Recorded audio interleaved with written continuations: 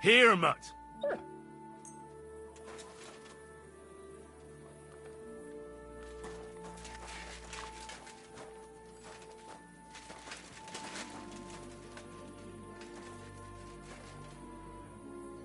Sit and bark.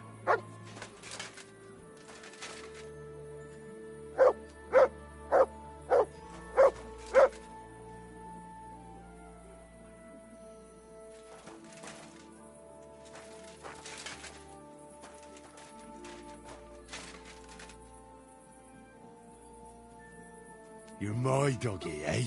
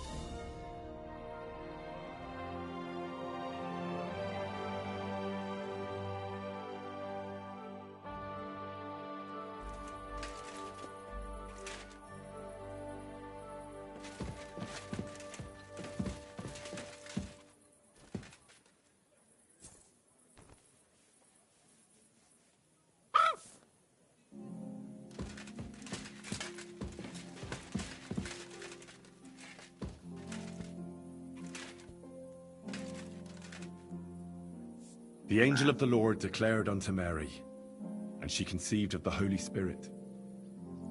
Hail Mary, Mary said, Behold the handmaid of the Lord. Be it done unto me according to thy word. Hail Mary, and the Word was made flesh, and dwelt among us. Hail Mary, pray for us, O Holy Mother of God, that we may be made worthy of the promises of Christ. Let us pray. Pour forth, we beseech thee, O Lord, thy grace into our hearts, that we, to whom the incarnation of Christ thy Son was made known by the message of an angel, may by his passion and cross be brought to the glory of his resurrection. Through the same Christ our Lord. Amen.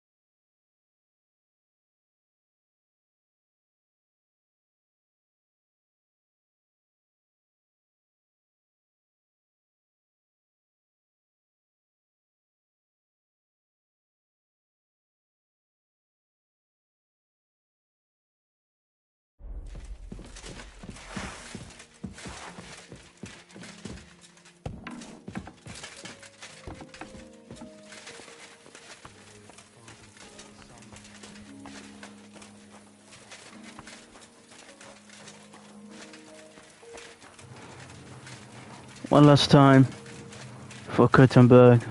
Can become Deliverance. God. Sweet memories.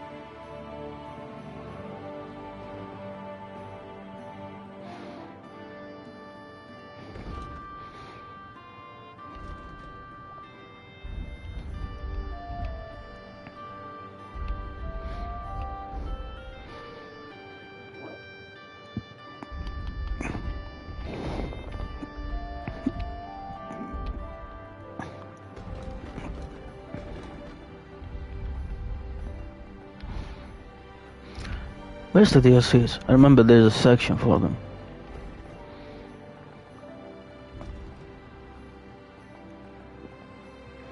Tier quests. No. They have lots of quest materials.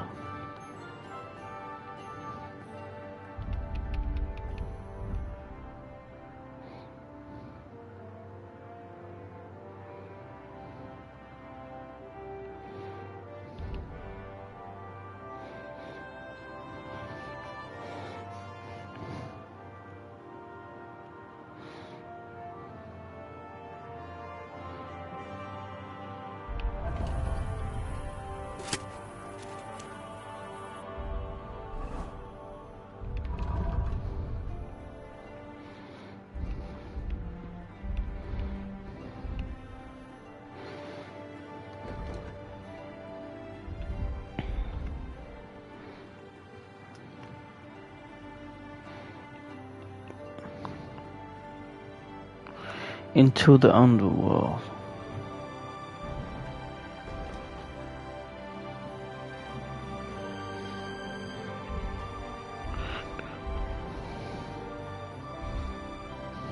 Ah, it's done quest. It's not my Samuel.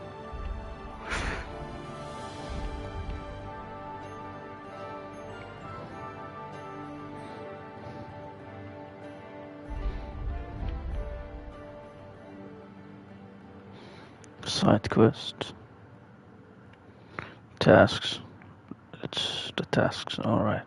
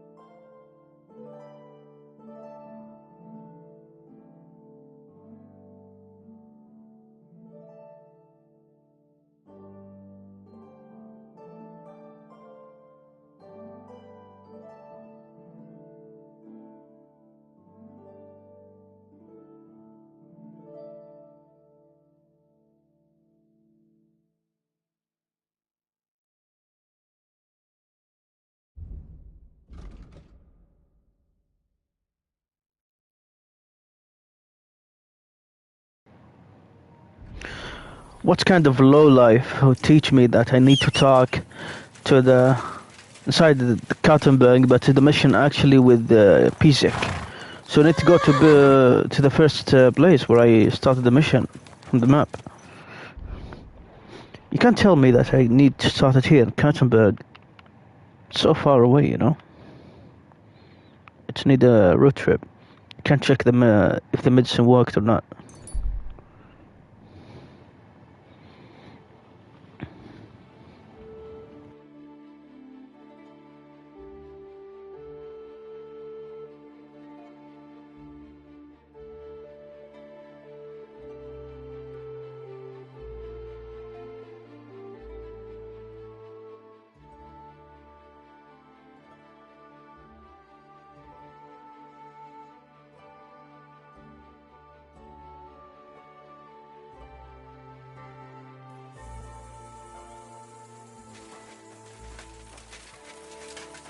What? Hey there. Stop a while and have a drink. We can play dice. God be with you. How's it going, soldier? It's not going, that is. I kinda shifted it. I'm fucking clogged to the brim. Ah. So you stuffed yourself with cabbage yesterday and topped it off with prune butter, did you? Leave it out, lad. I'm wondering what the hell they put in their pies in that tavern. Led by the feel of it, I'm as bloated as our fat cat before she shoots her shot. I hear by your speech you're not from these parts. So you're off to the army? The army? Fuck that. I'm colder. Me and my brother Slava are proper gunmen from Moravia. And who the hell are you? Henry of Skalitz. I'm in the service of the Lord of Lipa. Fuck the laws, lad. All the shit they cause. Those fancy pricks in Saxony slashed our fat cat in half. Good God, what's your fat cat got to do with anything? Ah, you see? Fat cat's our bombard. But she died on us in Meissen in spring. So me and Slava are off to Kuttenberg for a new one. They cost a king's ransom, they do. You're artillerymen? Those guns are god-awful contraptions. And the lad hasn't even heard yet what a siege bombard sounds like. Makes one hell of a blast. I wish I could shit it out. Lovely and smooth. That would be a relief.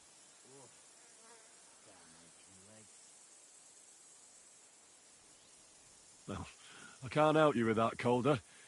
But we could have a roll of the dice. What'd you say? Well, damn it. Good idea. About time I gave those groschen some air. What game would you like to play?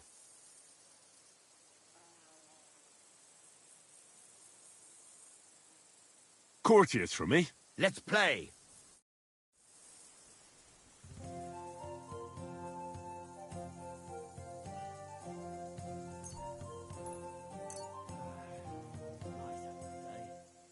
Hope it lasts.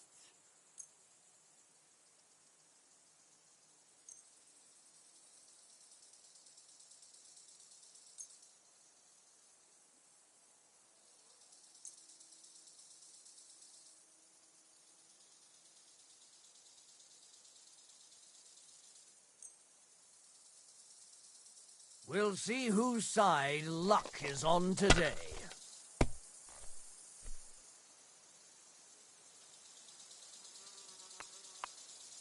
Sakra.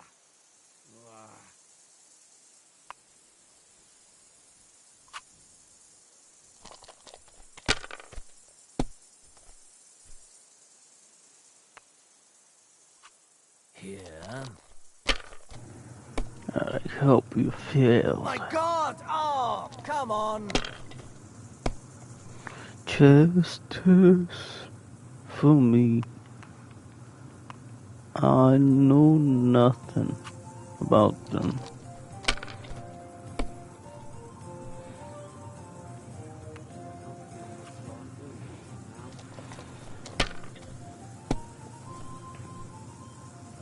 Scheiße.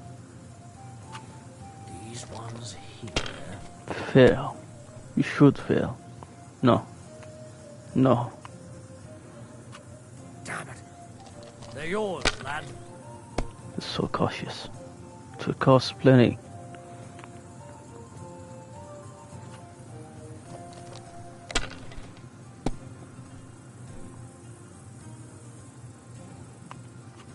Have you lost your mind? You're going to lose everything. Shut your mouth. Well, you're not afraid of anything. Can you shut your mouth?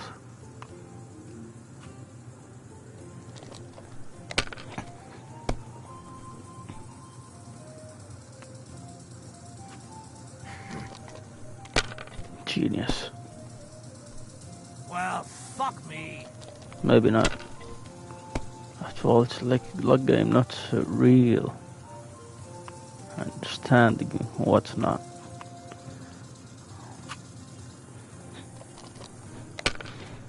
Dun, dun, dun, dun, dun, dun, dun, dun, dun, dun, dun.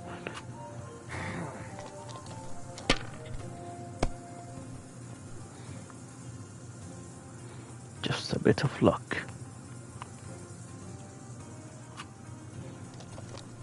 And faith. Ah, scheiße. Wait. Good. Stop here.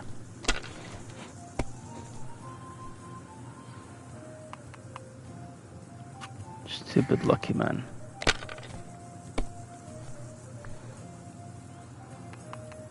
So fucking lucky. These ones here.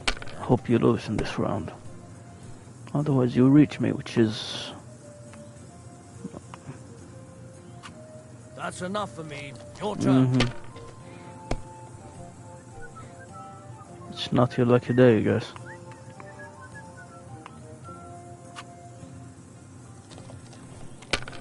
I have only 500 needed now.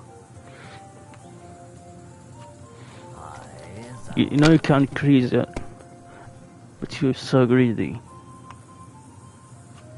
Here. Another one. Damn. So lucky. Still far off. Hopefully he will not reach.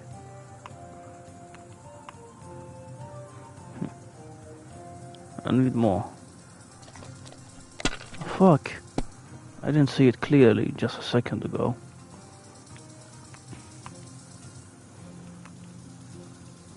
Lucky die or wisdom tooth. If I was you, Tooth of I'd wisdom. take it.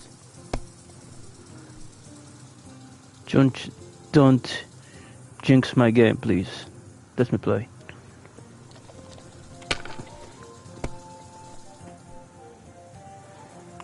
Fuck me. Here. He's winning.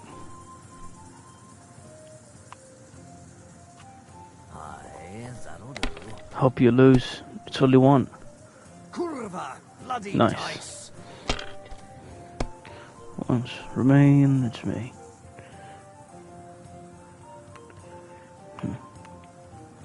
300. Yeah, we really won. Good game, friend. The money's yours.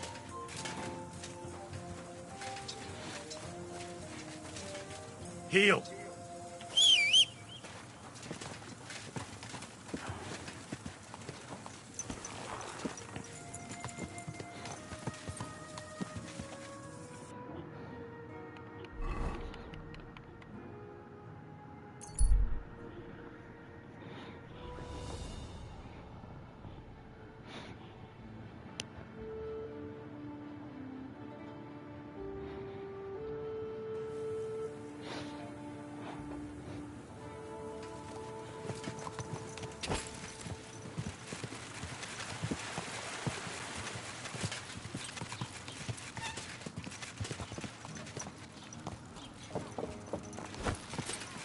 Let's see if he survived.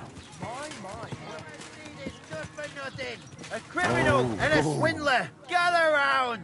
Come and see! This fella bought 3 pigs from his neighbour, insisting he would pay on St. Gallus's Day. But St. Gallus's came and went, and this swine still refused to pay.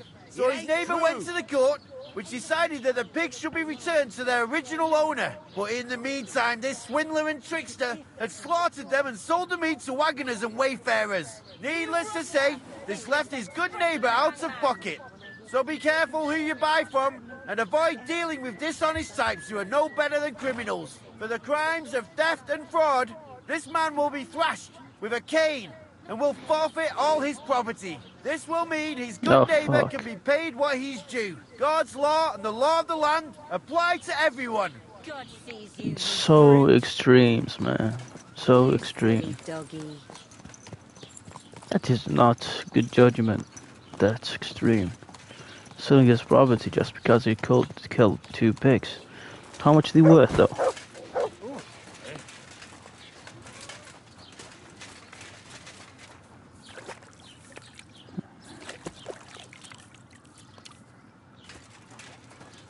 Right.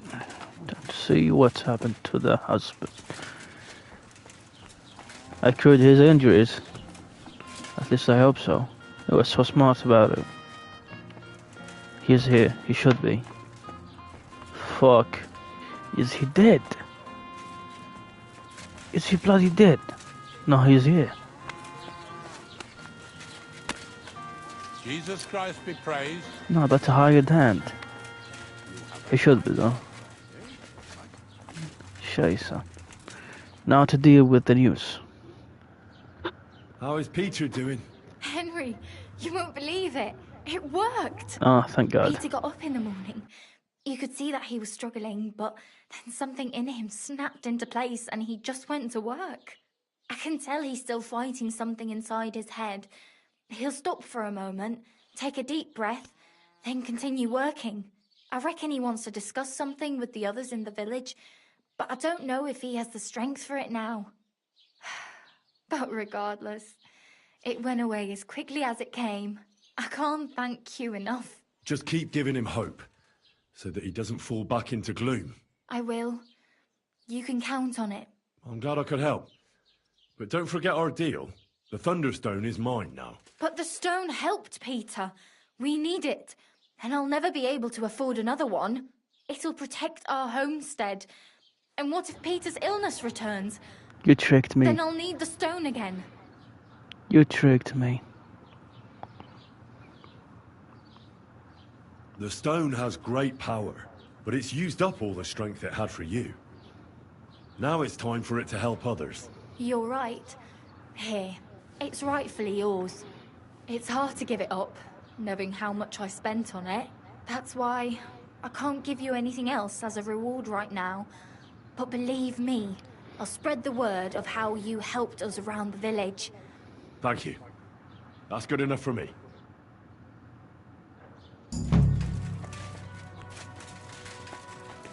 Thunderstone. That's enough. town. We finished the mission. This is the problem mission, trying to find the thunderstone. So dumb. People believing in nothing. Just can't cure nobody. Just a stone. Doesn't speak, doesn't move, doesn't react to anything. No matter how you hit it, no matter how much you destroy it. You can grind it to powder. This will not do anything by itself.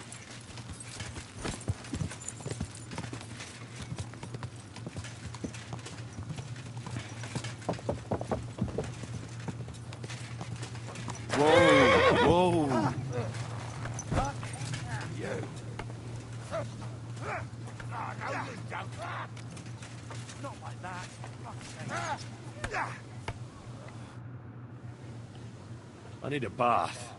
What'll it be this time, Henry? I need a hot bath and my clothing cleaned. Great, but it'll cost you. Let's talk about the price. Certainly, no problem. Satisfied? Now that's nearly an acceptable amount. Nearly. All right then, let's get to it. Follow me.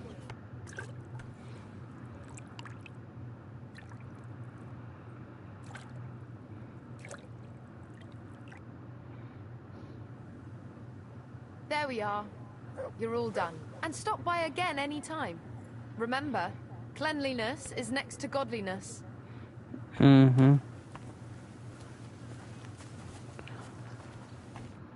Priesen sei der Herr.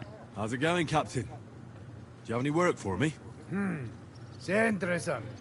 I thought you were helping Siska. What of it? So is there anything you need a hand with, Frenzel? Zum Glück nicht. Nothing urgent. If you're looking for einen Pfuschen, try your luck elsewhere. Wiedersehen, mein Freund. Return, of course. Put me naked for what? Basic. Here you are. Come on, Peter. We need to talk. Henry, how you doing? You know how it goes. It could always be worse. I've got this feeling the worst is still ahead of us. Same here. Trouble's coming from all sides. We'll see how it turns out. Anyway, sir. I don't mean to be rude, but I doubt you just want to ask how I'm doing. No. You're right.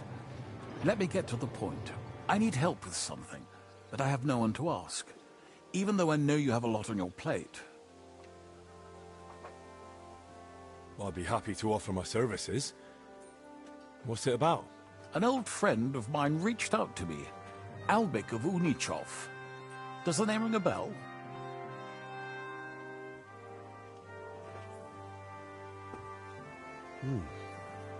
That name does ring a bell. Isn't that the famous Sawbones? Physician would be the more accurate term. But even that barely does him justice. He's one of the greatest scholars of our age, and also King Wenceslas' personal physician. It's whispered at court that the king has fallen seriously ill while imprisoned in Vienna. Sigismund focuses on plundering his kingdom, and Wenceslas's health hardly seems to concern him, does it? Maybe.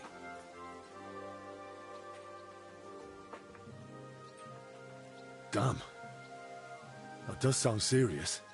When Master Albik heard about it, he decided to act. He wants to go all the way to Vienna to see the king. No. For now, he's heading to Sedlec. Abbot Jan holds considerable influence at Sigismund's court. Albik wants to visit him and ask for his intercession. Makes sense. You can't just show up in Vienna and knock on the door. A mediator is needed. Only, I don't know if Albik chose the right man. The abbot is a politically shrewd figure and might well use Albik's visit to his own advantage.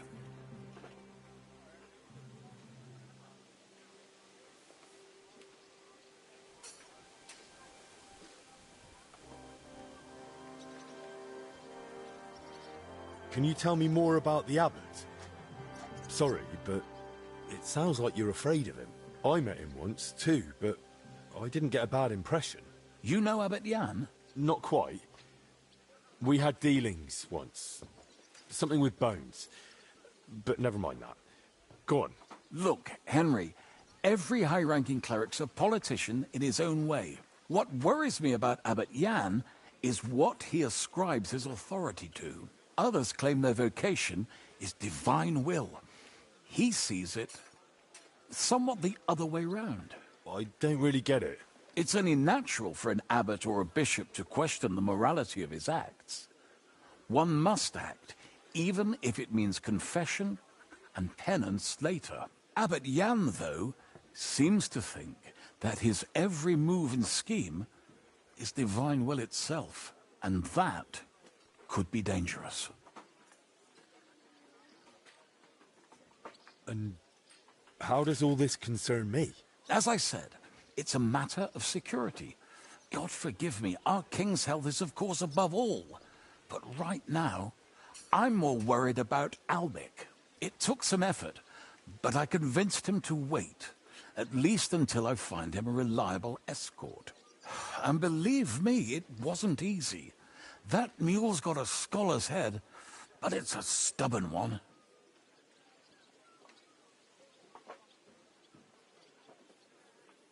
What's that got to do with you? Albic and I go way back. He's been living over the Alps for a few years, studying at the university in Padua. As soon as I heard about Wenceslas, I asked him to come back. It's a serious matter, and when it comes to the king's health, he's the best there is. But I didn't expect him to act so rashly. So, if I've got this straight, you want me to escort Wenceslas's court physician to the Sedlets monastery, where they don't usually let anyone in, and the abbot is as thick as thieves with Sigismund, so Albic, who was dead set on going himself, can try to get access to the imprisoned Wenceslas? No, actually, yes, that's exactly it. All right, I'll go with Albic. Last time I was at the monastery, it was, quite an experience. Experience? That's a long story. So what do you want me to do? Stop by and talk to Albic, then decide for yourself. I meant to host him here, but he'd probably be bored out of his mind. He lodged in the meantime in Kuttenberg, at the Tarmac with an apothecary. I think his name's Talbot. Give this letter to Albic, so he'll know I sent you personally. Tarmac, apothecary. All right, I'll go find him. Good luck. I'll be in your debt.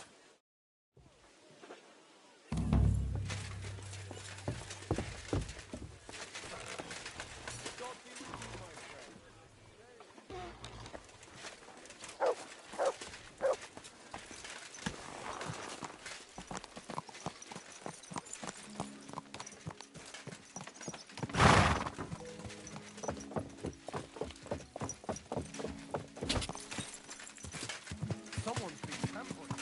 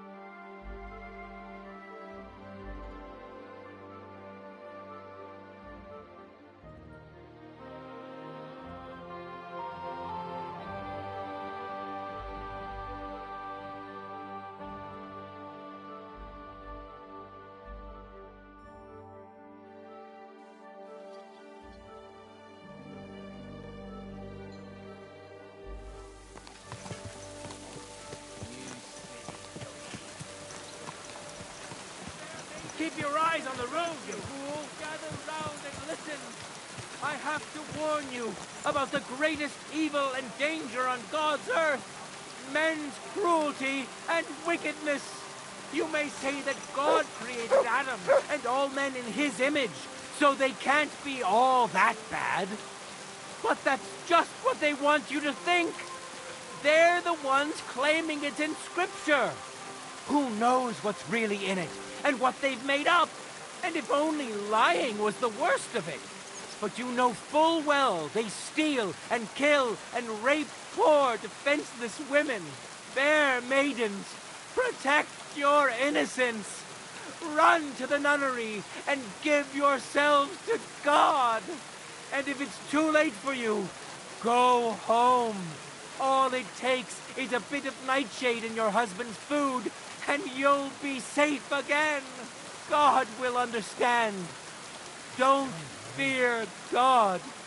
Fear men.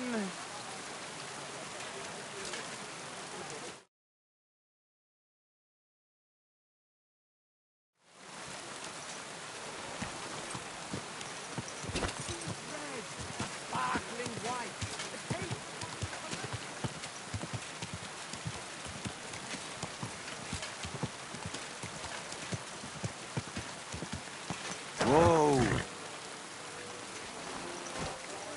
I'm in no mood for nonsense, so no messing about, got it? Why don't you worry about who's robbing who, and leave me alone? Don't worry.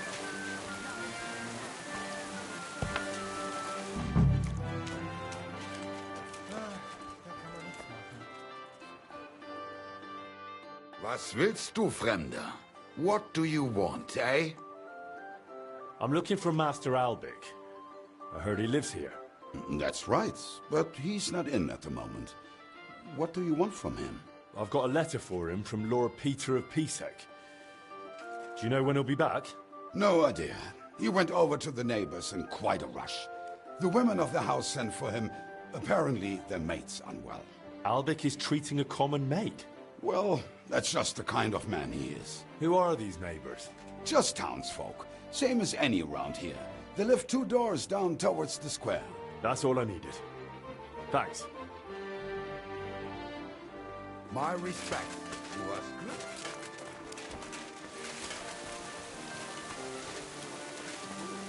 No, if he keeps me waiting any longer, I'll... What are you This should be the house Albic went to. Get lost. Can't you see I haven't got time for this? Leave me alone. Leave me alone. Come on, out with you. You don't want to piss me off. Trust me on that.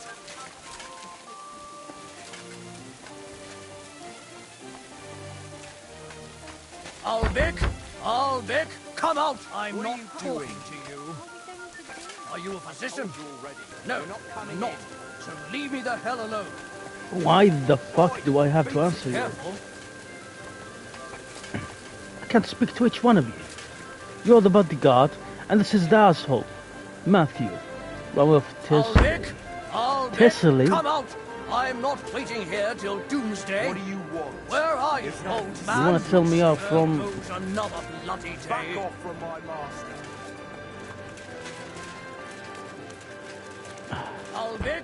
Albic, come out. I'm not waiting here till doomsday. Okay, you're gonna need to come from the other side.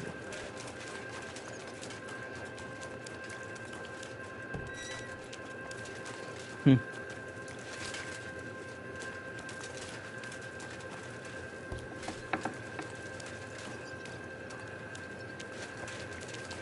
happens. Just watch where you're going next time. Shut the hell up, bitch. Should be this one. How the hell am I going through? Oh, this door. Right here. Stupid guy.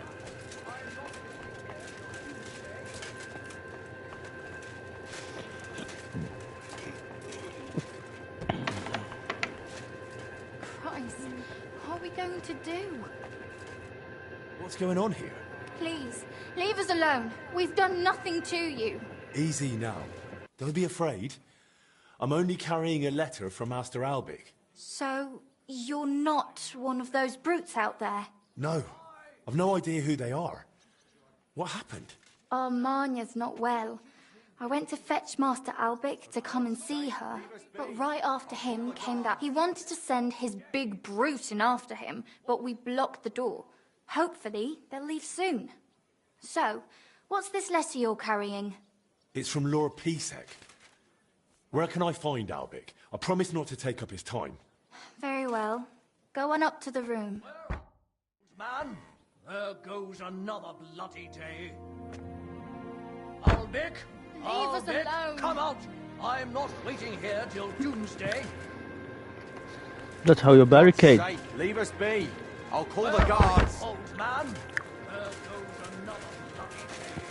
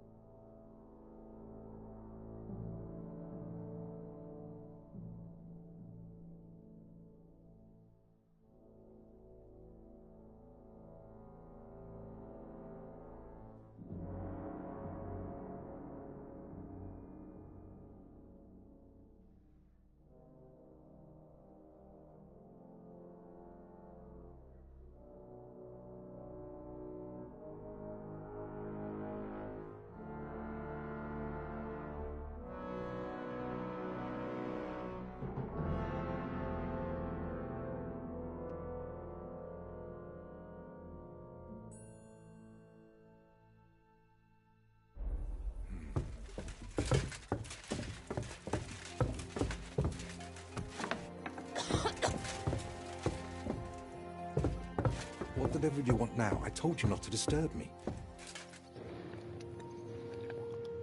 Forgive me, sir, but I need to discuss something with you. All right then, speak. What's so important? Sir Peter of Pisek sent me to you, and... Ah, then I know what this is about.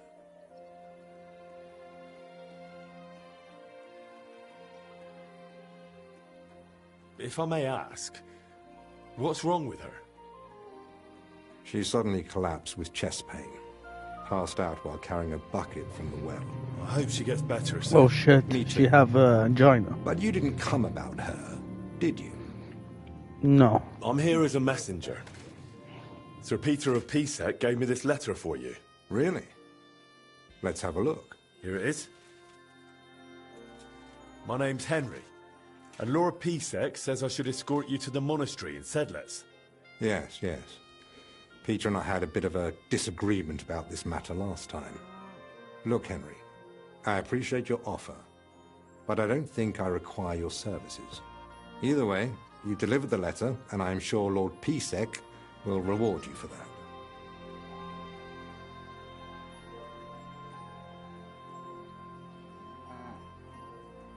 I heard you intend to ask at the monastery to help you get access to King Wenceslas. Is that true? Unfortunately, yes. I'm worried about his health, and I hope Abbot Jan might intercede on my behalf. You think Sigismund would listen to the abbot? It's a chance, and my conscience won't let me waste it. Are you seriously not afraid to go to the monastery alone? You do know Sigismund has taken up there, don't you? Yes, but it doesn't trouble me unduly. It may not be only him. Don't forget his influence. You can never be sure who to trust. I don't believe Sigismund would do anything to me. He has no reason to. And he doesn't act rashly. In a way, he actually owes me. Still, I wouldn't want to count on that. You really expect me to just walk away? Well, if you feel that... What the hell is that racket? Hey! Albic! Christ, give me strength. Another bunch of impatient wretches. Perhaps this time I finally had a proper word with them. Get out here, you piss-fart! Well, they don't look much like the debating sort. That's unfortunately true. On the other hand, it was fortunate Lord Pisek, despite my objections, sent me a personal guard, right? You mean me? Who else? Come on, in the worst case, I'll just see what you're made of. So, you finally decided to come out. About time. I won't be kept waiting in the streets like some mangy mutt. I've told you several times already. I'm busy. Because you're wasting time on some wench instead of helping someone who actually matters. No person is more important than any other. Ha! For your own good, I'll pretend I didn't hear that nonsense.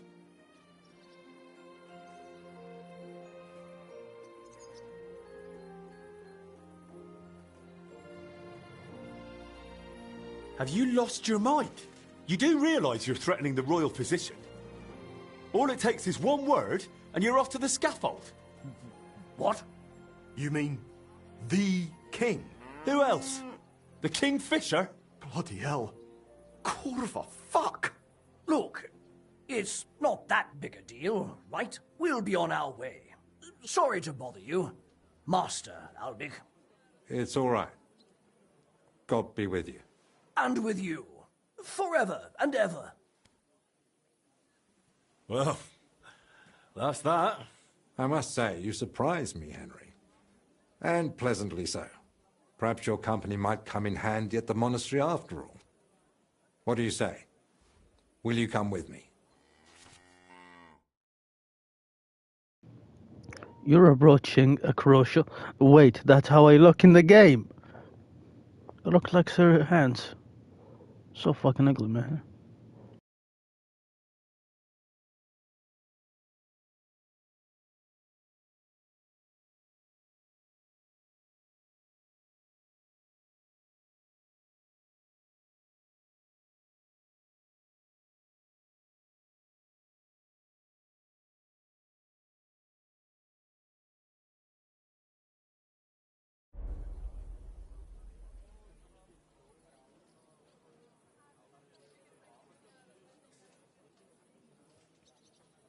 Well, I've still got a few things to take care of. But I'll be back soon. All right. You know where to find me.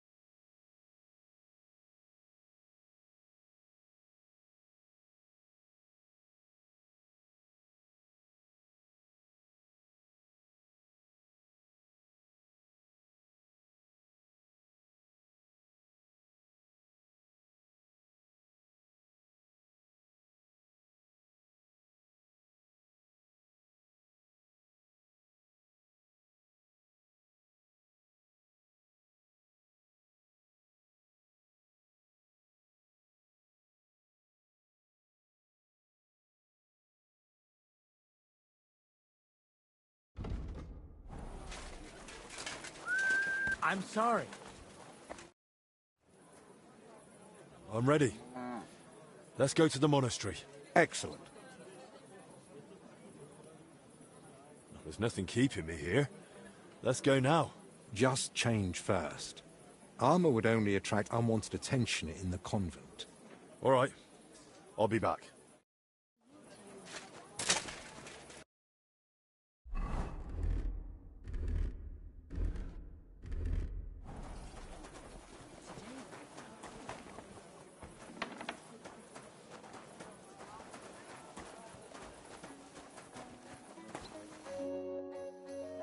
I'm ready. Let's go to the monastery. Excellent. There's nothing keeping me here. Let's go now. I'll just grab a few essentials. All right then. I think we can go. I've got everything I need. And you?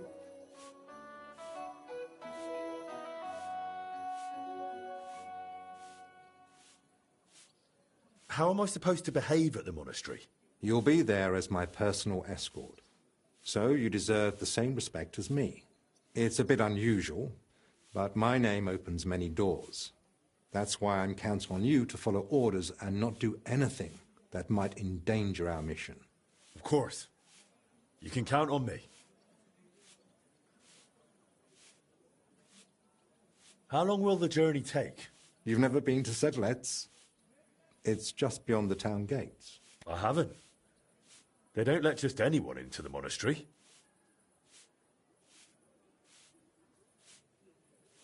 I'm ready too. Let's go. Off we go.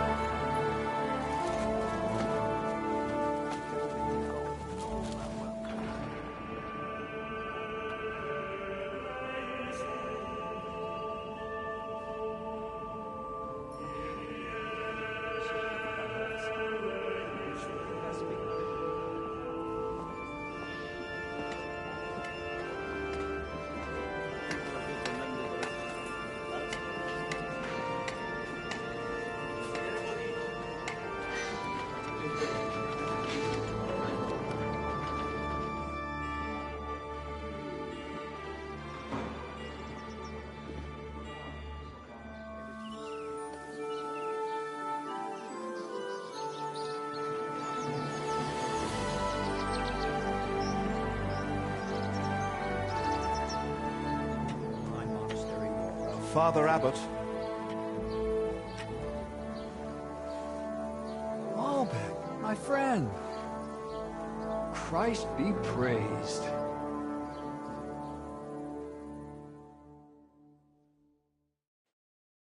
Greetings, Master Albec. I heard you returned from Padua, but truth be told, I didn't expect you. So tell me, what brings you to my doorstep? Worthy Father, I thank you for the welcome. I've come to ask a favor, but... Drop the formality, my friend. We've known each other a long time. Very well. I simply need an audience with King Sigismund. It's about his brother's health. You can surely request an audience. I could, but I'd hoped your influence might help make it happen. Oh, I think you overestimate my influence. In any case, you can gain access to Sigismund's court on your own. We both know how. That matter still hasn't been settled, Albec.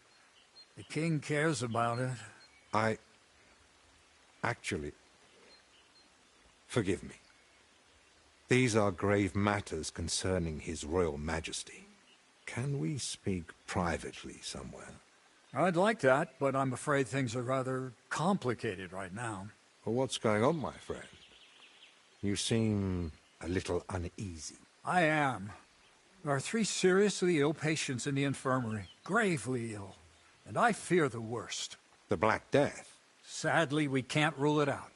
And I say that as someone who's lived through one outbreak already, and survived.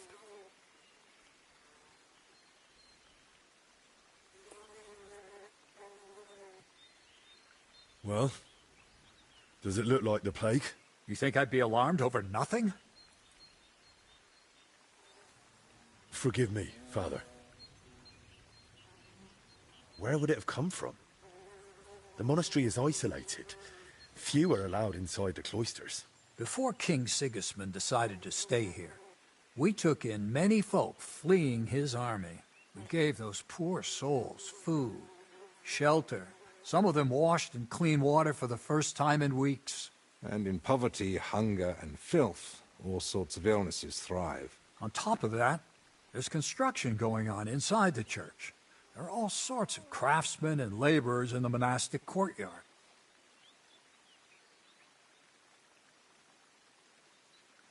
And who are these 3 patients? 2 are members of the monastery, Confessor Stephen and Brother Yaroslav, who works in the scriptorium, and one of the maidservants.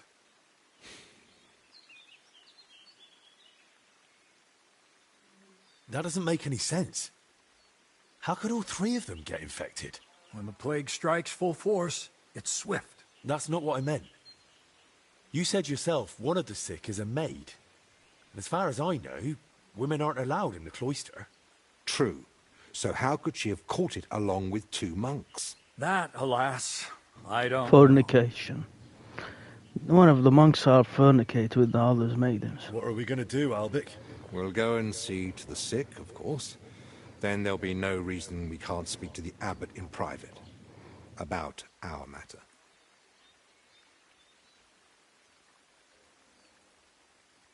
But what if we catch it? My mission is to help those in need. And that risk is part of it. You're free to walk away, of course. Lord Pisek assigned me to guard you. I believe he had other kinds of danger in mind. I wouldn't be so sure. Thank you, Albic, for volunteering. I wouldn't have dared ask it of you. No need to thank me. I'm a physician. And there are people here in need of help. Not only those in the infirmary. If we can rule out plague, that may put your mind at ease too. That's what I'm praying for. And of course, I'm open to discussing that matter of ours later on. I'll have a room prepared for you right in the infirmary.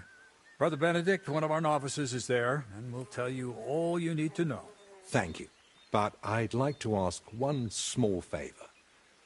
I've been here many times before, but Henry's here for the first time. Would one of the brothers be able to show him the monastery? I'd rather he not get lost like I did all those years ago. Of course. If you'd like, Henry, just ask Brother Petramil. I just spoke with him before you arrived. He'll show you around and gladly answer any questions. Thank you, Father. Very well. We've talked long enough. Let's get to work.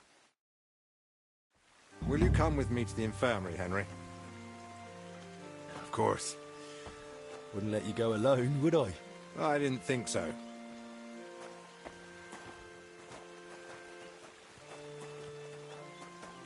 Tell me, Henry, didn't the abbot seem anxious to you? Yes. Although it's not like he tried to hide it much. The plague's a terrible illness. But surely they'd recognize it in the infirmary. Why would he need you? Well, the thing is, the monastery isn't in great shape. Not that you'd notice right away. King Wenceslas borrowed heavily from settlers. And now the monastery has to sell land to pay off its debts. And when Sigismund marched on the town with his army, that didn't help matters either. And if plague really did break out, that could be the final nail in the coffin. The abbot might be forced to dissolve the monastery. But let's not jump to conclusions. I want to see the sick with my own eyes before we start worrying about the plague.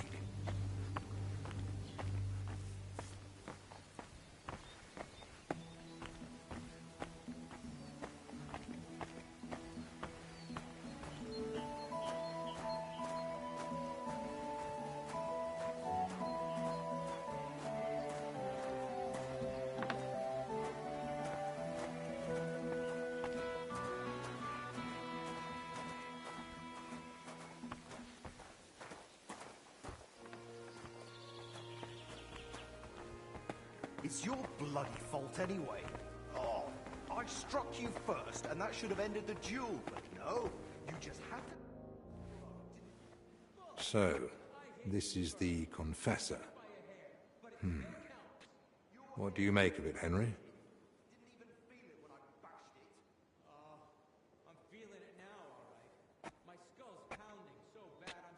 looks worn out. Doesn't even notice us. Whatever's wrong with him, it's clearly taken a toll. Exactly. At his age, any illness hits far harder than it would a young and healthy man. Well, the good news, I suppose, is that he's not in agony. Pain's part of life, but no one deserves to suffer too much.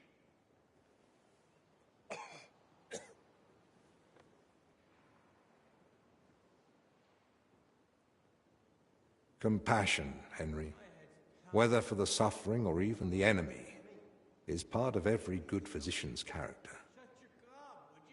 Unfortunately, not every physician is a good one. Albek? Albek of Unichov? Zacharias? What are you doing here? Wherever His Majesty goes, I must follow. You know how it is. But why aren't you in Padua, studying? Have you been missing your homeland? I was summoned home for urgent matters. And since I'm here, the abbot asked for my help. Ah, yes. This plague he's so afraid of. Plague? Do you believe it? Am I such a poor teacher? Of course not. But until now, it was just my word against the abbot's. In other words, I am truly glad you're here, my friend.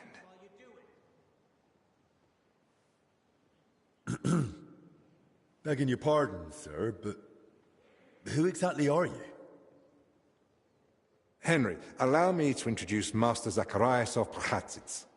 He once studied under me, but became a trusted friend, and eventually the personal physician of King Sigismund. You flatter me, Albek. The road to that post was a good deal more torturous than you make it sound. And you are... Henry of Skalitz. I'm here at the command of Sir Peter of Pisek, serving as Albek's aide. The Lord of Sukdol wouldn't even have let me come here without a proper escort. When I'm the one who's supposed to be stubborn. Quit complaining. You might find an aide like him more useful than you think. Anyway, this here is Dinesh. He didn't come entirely of his own will either, but he's proven a reliable man. Dinesh Latskvi. Gentlemen?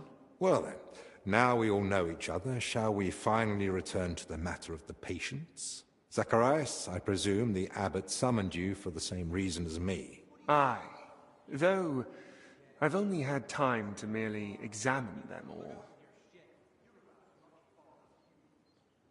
So what did you find out? All three share the same symptoms. It begins with weakness, then comes fever, rash, and later bloody diarrhea. By far the best off is the confessor here. He can still talk. The maid and the translator from the scriptorium are much worse. They sleep most of the day, and when they do speak, it's nonsense, because they're delirious with fever. Right. In that case, first we need to bring down the fever. Have they given you anyone to assist? Yes, Benedict. He's a novice and a bit odd, but he knows more about alchemy than most. We'll need linen and clean water for compresses. Pre-boiled water is best. Have you got chamomile decoctions? Benedict brews a fresh batch every evening. And what are they feeding them? Mostly bread, fruit. Yesterday they had fish, but they haven't eaten much of it. That doesn't sound like proper food for the sick. If they've got a fever, they need to be drinking a lot, don't they? You're right. This is no good at all. They might as well be feeding them dry pretzels. They should be getting something light and nutritious, ideally in liquid form. Broths, stews, thin porridge. Agreed. Dinesh will speak to Solarius Julian.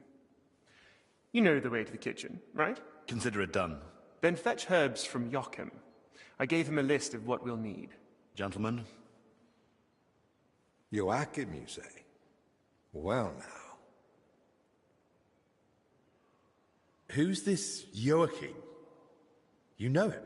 The monastery herbalist. He lives in a hut in the garden behind the infirmary. But if I were you, I wouldn't bother him too much. He's a grumpy old fellow. You say that because you don't know him. I'll tell you more about him, Henry. But we have more pressing concerns right now. Can I help in any way? The best thing you could do is find out what the patients were doing before they ended up here. Diseases spread through foul air. So if we find where the three of them were breathing the same air, we'll find the source of the infection too.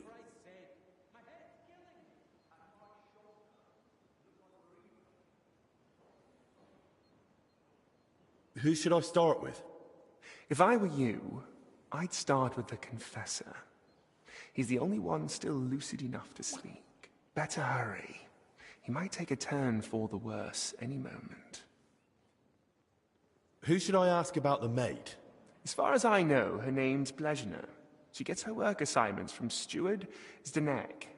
So I'd go and speak to him. And apparently, she's got a friend here. She might know something too. Try and find her. Who might know the monk who was translating in the scriptorium? Everything to do with books is handled by the librarian. His name's Crispin. He likes the sound of his own voice, but if you're patient, he might tell you what our patient was working on. Can I help with anything else? No, that's more than enough now. Once you've found something, come back. Maybe we'll have figured out more by then. Match once they let us out of here. What do you say? You? Forget it. Go train with Carl. He won't put up with your shit. You're about as much... How do you feel? Like I'm turning inside out. Don't worry. I'll let you rest. But first, I need to know who you've been seeing lately. And where. What? Why? Because we need to find out where and how you got infected. What's that got to do with the others? The sickness spreads through foul air. Anyone breathing the same air as you might be at risk. You sound like you know what you're talking about. And I believe you've got your reasons. But I'm a confessor. I can't. I mustn't break the seal of confession or tell you what anyone confided in me.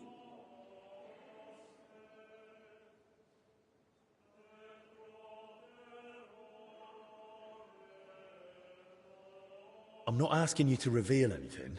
Just point me in the right direction. Perhaps you're right. I could at least point the way. There's something that might be connected to this dreadful sickness. Look in my cell. It's the one beneath the abbot's chamber, opposite the spiral staircase. Here's the key. I think you'll find something there that might help you. What am I looking for? That you'll have to find out for yourself.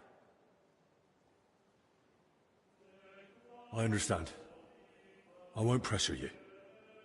Get some rest. Wait, please. Do you think that I might ask you for something? What is it? I'd like to have some flowers. Something living to cover up the ever-present stench of decoctions.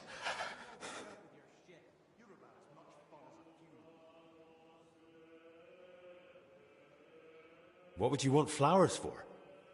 You'd be better off brewing a fever remedy from them. Do I need a reason? I just like them. Their color, their fragrance. That's what I miss the most here. I'll see what's growing nearby and bring you some. It'll brighten the place up a bit at least. Thank you, lad. I'm gonna die of boredom in here. Can't you at least be quiet while you do it?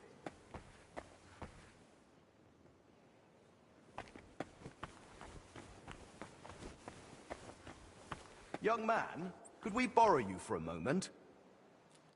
What's going on here? It's about Slavek not knowing when to stop. Shut it, Yeshek! And you, young lord, what's your name? I'm Henry. And I'm no lord. All right then, Henry. Do you think you could settle this for us? We were having a training duel. Servant Brother Carl makes sure we don't grow idle here. Well, Slavek thinks he struck me first. I say it was the other way round. You're looking pretty battered for a training duel. Yeah, once we get going, it's no laughing matter. We've both got a bit of a temper. Either way, the fight should have ended the moment I hit you. If it had been a sharp blade, you'd be dead. Bullocks.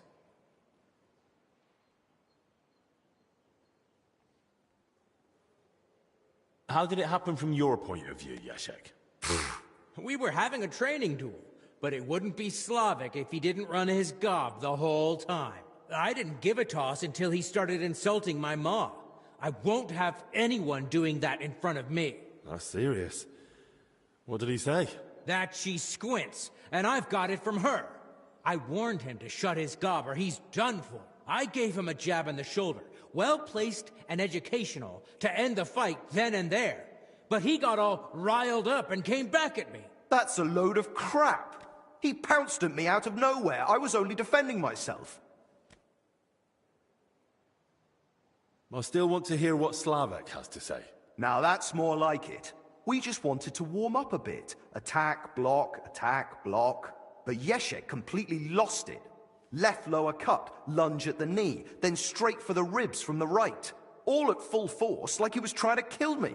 So I shout, "Ease up, have you lost your fucking mind?" And the idiot goes even harder. So I smacked him one. What else was I supposed to do? Where exactly did you hit him? Where do you think? Right on the skull. I blacked out for a moment, but then I just saw red. Yeah, he looked like he'd completely snapped. He swung and... Ow! Bloody hell!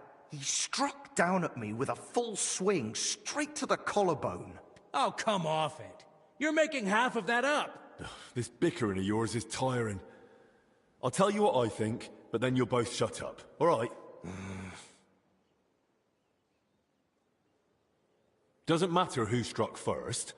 It was a training fight. Oh, it hurt like a real one. Yeah, I'll have a scar across half my head because of it. If either of you knew a master strike, you might have come off a bit better. Or at least one of you would have. Master strike? Your armed brethren probably call it a Meister howl. You deflect an attack and strike your opponent in one move. Oh, don't give us that. Nothing beats a good solid smack in the teeth. My thoughts exactly. We could still have a bout, though, eh, Yeshek? Once they let us out. I'm still pissed at you over the last one. Oh, come on. I didn't mean that stuff about your ma. I've never even seen her. And anyway, I'm glad I ended up in the infirmary with you. What more do we need? Yeah, no Ludolf breathing down our necks day in, day out. Who's Ludolf? Our commander. Tough, strict, but fair. He's the only real knight among us, really. Came from Marienburg. That's a castle belonging to the Order. It's supposed to be massive. I'd love to see it one day. I haven't set foot outside Bohemia in my whole life. Don't worry. You'll see it when we march out of here. But till then, we're stuck here for a while. Well, I wish you both a swift recovery. I'll be off now. Thanks. By the way, if you run into Brother Carl, tell him not to take it to heart. We brought it on ourselves. He's a good man.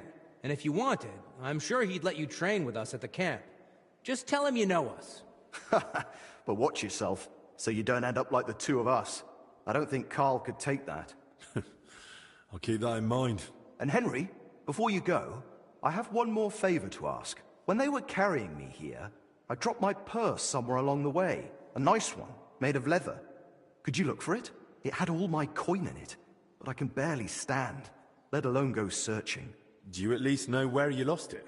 They dragged me along the path by the ponds. At one point, I got snagged on some bush, so they were yanking me back and forth, and I reckon that's when the purse got shaken loose. It was near that stone well in front of the main entrance to the church.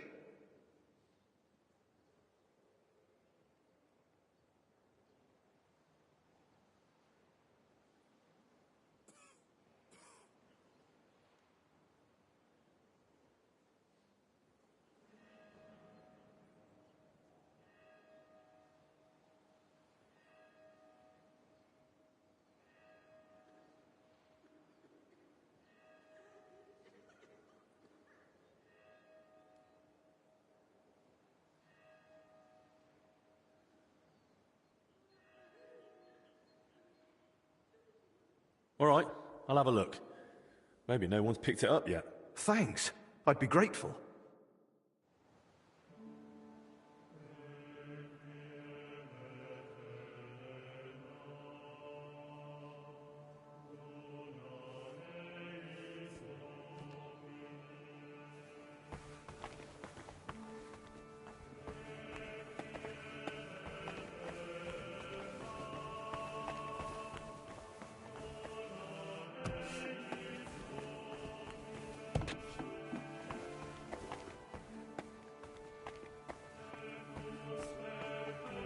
So this is where they put the altar Voitor and I painted. Beautiful work. I'm sure people won't forget the name Voitor anytime soon.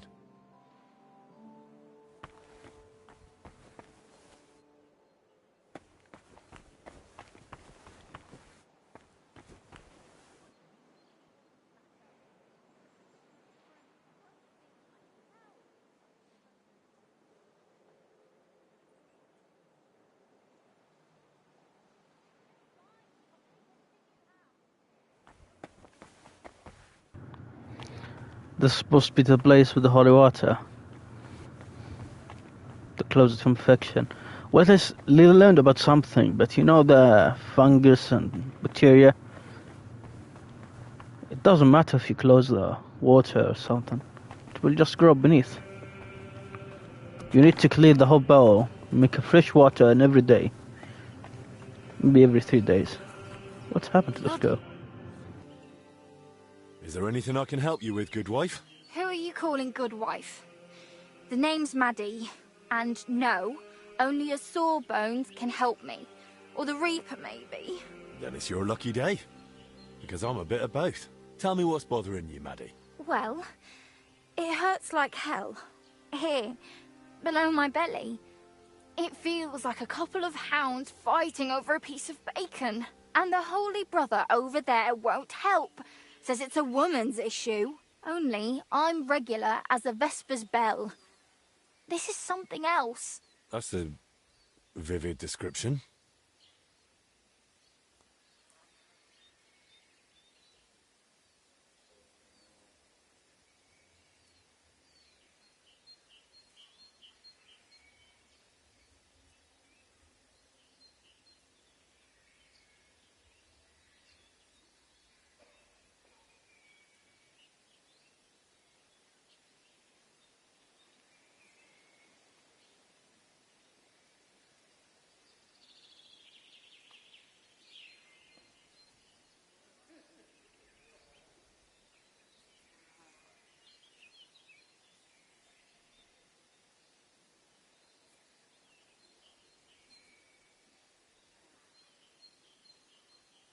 How long has it been hurting? Well, it started the day before yesterday, and it's only gotten worse since then. And I've tried everything. Calamus, yarrow. I even prayed to Saint Benedict and rubbed garlic on my stomach. I even tried hanging from a ladder upside down so it could pass through me. All for nothing. And I almost bashed my head getting down. What were you doing before it started hurting? Working like a dog I was. Who said I wasn't? Zdeněk? Alright, so I sat down on the stairs, just for a little while. My legs were killing me. Besides, those stairs were bloody hard. And ice cold too. It's a wonder I didn't freeze in place. All right, enough. I get it. All right. I'll try to help you somehow. If you sat on cold steps for a while, you might have caught cold from below. Whatever it is, I just want it to stop hurting. Sakura. Let them rinse me out with holy water for all I care. Or at least tie a knot in my guts, or I swear they are gonna come spilling out.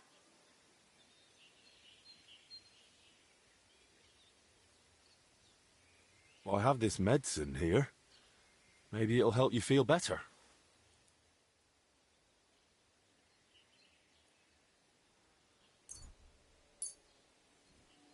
Here. If it's as strong as it smells, You'll be back in fine fettle in no time. Are you sure about this? This looks like the stuff I had to gurgle that one time when I ate too much bacon. But, alright then. I'll hand it over before I give birth over here. What the... Holy Mary, did you hear that too? It's coming from my belly. That swill must be coming back up. What did you do to me? Now I need a bucket for each end. If this is relief, I prefer the pain.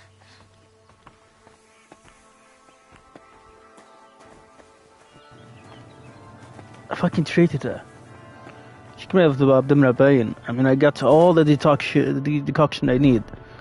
Painkillers for the fever, catching the cold.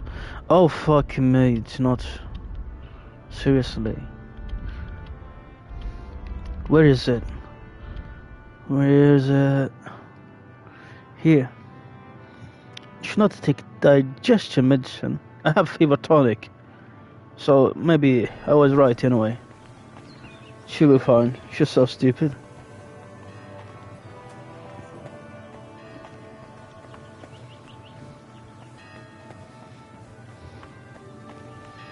She have digestion. I don't know how.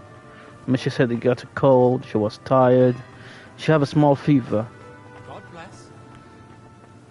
Norovirus, perhaps. Well, how do you know? You're on medieval times, so...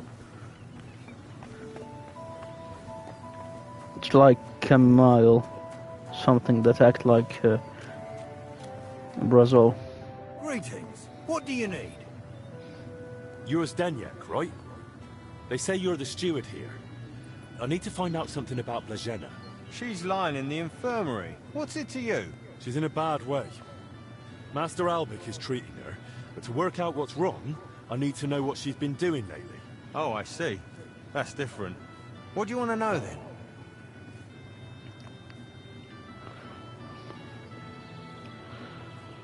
Where does Blazena sleep?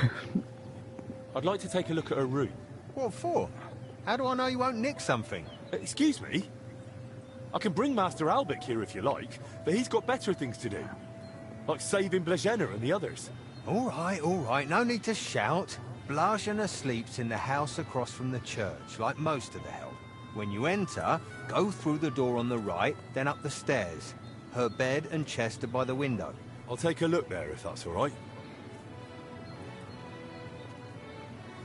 What sort of work does Blazena usually do? All sorts. She's a maid, so she does whatever needs doing.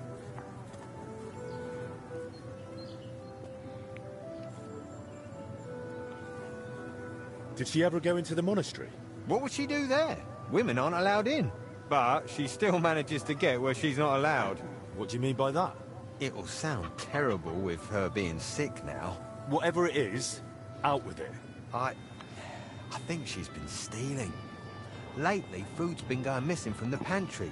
And she and I are the only ones with a key. I was just about to throw her out, but then she fell ill. Who was Blazena closest with here? She shared a room with Valerie. I had to separate them more than once so they'd stop chatting and get to work. And how do I recognize Valerie? Easy. She's the only blonde among the maids. And where do I find Valerie? That's her, standing over there. But listen, don't tell her what I suspect. She might take it the wrong way. Thanks.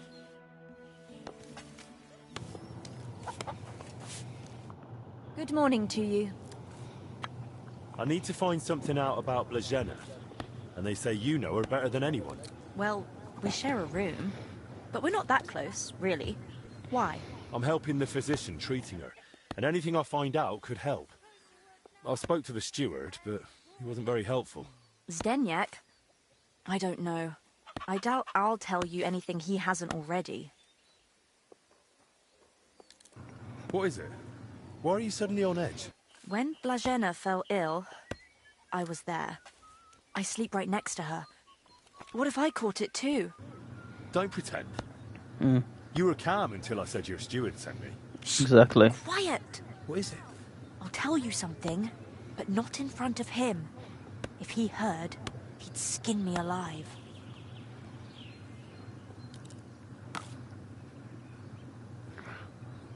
As long as I'm here, he won't touch you. You've got nothing to fear. That's just it. You're not here forever. One day you'll leave, and then what'll happen I'm to not me? good. I don't think Zdeněk will forget about me so easily. All right then. What did Zdeněk tell you about Blažena?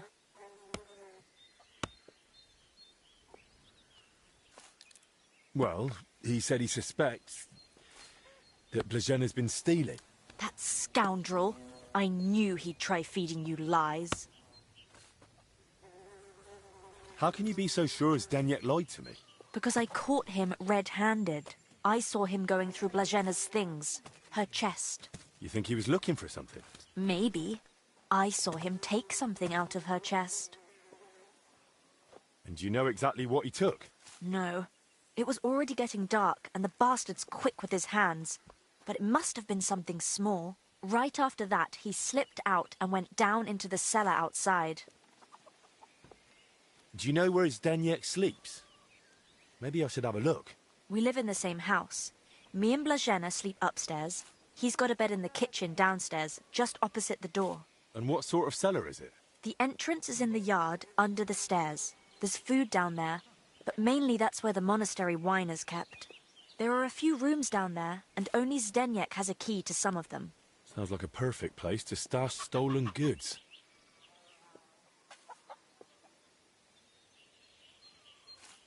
But why would Zdeněk lie about Blažena stealing? I don't know what went on between them, but lately he's been giving her a hard time. I think he wants to get rid of her. Now? When poor Blažena's ill?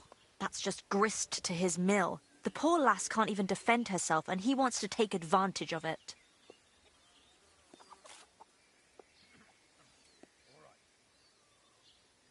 Why would the steward want to get rid of an ordinary maid? Isn't it enough that he's a scoundrel? Maybe he fancied her and she laughed in his face. Serves him right.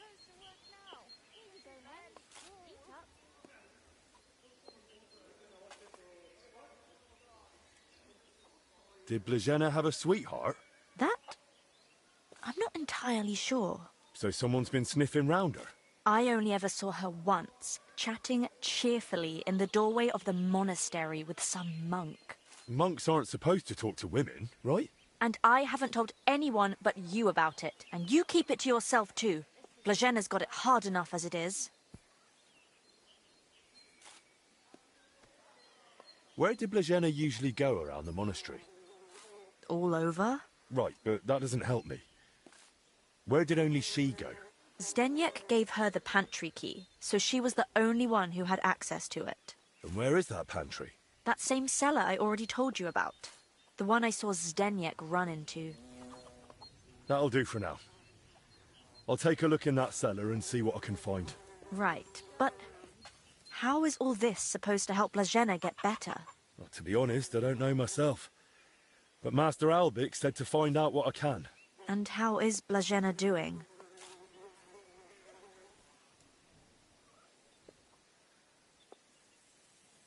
I don't know. I don't want to frighten you, or give you false hope, either. But at least she's in good hands. Let's hope she recovers. I miss her high spirits. And her laugh. Without her, it's so horribly quiet here. God be with you.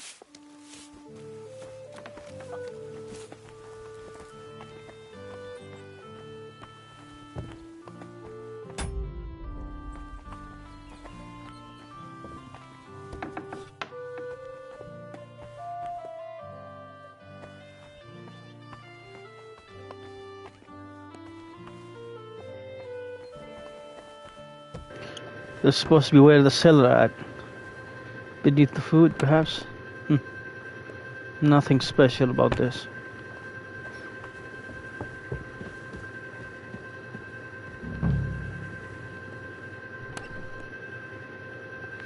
Tried some bandages. I will need that to heal some people. Alright. So what else? A key to the boundaries. good. That's a lot of coin. Suspiciously much for a common maid. Mm-hmm.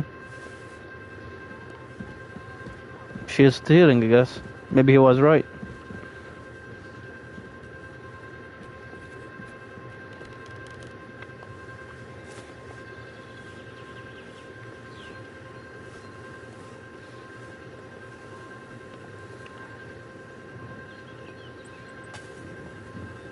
One shoe.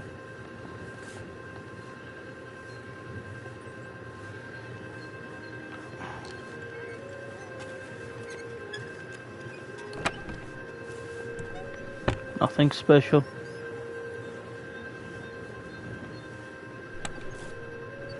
Bag of nails only.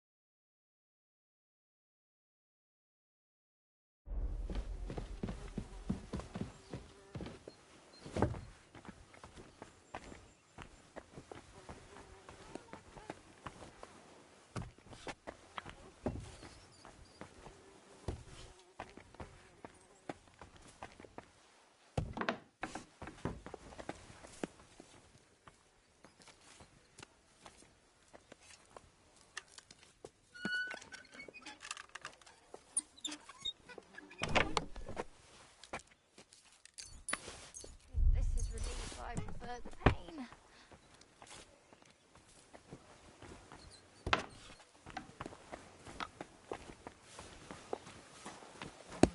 Greetings.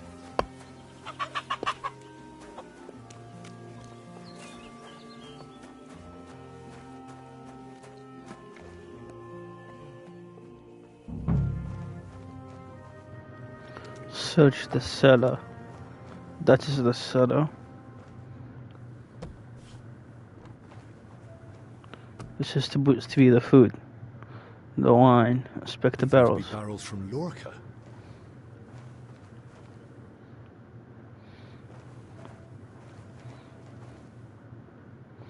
Wine from Lords. Food, still the same. Nothing new about this.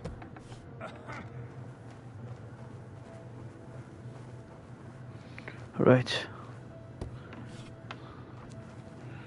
Supposed to be the cleaning room. That's a lot of water.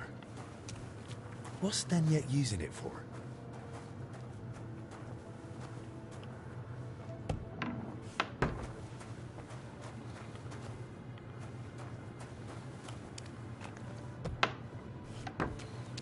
Water. And wine. This will be crazy.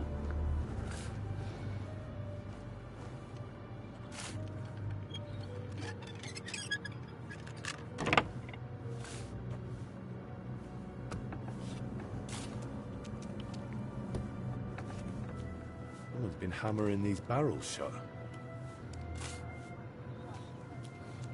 An empty wine barrel. What? What is doing? He's mixing. Of course. Now I get it. Steward Zdenyek's watering down the monastery wine. If the abbot found out about this, he'd throw him out. Maybe the water is the cause of the infection. Dirty water, that is. We need to know the water source, where it's coming from. This is all suspicious.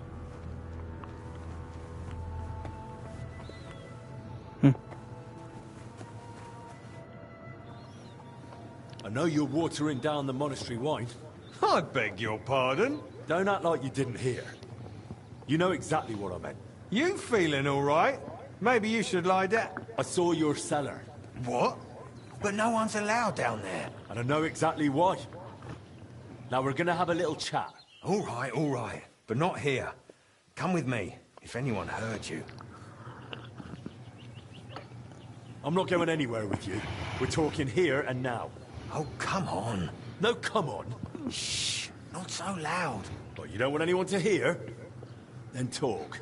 All right, I won't say another word. Just stop shouting. So what the hell do you want from me? Coin?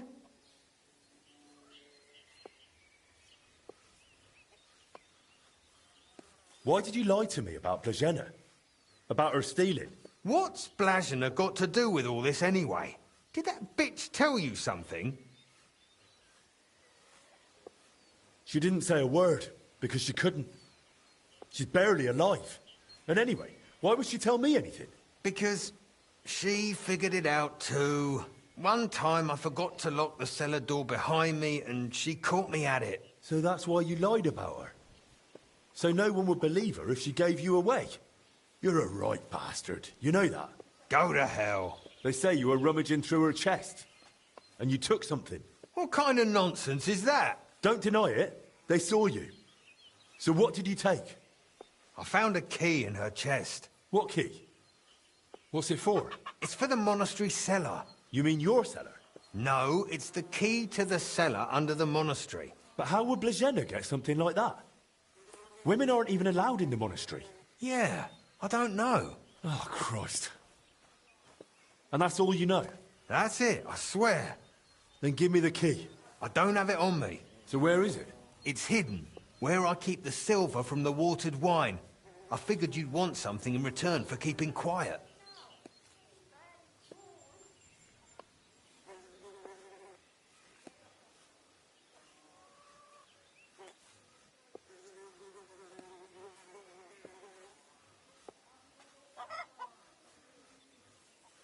Keep the silver.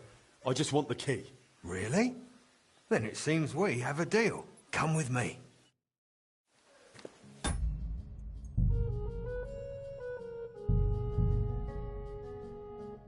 course. Now I get it. Steward Zdenyek's watering down the monastery wine. If the abbot found out about this, he'd throw him out.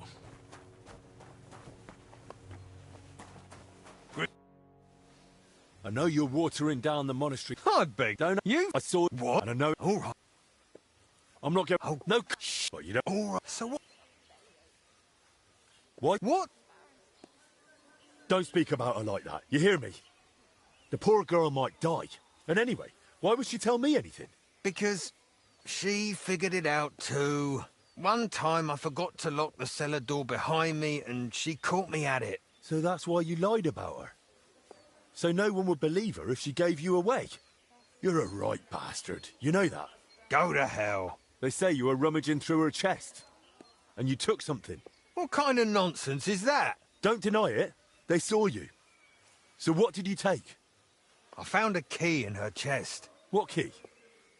What's it for? It's for the monastery cellar. You mean your cellar? No, it's the key. But how would... Yeah. Oh, Christ. That's it. Then give me the key. I don't have it. So where is it? It's hidden. Where... That's exactly what I thought. All right. Come with me.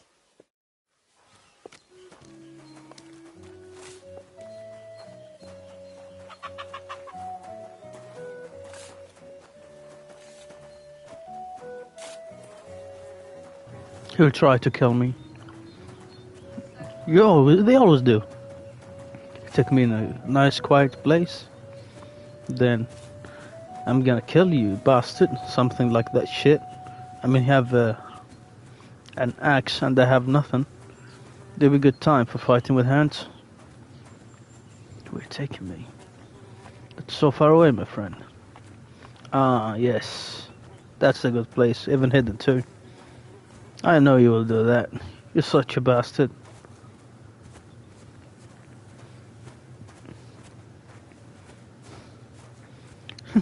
It's taken quite a long time to even think about killing me. What's going on, my friend? Where's the axe to the head?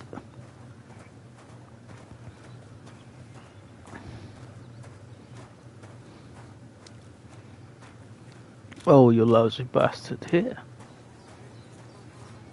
This is even getting better. Alright. No weapon.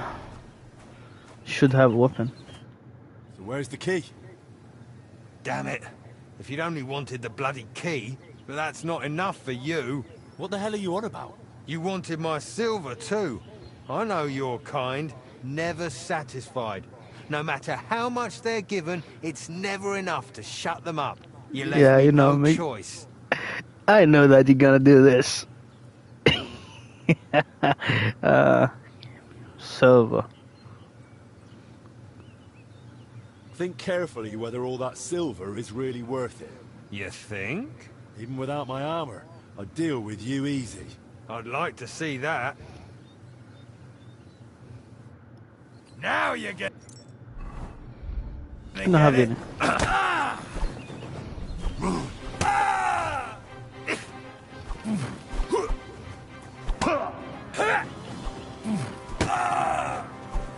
Jesus! I'm hit! Ah, fucking hell, man.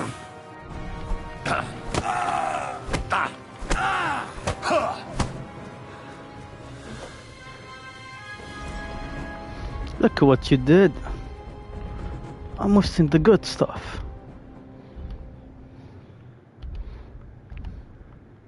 Where's the bandages still? Still lots of bandages. Come on. Here we go. All is forgiven. All right, enough. I clearly misjudged you. I'd say so.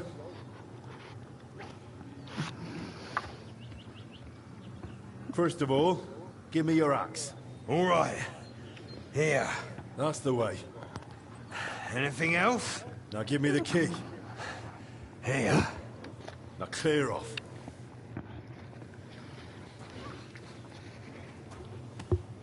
That's it, you pecker.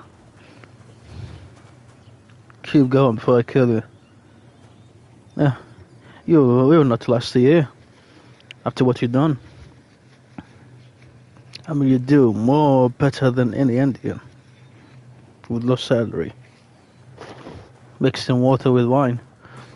You mix petrol with wine if they can.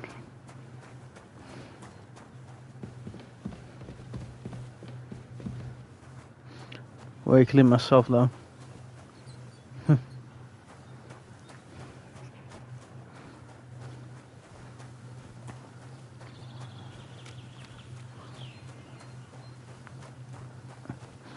I don't think they keep water here. I mean, the work is not that dirty.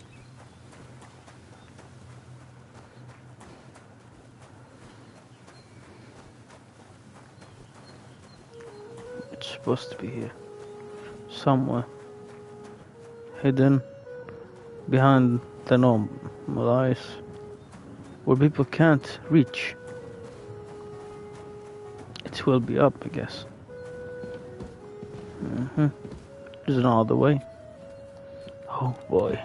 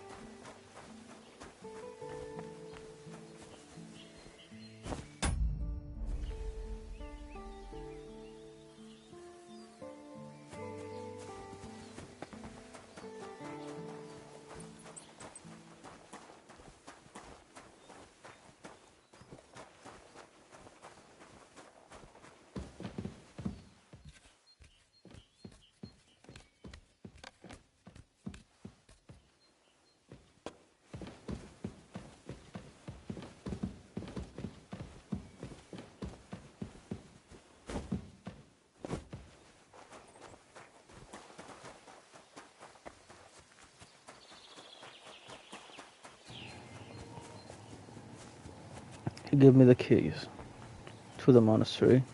That's what I needed. I already had the silver.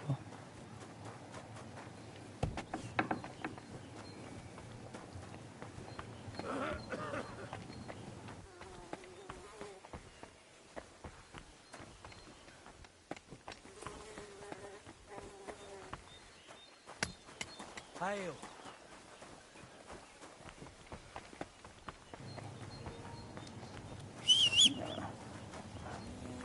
Cleaning water, here you go.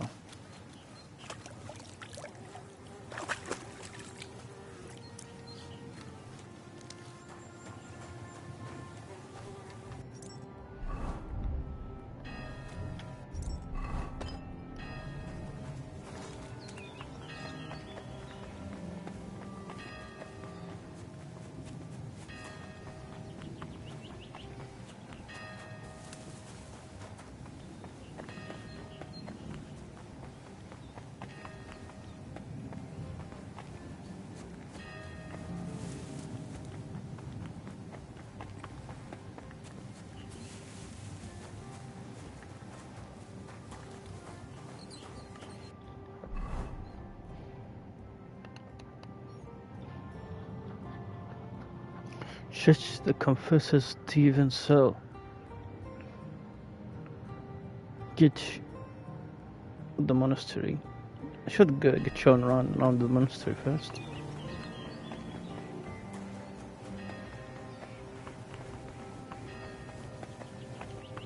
Fucking heavy.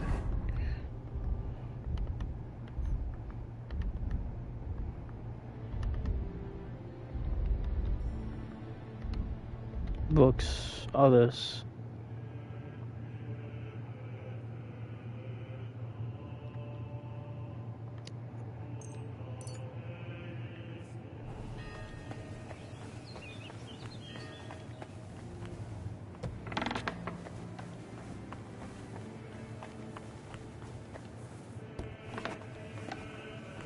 I'm always glad to see polite people like you.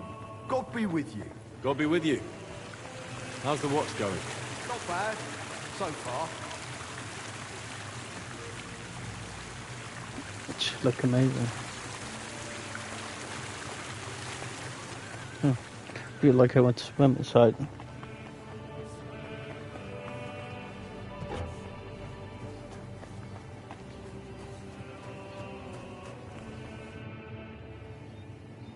Brother Petramil? Yes, and you are? My name's Henry. I'm accompanying Albic of Unichov. The abbot said you'd show me around the monastery. Of course. The monastery grounds are extensive, and I'm glad you're open to advice on getting around. Would you like to go now? Yes, please.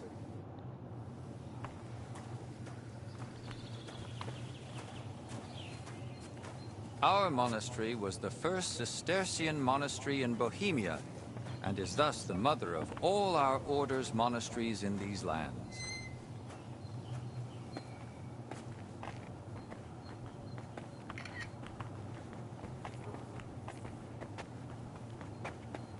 Oh, excuse me.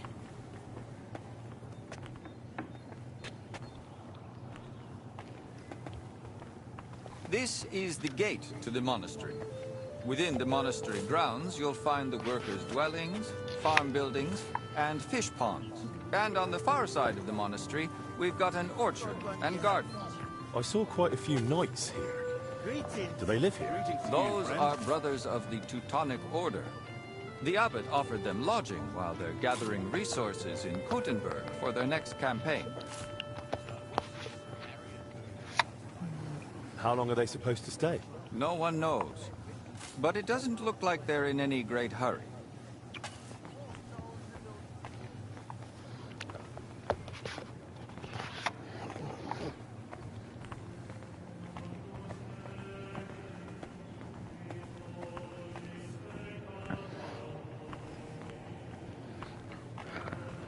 Good day.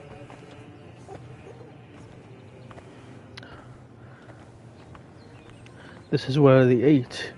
This is the kitchen. From here, Salarius Julian oversees the state of the monastery stores and the meals for the brothers. Good to know where to come if I get hungry. Yes. But please, try not to speak with the other brothers too much. Why not? Have they taken a vow of silence? The rule of Saint Benedict encourages the cultivation of silence. The brothers shouldn't be chatting idly, but rather turning their minds to work and to God. What if I need something? In case of need, of course you may speak to them. But for ordinary tasks and objects, we've developed our own gestures. You don't need to learn them, though. As a guest, you won't need access to such things. Let's continue the tour. Please, follow me.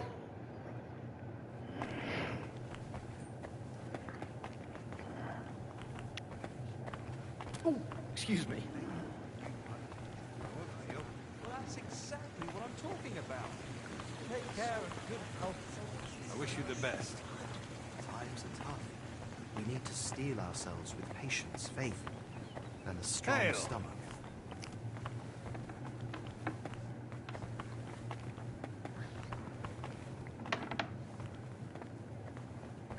This is our monastery library and scriptorium.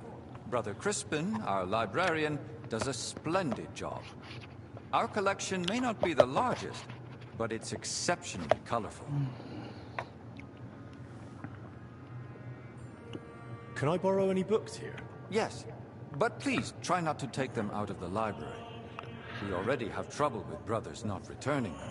I think I myself might have a forgotten volume or two in my cell. Can I help with that? That's up to Brother Crispin. But it's true he's overburdened and sorely short of time. Try asking him. All right, I'll check with him. If Albic doesn't need me urgently. That would be kind of you. So, let's move on.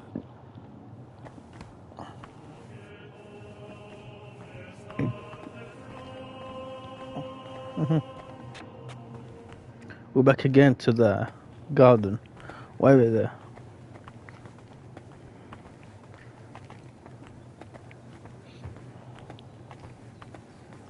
The prayer room.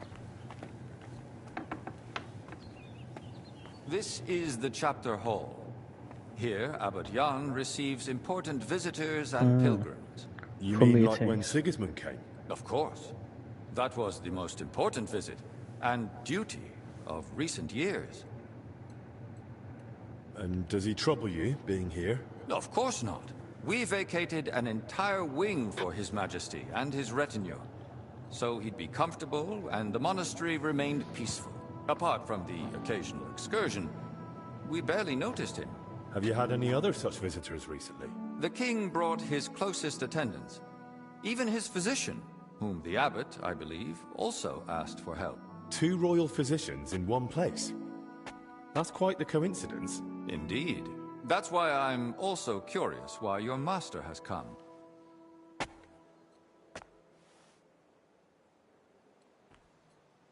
He wants to ask the abbot for something. I see. And he hopes it'll succeed? Well, he's rather stubborn. And he seems on good terms with the abbot, so who knows? Indeed. Let's continue the tour. Please, follow me.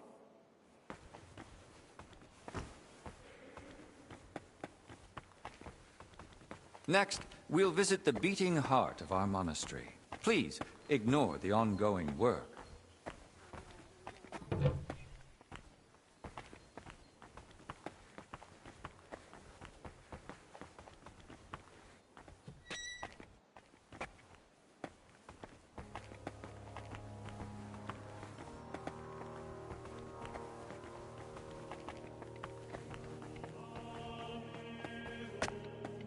Welcome to the Church of the Assumption of the Virgin Mary.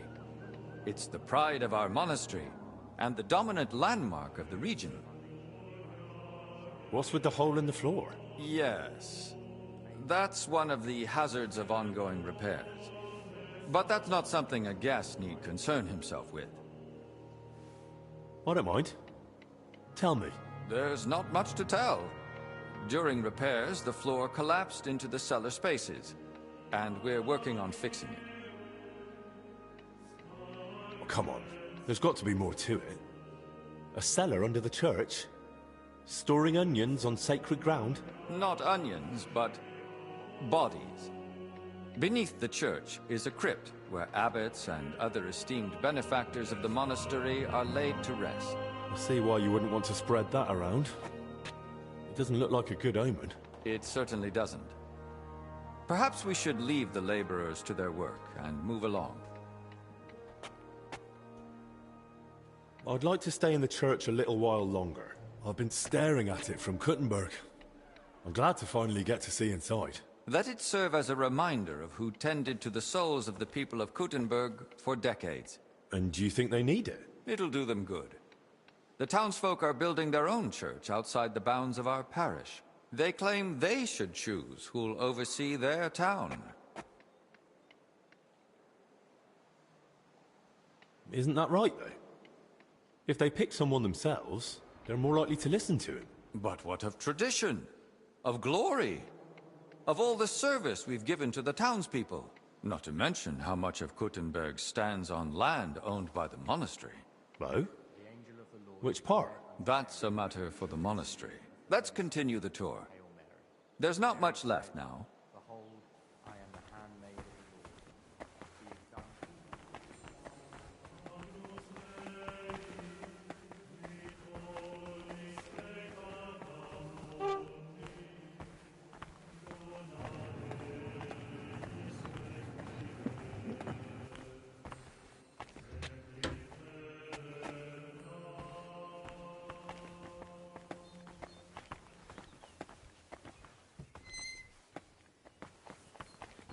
Did you notice the cemetery by the monastery when you arrived?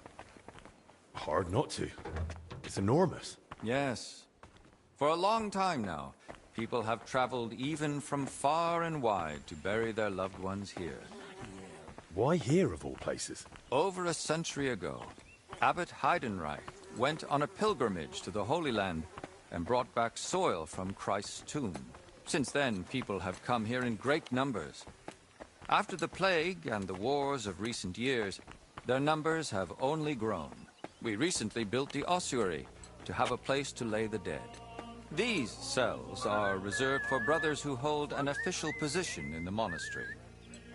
And which cell is yours? If you come through the garden gate, it's the first cell on the right. But I spend most of the day making rounds around the monastery, or assisting the abbot, who has his office above us.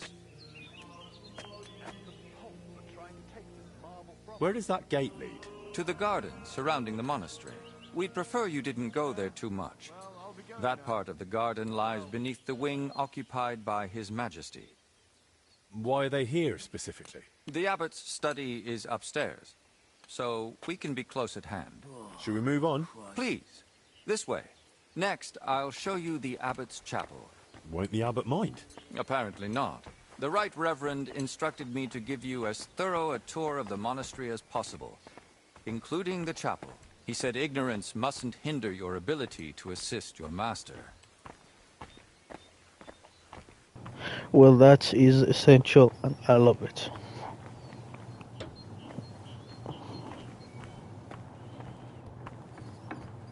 We need to keep our mind sharp for our The last surroundings. part of our tour. This chapel is where the abbot himself prays. The painting above the altar shows Archangel Michael, weighing souls on a scale. We see sinners cast to hellish beasts and pious souls rising to the gates of heaven. But if I buy indulgences, I can avoid hell, right? For lesser sins, yes. Remember, indulgences only lighten your soul and shorten your time in purgatory. But no matter how much you give to the church, indulgences won't save you from mortal sin. I'll now take you to Master Albic in the infirmary. Please follow me.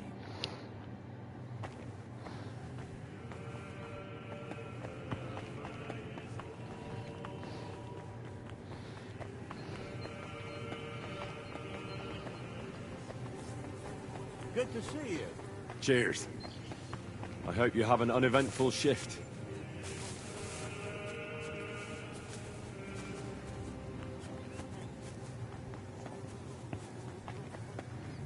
To the right is the gate to the wing now occupied by King Sigismund. Don't go Which look like... You won't get in. They don't wish to be disturbed. And if you walk past, please try to be quiet.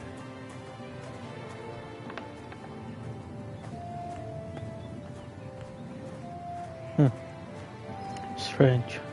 It's like the rain eating the walls. It's And been red here's the whole long infirmary, time. where you'll find Master Alvik. Anything else you'd like to ask?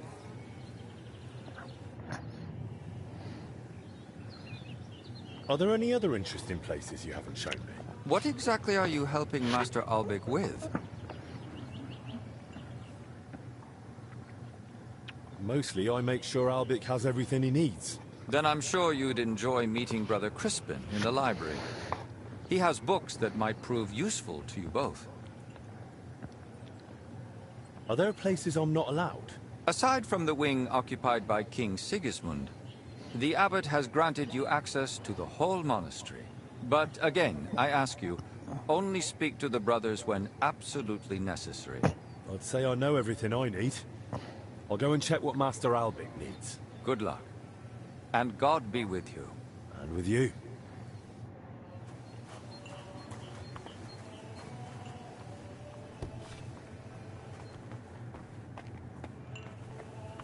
This is the infirmary again. The old man's still here. What about the lady?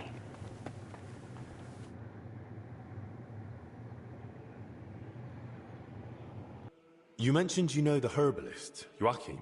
Don't think we're old friends or something of the like. We met once during my last visit to the monastery before my journey to Padua. When Zacharias mentioned him, I was glad to hear Joachim was still alive.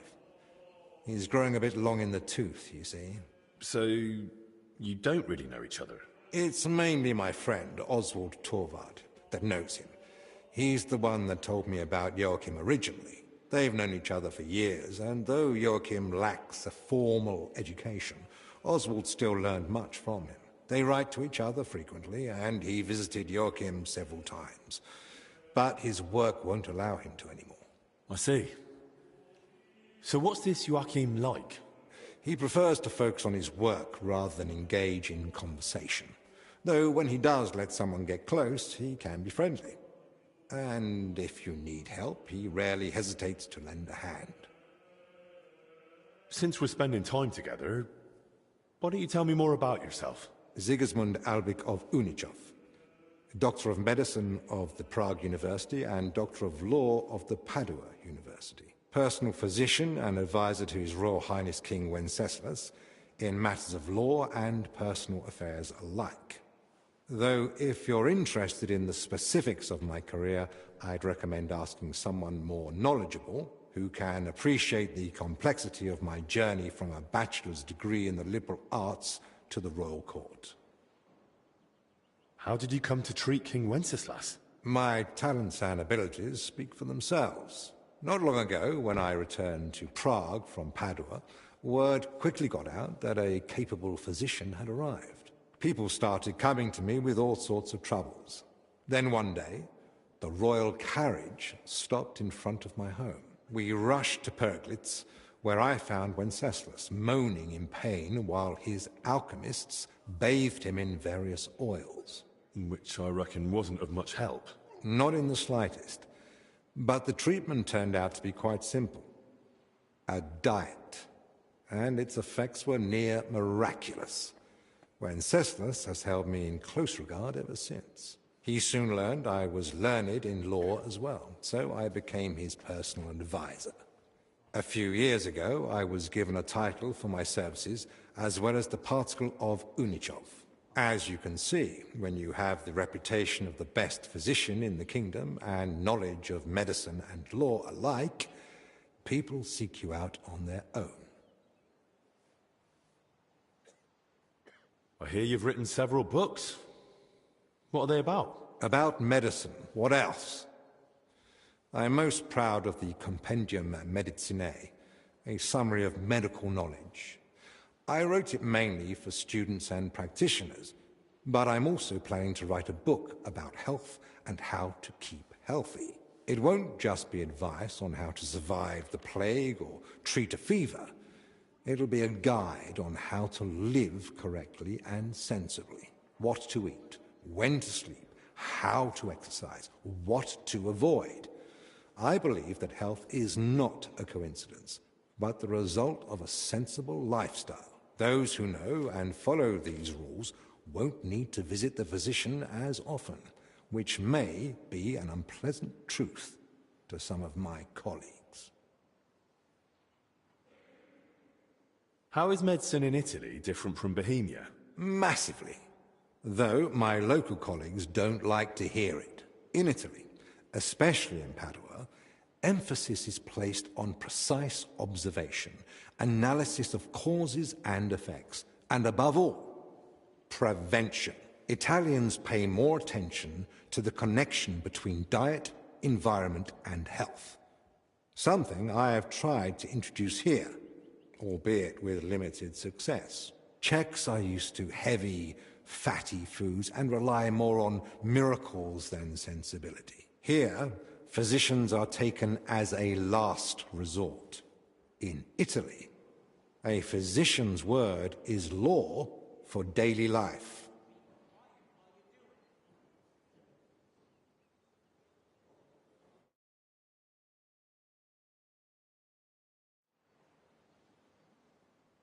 Albig, there's something... What is it? Thanks.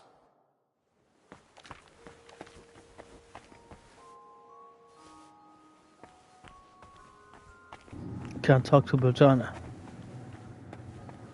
Jaroslav, the monk. I saw you came here with Master Albig.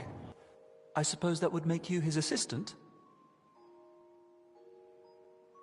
Yes, I suppose you could say that. My name is Henry. Pleased to meet you. I'm Benedict the Novice, but I reckon the abbot already told you that. Yes. He said you would show us to our lodging, as well as the infirmary. Your room is at the other end of the infirmary. It'll be the door on the left. There's an alchemy workshop in the other room. Master Albig should find everything he needs there. Though if he needs any fresh herbs, there's also the monastery's garden. Brother Joachim, our herbalist, would be more than happy to help him. Good to know.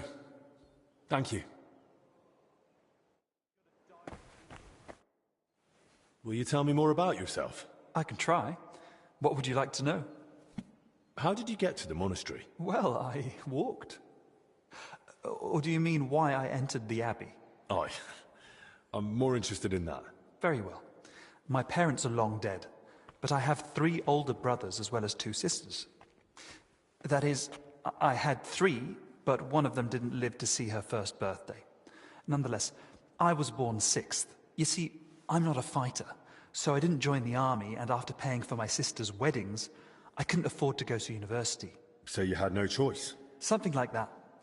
But I'm happy to be here. In just under 2 years, I've learnt many things.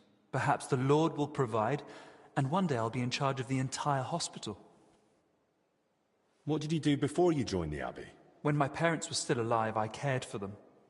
And when they died, I started my postulancy. Why did you have to care for them?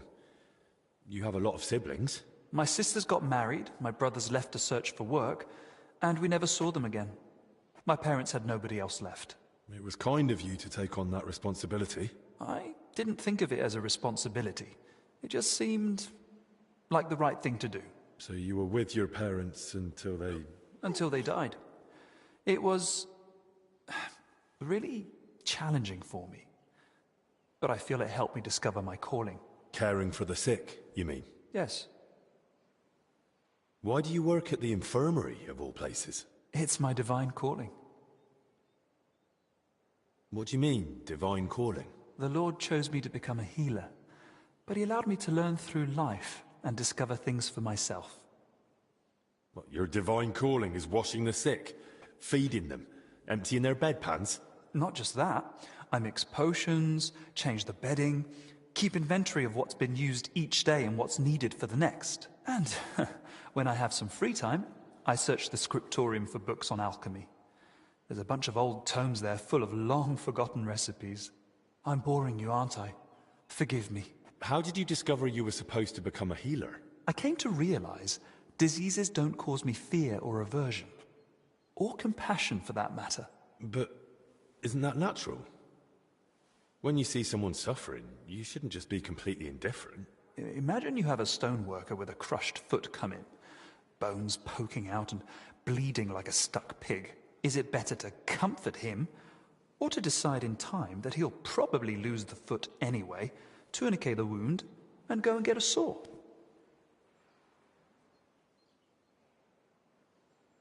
It sounds like you're in the right place, then. I'm glad you think so. And between us, so do I. How's life in the Abbey? You're expecting me to complain, aren't you? I'm perfectly happy with a routine life. You eat from the same bowls at the same table every morning. Prayer is at the same time every day. And I fall asleep in the same bed every night. What more could you want? If I ever need my wounds treated, can I come to you? Of course. It's my job after all. I'm here most days, so you know where to find me. I think I need some treating. Is that so? You don't seem to be suffering too much. Forgive me, I have much to do. God be with you.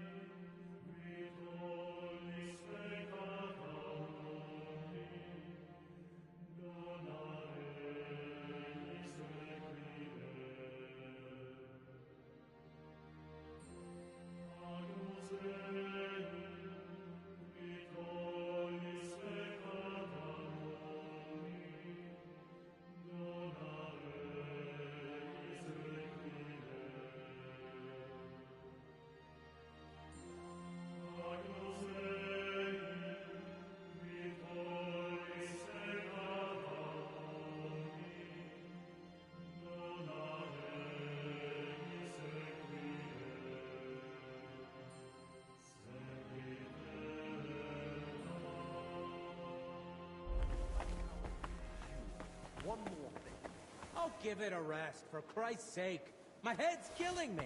And my shoulder? It looks like we're even.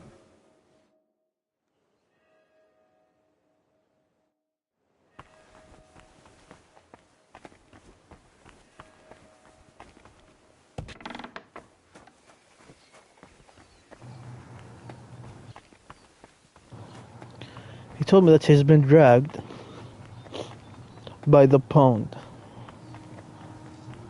And that's where he lost his purse. God bless. Deliverance.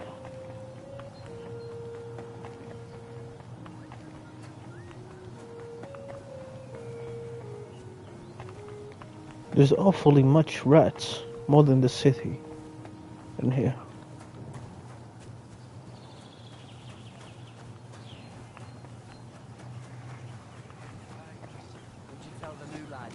He was all excited to get started, so I told him to go and find me a nail beater. A nail beater? Bloody hell. And has the poor bloke found it yet? He ain't come back yet, so I reckon he's still looking. Do you know what you'll tell him next? Aye, of course. I'll send him to you. He'll think of something, won't you? You can count on it. Fucking bastards. Playing the old lad drone. I hate this. That's how it's feeling being an intern.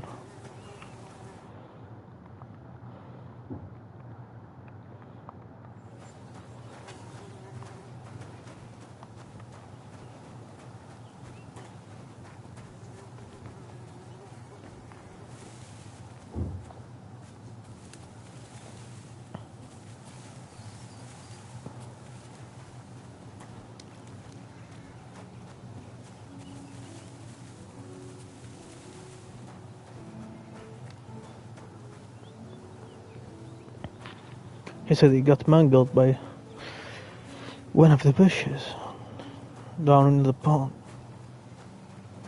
Where is it?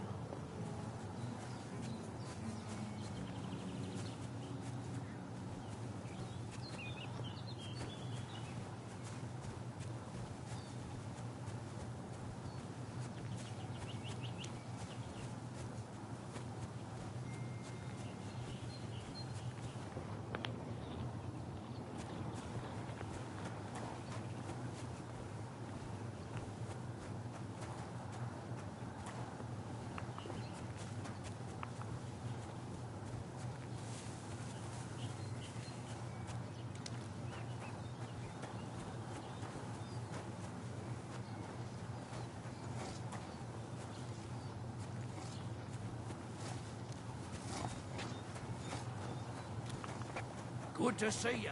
God be with you. How's the watch going?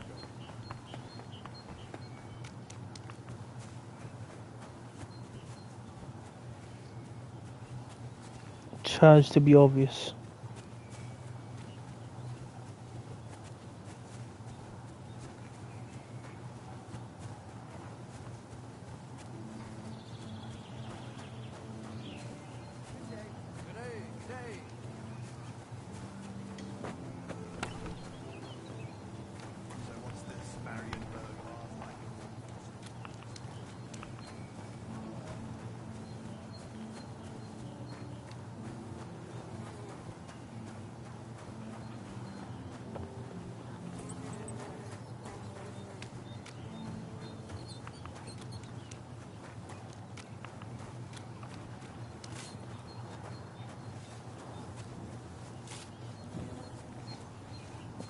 He said by the pond. I can't see nothing. There's nothing by the pond. This is the training. If I was training with a sword. Keep the peace, and we'll stay friends. Greetings. Sir, can you spare a moment? Yes? If it's nothing that would disturb the delicate peace here. I just wanted to ask, what brings you here? Into a situation like this? My journey to Bohemia originally had a different goal. The Order has interests all throughout Europe, and the Kingdom of Bohemia is no exception. We are seeking support. capable men and supplies for our eastern border, where tensions with Poland and Lithuania continue unabated. I had plans to deal with certain nobles as well as Sigismund himself. But this situation is an unfortunate complication. Instead of diplomatic negotiations and recruitment, I now oversee order here, so that we can support the abbot and prevent the infection from spreading. Duty is duty, whatever form it may take. The monks seek order and discipline in their faith and work. We seek order and discipline in defending our faith and our lands. What does your order do?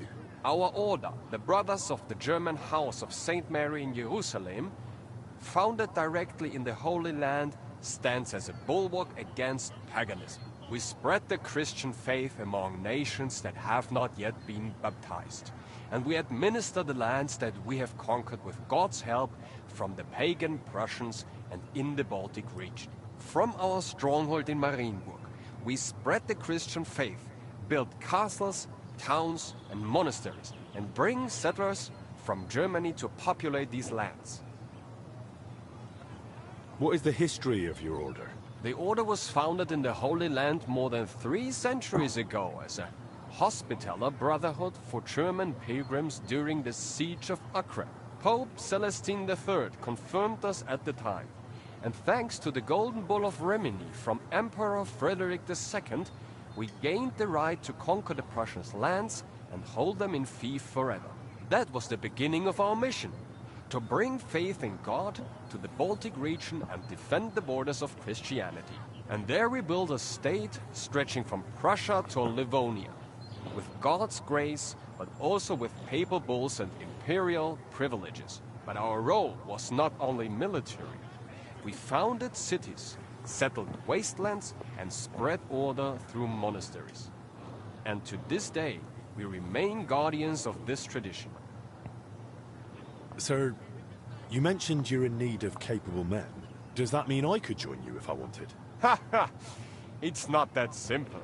To join the order, you must fulfill 2 requirements. First of all, you must be from Germany. Or at least speak German. Can you? Well, not really. I understand. And second of all, to join a German order of knights, what do you think the second requirement might be? I have to be a knight? That is right. But even if you are not either of those things, you can still join us as a half-brother. Halbbrüder. They are not subject to such strict rules of poverty, cleanliness or obedience as we are, and they do not have as many privileges.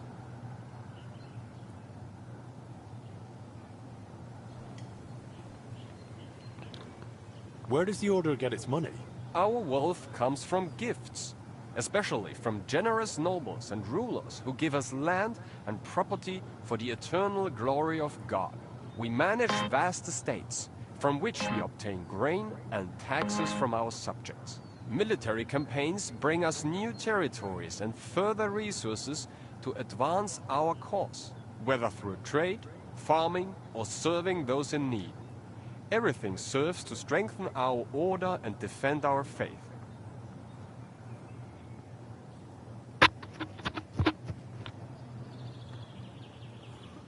I'll pray for you, sir.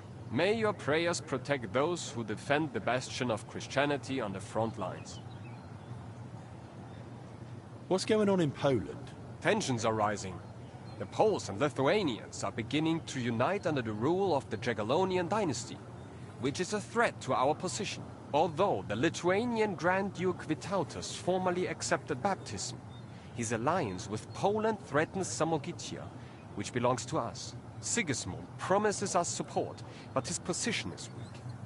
That is why we are preparing reinforcements at the borders. However, if diplomatic negotiations fail, we will have to defend our lands with the sword, with God's help.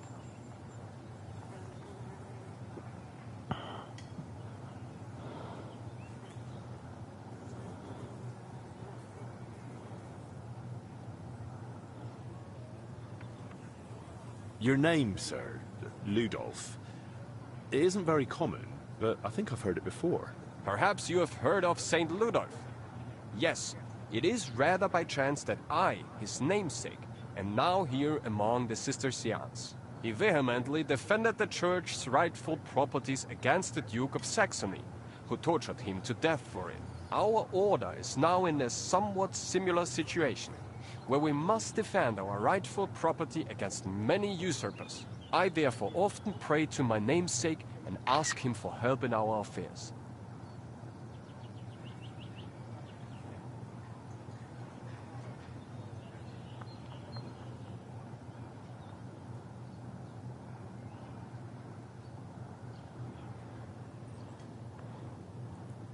How does your order work? We are divided into knights born into noble families, priests for spiritual administration, and servant brothers for ensuring the smooth running of the entire order. At the head stands the Grand Master, elected by the chapter. Under him, the provincial master for Prussia and Lithuania. Each province has its own governor, each castle its commander. Our order is based on obedience, poverty, and purity. But ambition is also important. Our strongholds, such as Marienburg, are hubs of power and trade. The military structure is strict. From foot soldiers to heavy cavalry, everyone is subordinate to a single commander. But we are not just warriors, but custodians as well. Our laws apply to everyone, from farmer to bishop.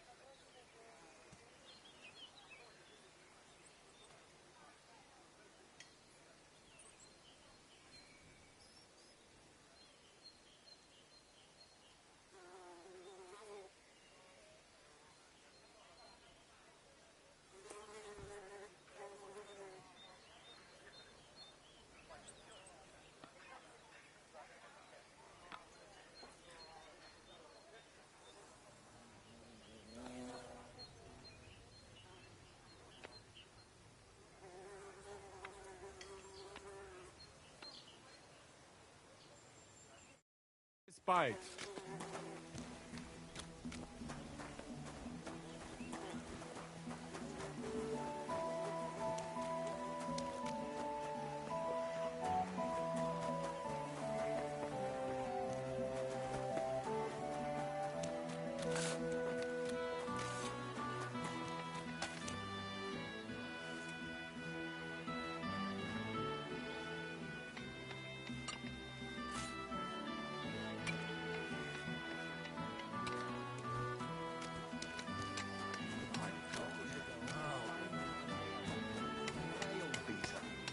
Bloody hell. And has the poor bloke found it yet?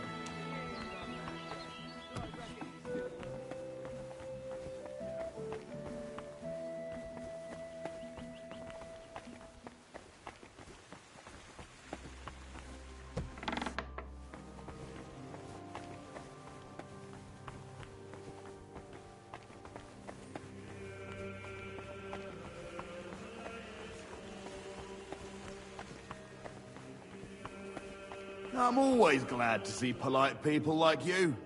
God be with you. I'm sorry. Quite apologies.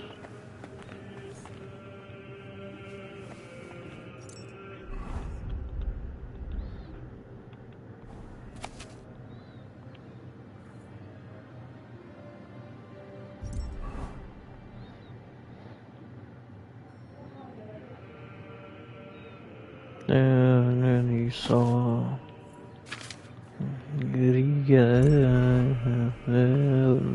you saw Mr. Rabbery, teaching of Brother Francis.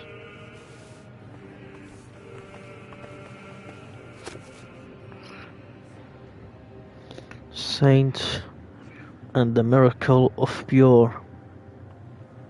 birth. Okay. Brothers, yours returned. Master studies. Wherever. Jump, jump, jump.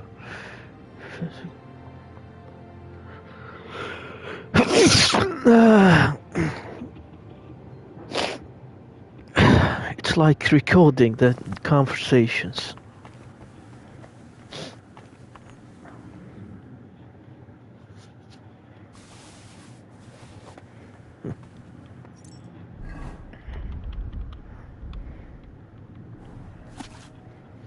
And rock.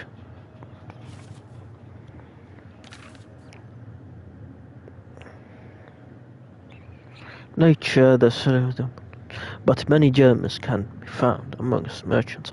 He said that the message by the German ministry, the Brotherhood, it's all over the place. They are spreading the baptism, guarding of the gate of Saint Dionysius. From mouth, the emperor, the burial army laid siege, engaging them all.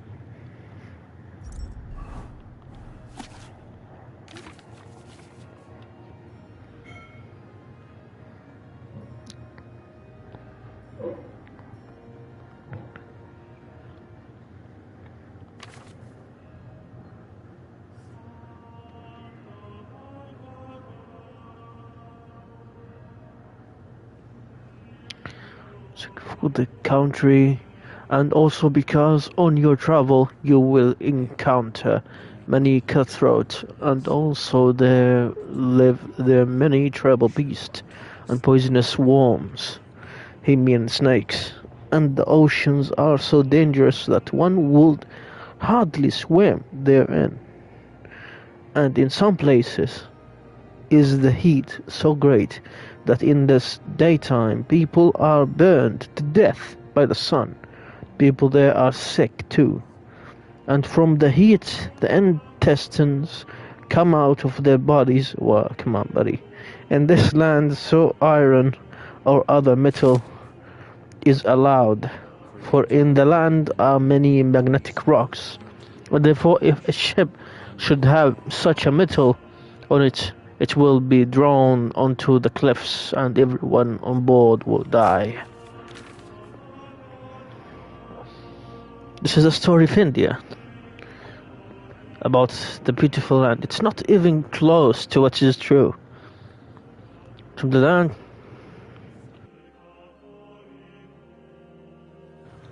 land of the Moors, it travels to India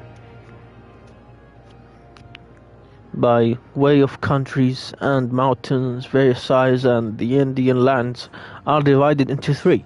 The first is called the Greater, which has the too much heat. The second, the Middle, which is not so hot. The third is called Lesser, and is so cold, him in Nepal, that the water there turned to crystals and rocks. And these are the crystals that the merchant bring here. Well, apparently, what he is describing or trying to understand, it's merely a concept of a blabbermouth. Because honestly, you can have difference between you can understand the difference between a diamond and also cold ice. In India, there are many different kingdoms, strange customs and passions. Back in India, when they have mines, they will have a lot of diamonds coming out of them. It was a very rich land, and that's why. People and animals, it is called India after the river Indus, which flows through. So it and the people who live beside this waterway are wise and ugly. Well, can't argue with that. And they hunt eels in the river that are more than 30 feet long. There's so many as 5,000 islands in the sea, with different laws and customs prevail, and each of them is a whole country with a king and his subject. There are thousands of the castles and towns and temples. Upon the description, it will be amazing, but upon the arrival, you will see the difference.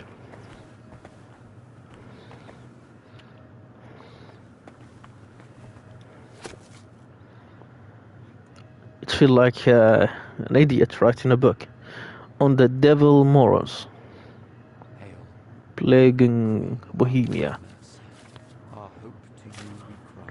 They had forgotten about their own blood. They don't wash the tables. This multiplication of it, peace and wealth. Today they are want to share a roof with the dog of the hunt, and considered conversations of dogs and hunting to be of the most honorable variety, and thus the wealth of their estate is deteriorating, and the stench of the dogs shall soon kill them.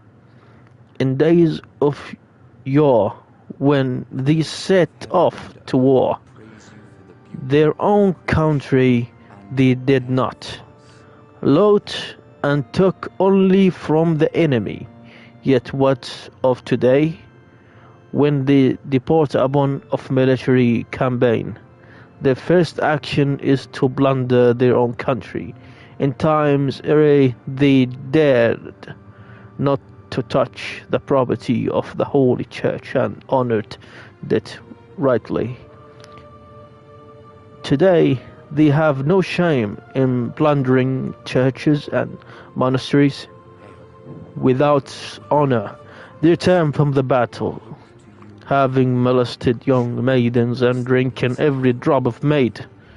They return home like drunken beasts, and new injustices do perpetrate. Not a single crumb of honor is left in these once proud subjects. It's very hard time to pronounce it. Sussex. I think that's it. Sussex or what?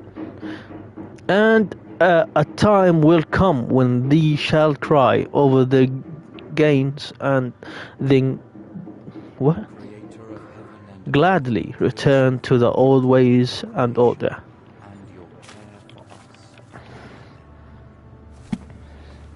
So it's mocking them, the children of Bohemia, who are so proud about the dogs and the state, so greedy to focus.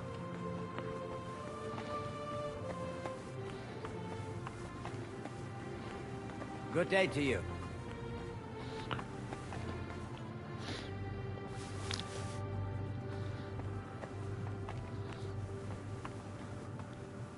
Kitty. Kitty. Come on, kitty.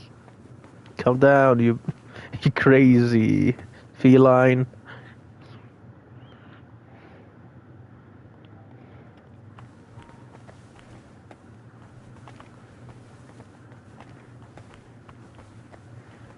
A book. Physica. Hildegardis Bingensis. So it's something about ingredient in physics. Hope so. Physica Hildegardis Bingensis. Also this one. It's all written in Latin, so it will be a hard time for me to understand. I'll leave first word because that's actually physics and physical or physician. It's Latin in origin.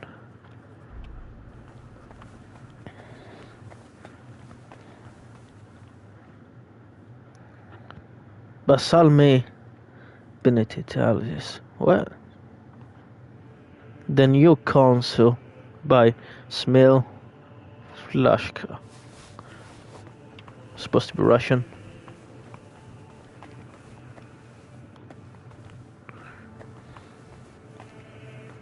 Saint Sedivy and Miracle of the Purse. I have this one already. I think I read it.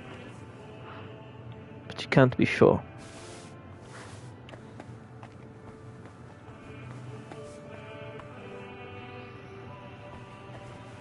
I already take from this one. There's no special box.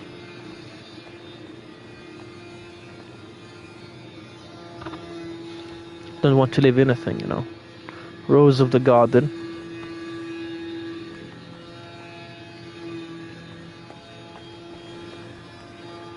Knowledge is priceless. Need to sit down somewhere. No chair available for me. Oh, here you go. Let's read. The Maidens of War. Upon the death of Prince... What's going on? Is it already night? This can't be. The time is not moving. God grant you health. No, it's still the same. Scared me for a little. Back on reading.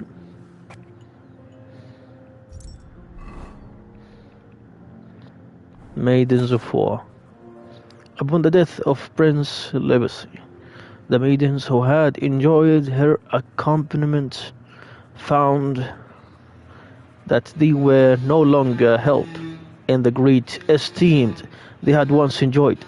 They recalled how their princesses had ruled over the male part of their tribe, and when the menfolk said unto them, "Hark, you have ruled over us, we have bowed before you, and now you seem as sheep that have gone astray."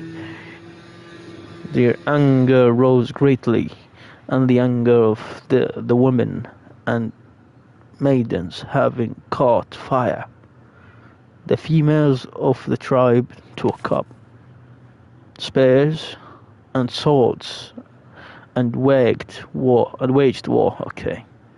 against the men under the commands of the Valsta Liposi, attendant of the highest standing. On her command they built the castle at Divine, and then this is supposed to be a place, and then dispersed throughout the land to call into service all women to wage war against their husbands and brothers. Yet hardly a soul took them seriously, and it was with a great mirth that the men did observe these girls taking up arms and learning to saddle horses. You know,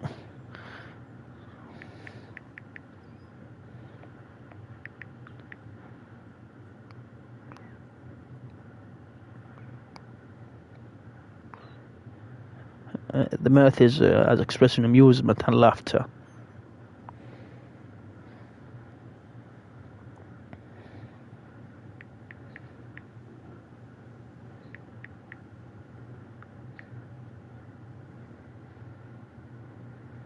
One who think thoroughly or forethought. So Brimsil mean forethought, the wise ruler that he was. So Brimsil is actually a person. However, Brimsil, the wise ruler that he was, did not find merriment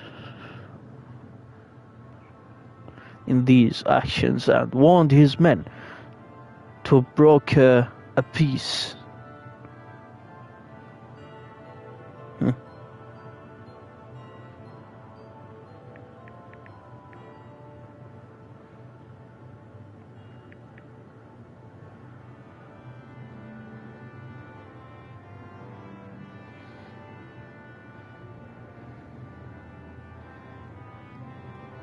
Gaiety and fun.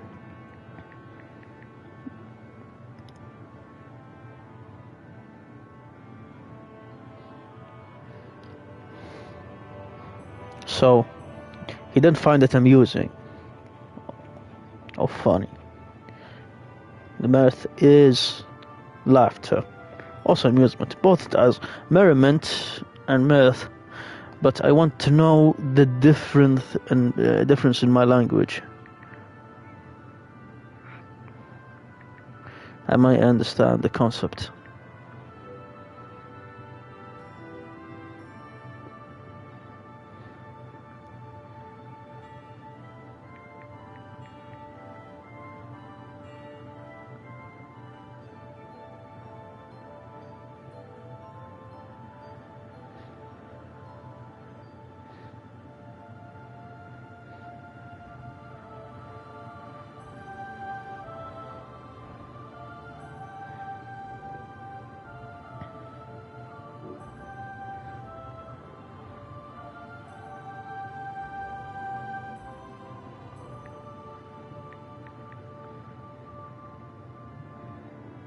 Expressed in laughter.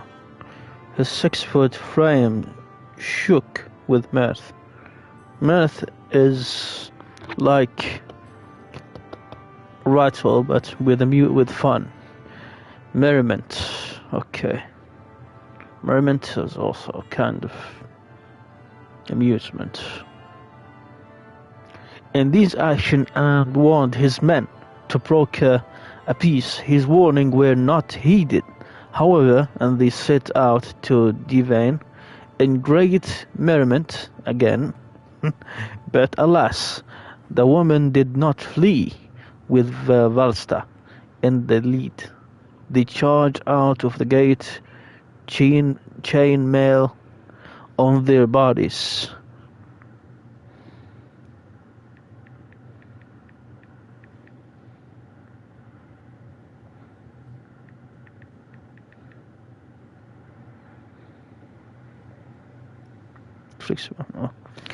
Alright, action chainmail the body. So they were fully armored. Helmets on their heads and spears aimed to kill. If we allow ourselves to be vanquished, called out Valesta, it will be then that the men shall laugh at us. We shall become their servants and slaves. For it's better to die than to give up. Strike at the men, at each and every one, be he brother or father. And the Furies then did sit up upon them until 300 men lay dead in their own blood, and the rest had fled. When news of this victory had spread throughout the land, other women did not falter, and came straight forth to Davian, And hence the men were greatly aggrieved at home, for they were alone, and they were aggravated on the battlefield, as well for the women gave them no quarter, sparing neither brother or father. This is actually poetic. Love it.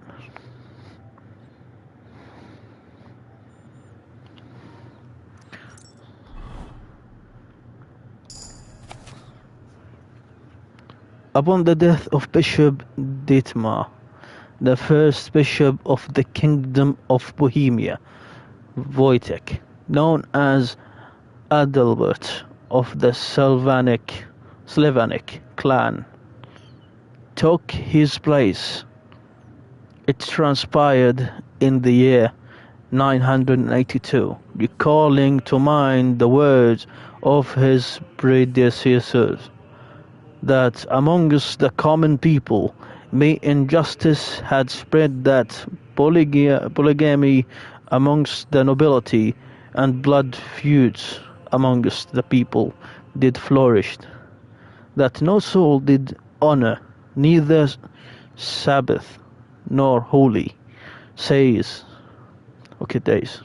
and in the place they held markets, and the Christians were sold into slavery, and that in the countryside pagan custom did flourish.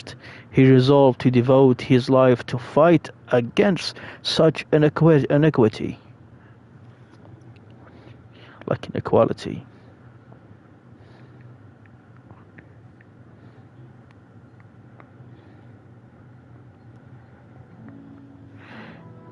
For 5 years did he endeavor to eradicate these iniquities.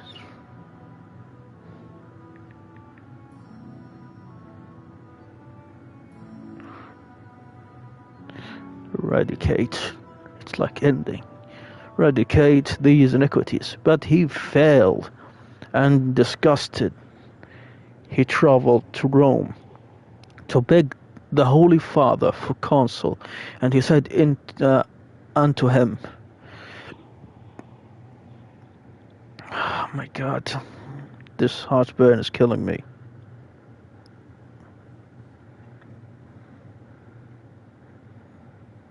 It's Arctic term for two.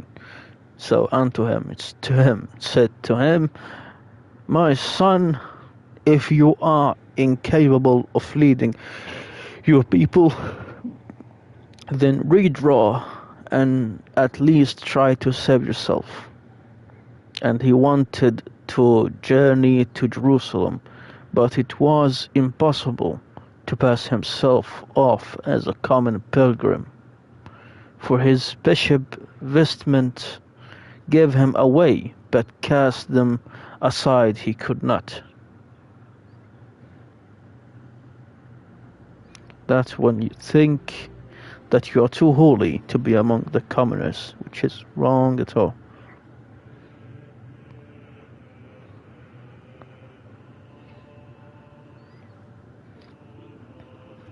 And he gave his possessions to the poor, and he did cast aside his vestments, and he secluded himself in the Benedictine monastery for several years.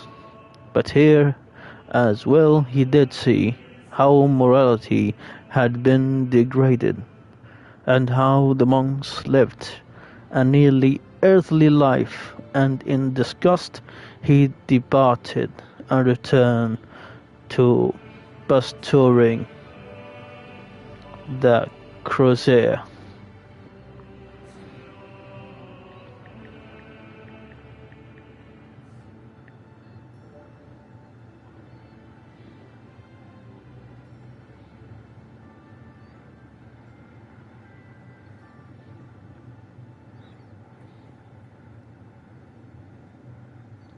Be a pasture.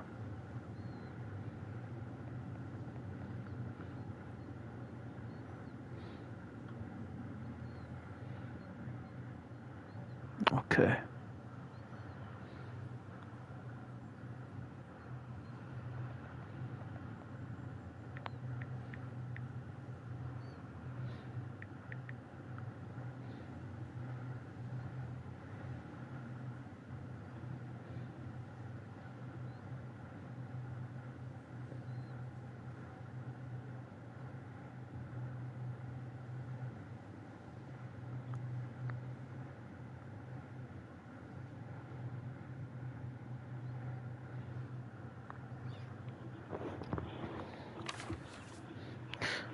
to rectify at least some things. The founded Brevinov monastery, as well as several others, and invited monks, agreed morals to them to live and devote themselves to God according to the strictest monastic laws. In the years of our Lord 995, a horrible catastrophe struck his family. Every last man and child was murdered at the fortified town of Libeck. Whence only Adalbert escaped. Whence says once.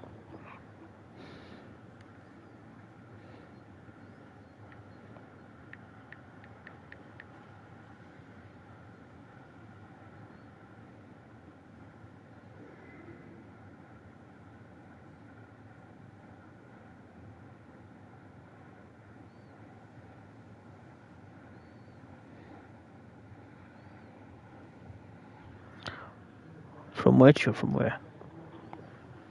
Perhaps because he was not there, or because no soul dared lay a hand upon a bishop. People evil of tongue claimed that it was the Perimeslide clan that did commit this massacre to solidify its power in Bohemia. Others says that it was Adalbert himself who was responsible, for he offered an adulterous wife, who according to custom should have been killed, asylum in his church, and thus the disgraced clan of the husband wanted vengeance.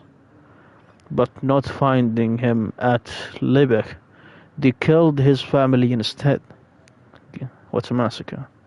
Sorrowed and disgusted, Adalbert once again retired from his affairs and set off as a missionary to the north, to the land of the pagan Parisians.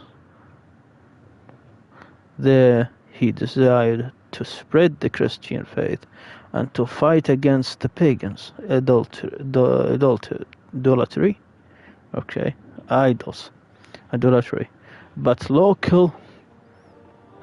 But the local inhabitants did not wish to see him and greeted him with stones and sticks, saying such idolatry. He destroyed their idols and chopped down this sacred grove, for they did bow before trees and considered them to be holy. When the pagans saw this, they killed Adalbert, and the trees did drink his blood until his body they left. So whatever he'd done, he should have destroyed the idols. That's it. He should talk to them to it. But action must be done. If convincing is not good enough, you can't do it without informing them or show it. There, it was only Polisilas, the brave, who had the holy remains of this martyr taken to Prague. Okay.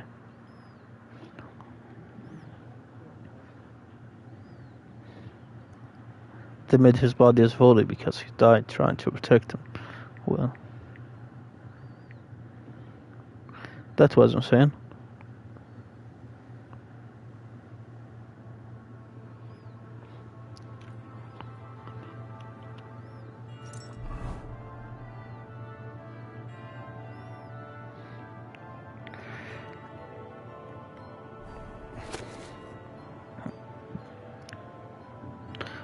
All belly aches and other hardship of a woman's life, selected from old and more recent manuscript, once popular among midwives, herbalists, and masters of the medical arts. Some parts are sound, the rest should be read as cautionary tale and for amusement. How to know a woman is with child and how to bring it out. That the sign that a woman has conceived after knowing her husband. Her face changed with pimples and pox. The flower of her mouth ceases. Her husband rod of Adam is dry and without seed. She is worn and feel cozy after wine. She grows every sluggish, her left teeth drunkens, and if all things seem foul to her, she has conceived a daughter. So fucking idiot. Labor pains belong to a woman, and legacy of Abe's sin, yet still the worst of it may be eased. Have her sneeze by means of powdered pepper, and the child will shift forward. Mix cat fat with saffron and rub it on the woman well. It helps prevent a sagging, wrinkled belly. Bones of melancholy, women who show sorrow or worse begin to think of and feel a tightness in their inners.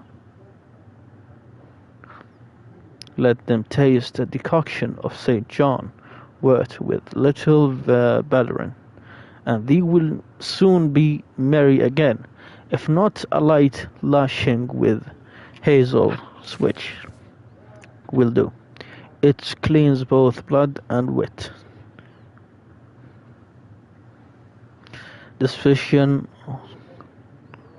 scandal, or the teaching of the wise of Lady Terota of Slytherin, held without shame that barrenness is not always the woman's fault. Some men, it seems, are richer in pride than in seed. To protect her honor, a woman who is not maiden may, before her wedding night, place a leash in her privy part to fool the bridegroom judgment. 6. On inflammation of lower passages, Lady Trotta further stated that pain in lower innards is not a punishment from God, but an ailment that ought to be treated after sitting on cold stone, improper washing, or overly vigorous lovemaking. Inflammation may occur. It can be recognized thus: sharp tugging and cutting pain in the groin, pain in the loins and kidneys when trying to pass water. Definitely. Burns. Nothing comes out, and when it does, it's with much pain and anger. That's normal.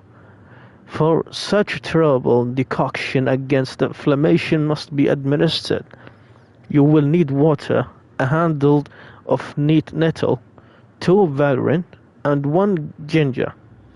Grind the nettle, then add of the cauldron, not clunder, cauldron. Using the pillows, boil for 1 turn, and all in the valerian. Then boil for 2 turns. Grind the ginger and all it to the cauldron. Finally pour the potion and serve without delay, for sooner the better. It's like antibiotic. On windness of the entrails and other fermentations of the belly. Oh, sometimes I regret learning to read. The greatest miracle of medicine is that women have even survived this long. You're damn right, Henry. It's fucking long. As I said, they think it's a sin, but it's not. It's like a hard delivery. We must respect that too.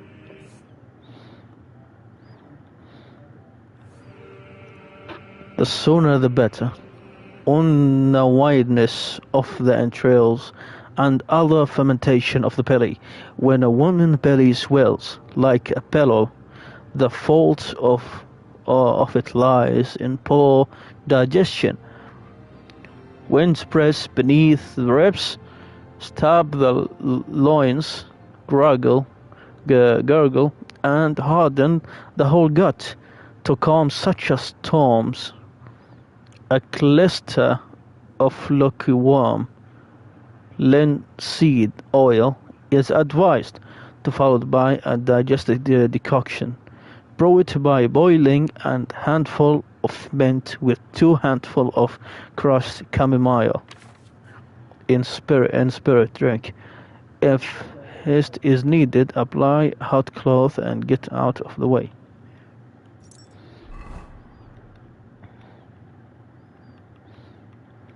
I thought I'm the only one who's enjoying it. Evan Henry is doing the enjoyment too.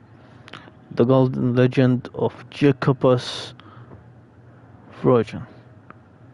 In the city of Selina, in Libya, there was a lake as vast as the sea. A dragon lived there, and each day it came forth and devoured the people. To be rid of it, they gave it 2 sheep daily. Stupid me. When there were no sheep, I think I have something in my brain. They gave it 1 person instead. At least the lot fell upon the daughter of the king, as she was led to the lake. She prayed for salvation, and so St. George, Knight of Christ, came. When he learned what was happening, he said, "Do not be afraid, daughter. In the name of Christ I shall save you." When the dragon rose from the lake, George made the sign of the cross, gripped his spear, and with a cry in God's name, struck the beast. The dragon fell through, though it's still breathing. George tied its neck with the girl's belt. And she led it like a lamb. The people were afraid, but George said, "Do not be afraid, believe, and you shall be saved." The king and the people were baptized, over 20,000 souls. And where the dragon fell, a church of the Virgin Mary was built.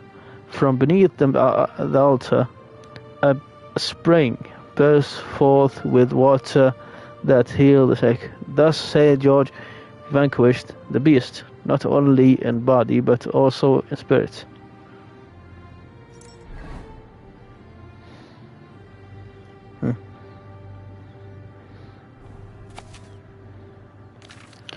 Fucking too much, man. Our church is the home of all Christians. On the earth, and its head stands its shepherd, that is Pope. The Pope, not Pope, the Pope. The Pope is the leader of all Christians and successor to the seat of Saint Peter, which was established by our Lord, himself. But it has transpired that no one but 2 Holy Father sat upon the Bible seat, and God, Christian can only argue over which is the true one, and which one should be respected, and which shall be eternally damned. It's all began when Pope Boniface refused to crown King Philip the Fair of France as emperor, to which the latter refused to What? It's most recent, like 100 years ago, to Henry.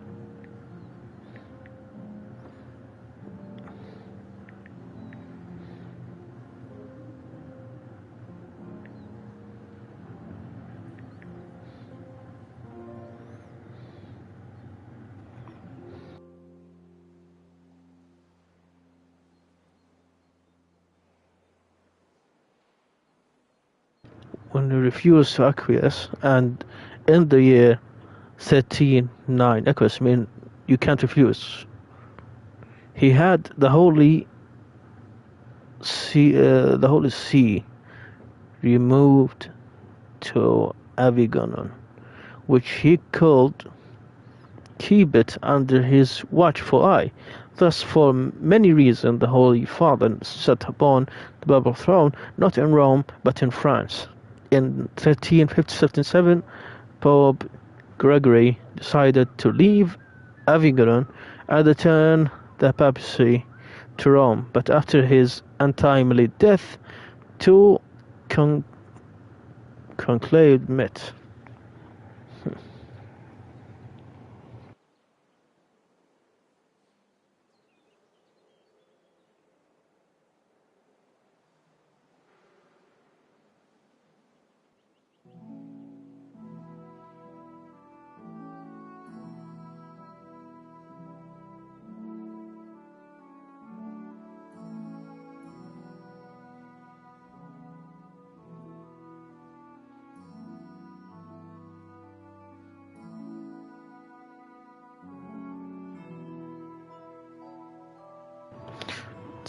To elect a new pope in both Rome and thus it came be that there was Pope Urban in Rome and Pope Clement. These two popes communicated each other and proclaimed each other to be an arch-heretic and the anti-pope, and thus a great schism oh my god. And I thought I have a problem with vocabularies. They got all of them in one book. A split of the division between strongly opposed section of parties accused by difference in opinion. By schism, okay.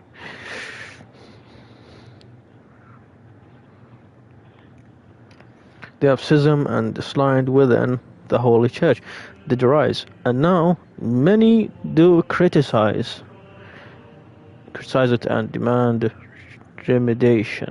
remedy.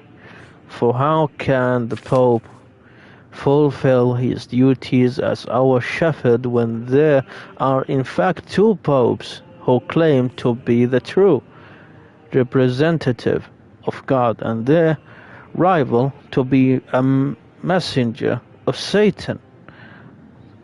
Whose word should the good Christian heed, and whom should the entreat for intercession?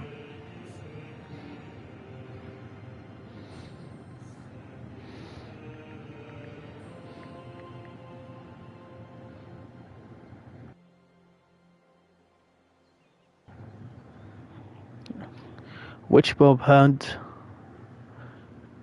may annoyance a king.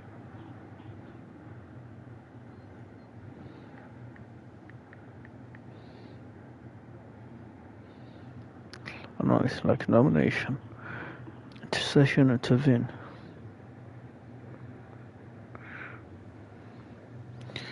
As long as there are two popes, hunger and pestilence shall plague the entire world, and much strife and suffering does await us.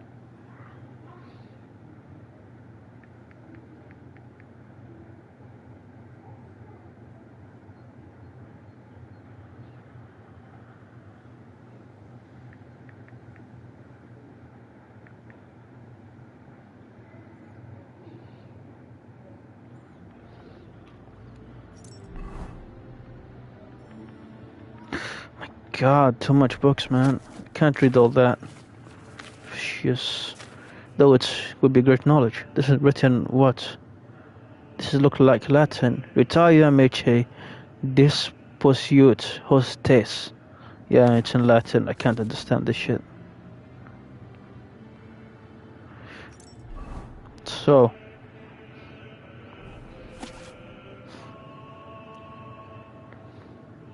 Through princely woods, a maiden, this one is buckwheat. Breezes waft through princely woods, a maiden hurries to the stream to draw water in an iron-hoped pail. To the girl a buckwheat floats, a fragrant bouquet of violets and roses, and when she reaches for the how we pronounce that shit, my god.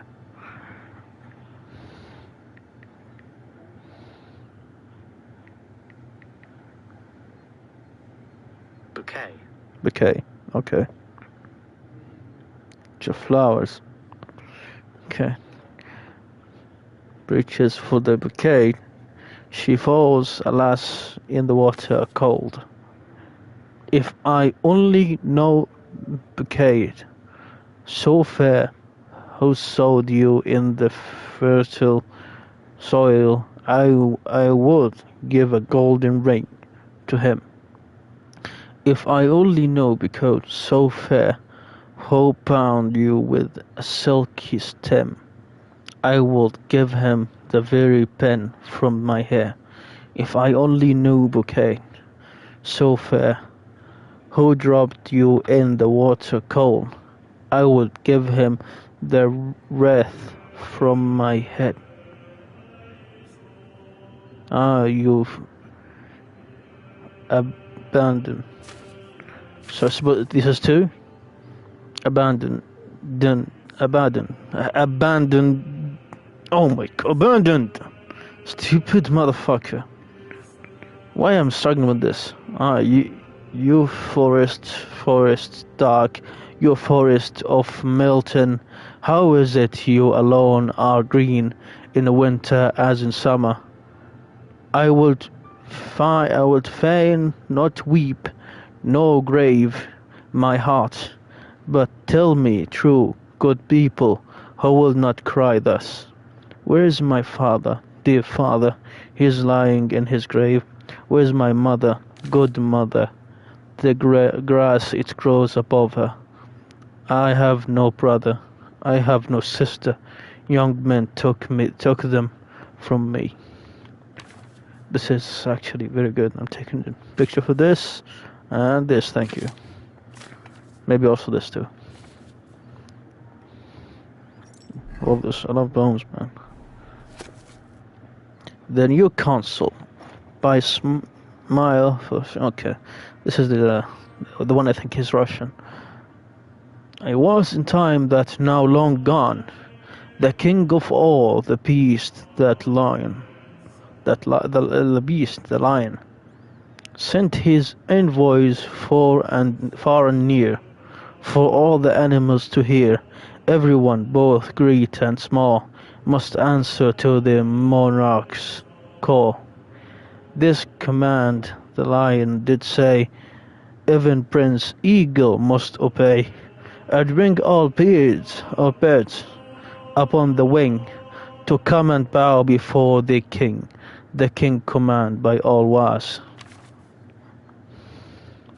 So by all, okay. He heard. The heeded well the royal word, even the eagle's princely demand could not deny the lion's regime. It too was subject to the king, who in those days ruled everything. And so the eagle, prince of birds, obeyed the lion's royal word, and brought his legions of the air, all creatures then assembled there, and one greater restless throng awaiting.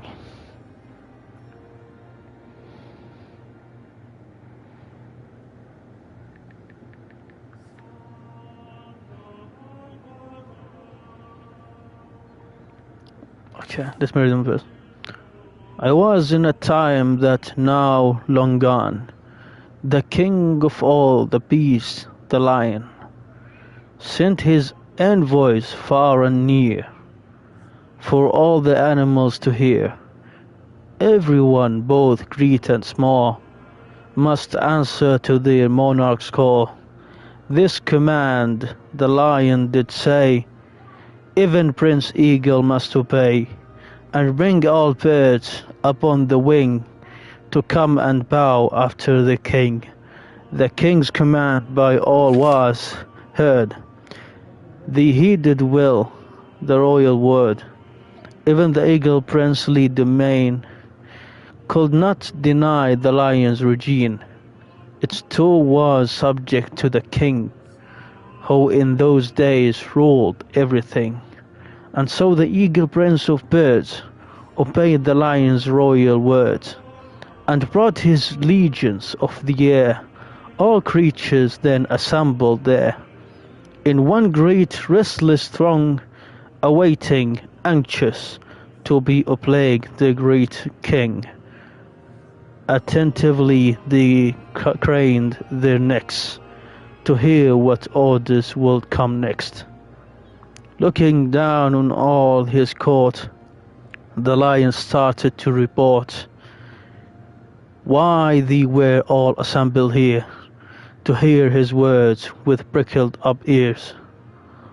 Loyal subject, dearest friends, will I know that to the end you served my father faithfully, as all known well, on land and sea. I was by your counsel and yours aid. His kingdom of the world he made. This loyalty shall you gain me too, for I have placed my trust in you. Lords and ladies, princes, knights, subjects of my realm by right. I am a king of the tender years, and so you all are gathered here to advise me, each and every one, how my dominion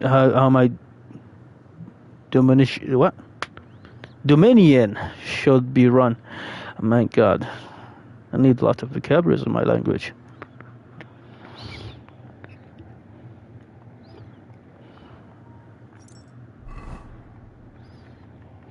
This is the best book I ever read. I love this poem so much. What's it called? No.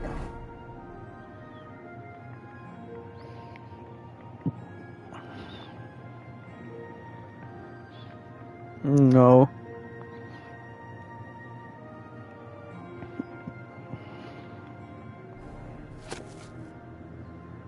Scheisse. Which book it was?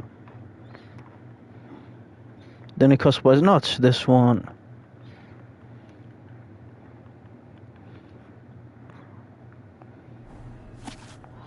What is it?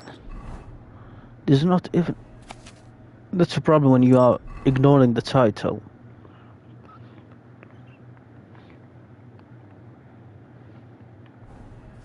This one. Yes. The new console. Yes. I love this one. So I read all the book. Now to focus on the goddamn game.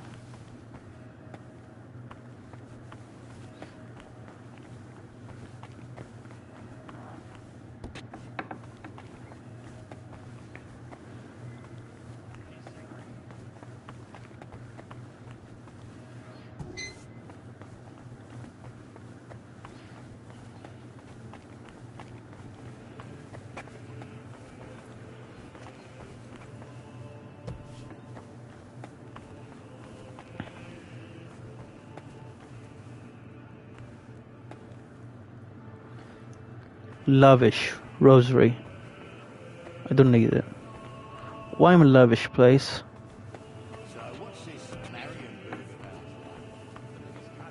I have the ability to go anywhere. You can see from miles away.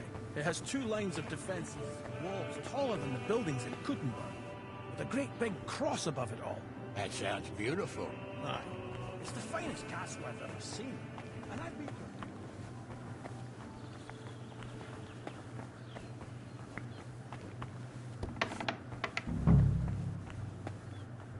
It's down in the cellar. Yes. This one speaks to librarian Crispin. But if I know what I need to know, it might be getting better. Where's the cellar though? Oh, look up.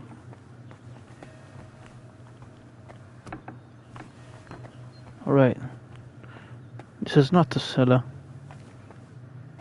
This is the painting room. Ah, it's a prayer room too.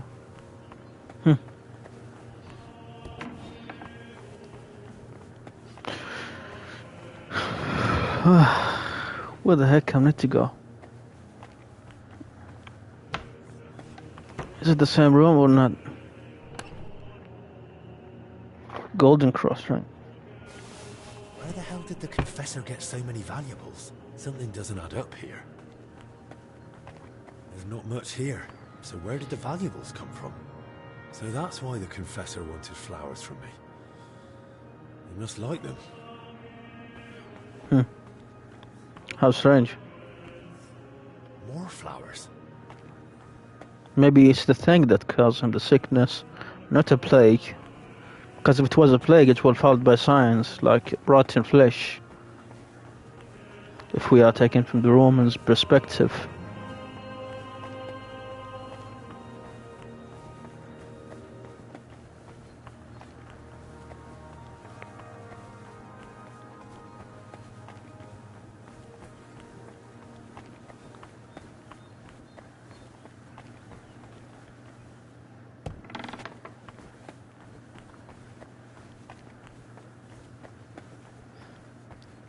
I forgot to speak to the librarian. Time to speak to him. Your brother Crispin, right? I'm here about Yaroslav.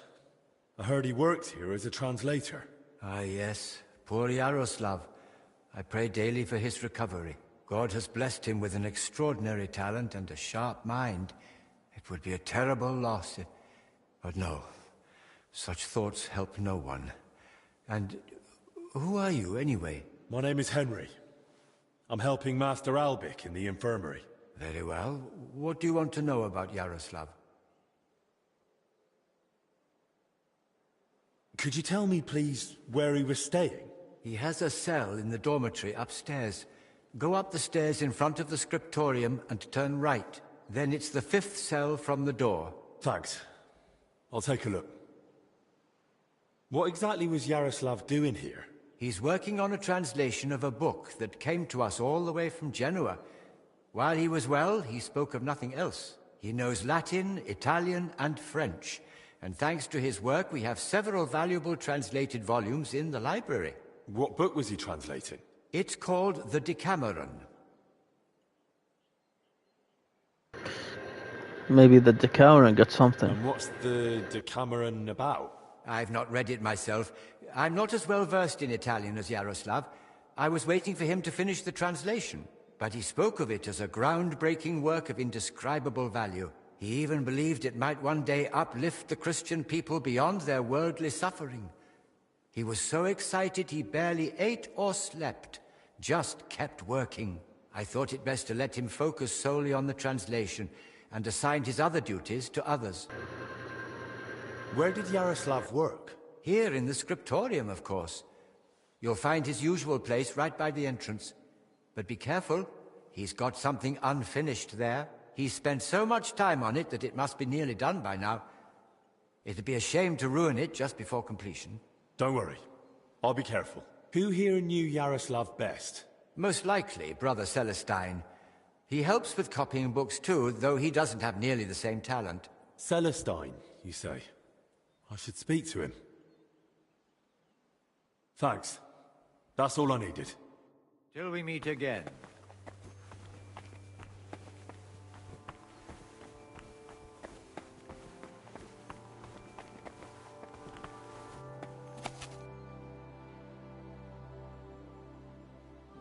He began the book called Decameron, also known as the Ark Procarius, which contained 100 tales told over 10 days by 7 ladies and 3 young men. In these tales one may find joyful as well as sorrowful stories of love, along with many adventures that took place both in these times and in days long past, when the aforementioned ladies come to read them, they shall be able to draw equal parts amusement and sound advice from the jest therein, and by such advice discern not only what they ought to avoid, but also what they ought to follow. And I believe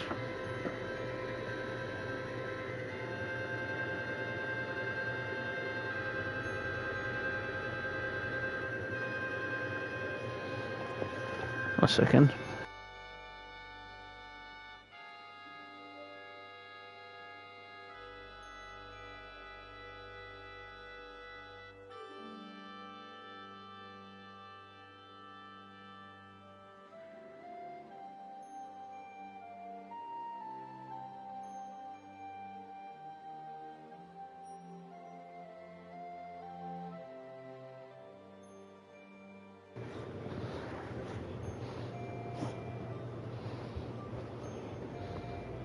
So this to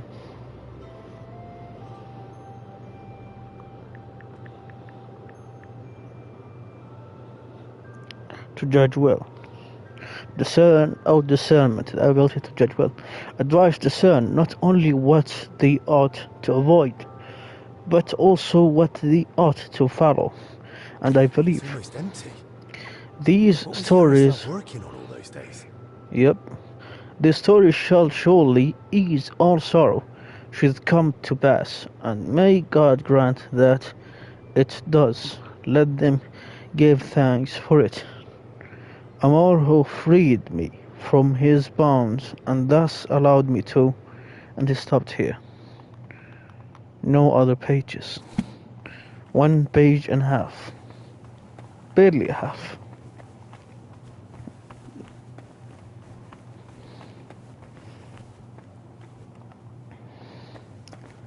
Apparently he was joining the company of the young lady, aside from the priest, which that caused the illness to start with.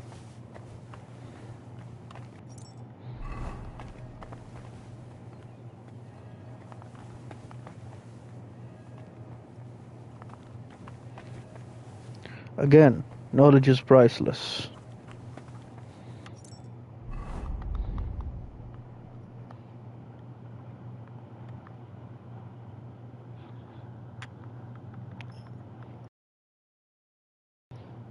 I do have the books, so it doesn't matter. I learned everything here. You call that a fucking library? It's got nothing.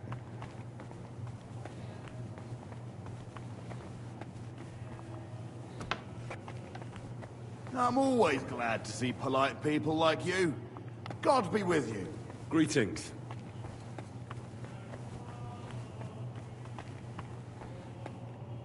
It's up.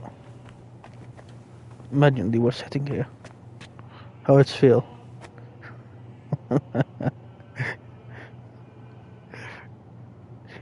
Speak, peasant.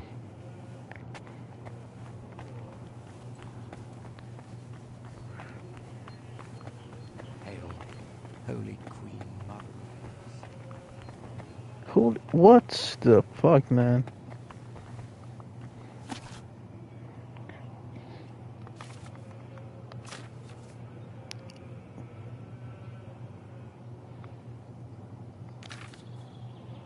Follow the lives of the saints, read of their works, that you may direct your steps to your salvation and not to eternal damnation in the flames of hell. in the Psalms. Seek instruction about yourself, for know that he who turns to God turns by himself, for there can be no sense prayer without inner soul, and no soul without the truth of God. And that's it. That's 2 pages for a whole book.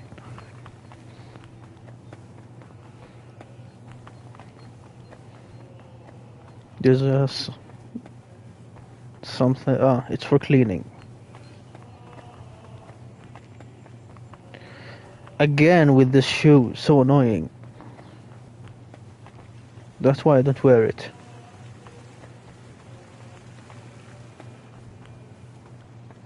This is the dining room.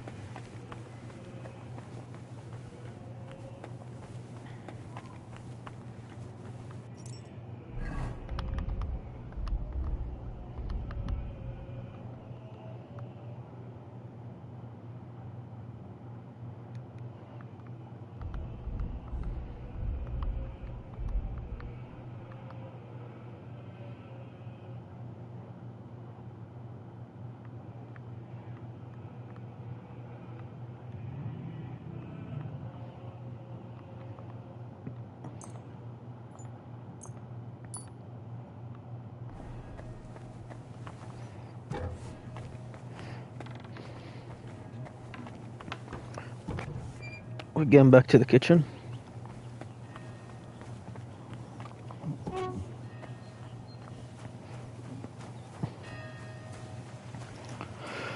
Huh.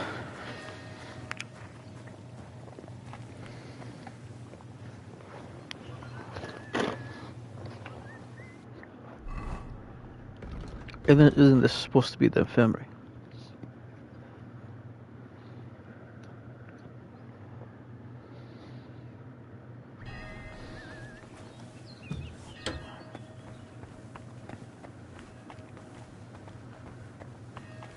I've been here. It's up. When you get there, tell you up. How can I get up? Maybe there's a cellar going up from here. It looks like a fireplace. They must sit down there in the cold times.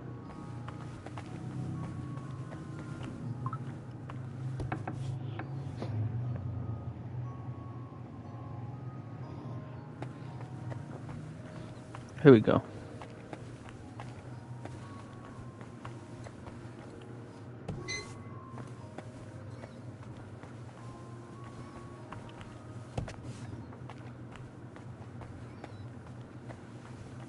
Looks like another infirmary. Ah, they were asleep. He said 5th one. Maybe I found something interesting here.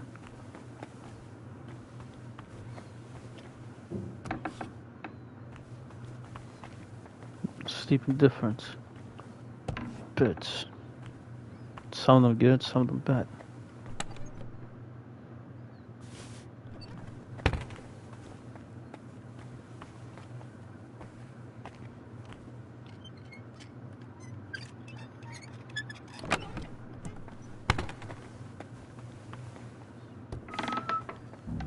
Still there's a light. Dawn. That dawn. Damn.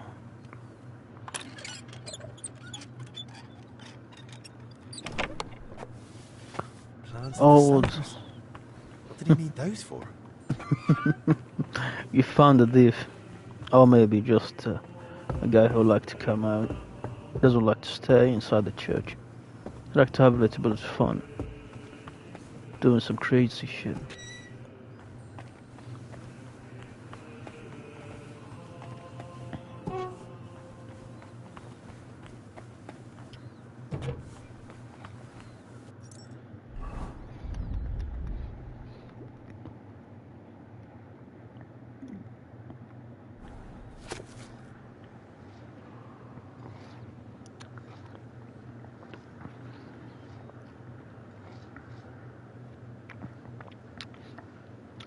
I can barely read anything.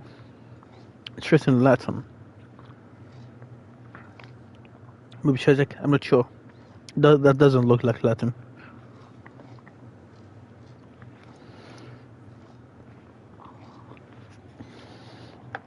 So,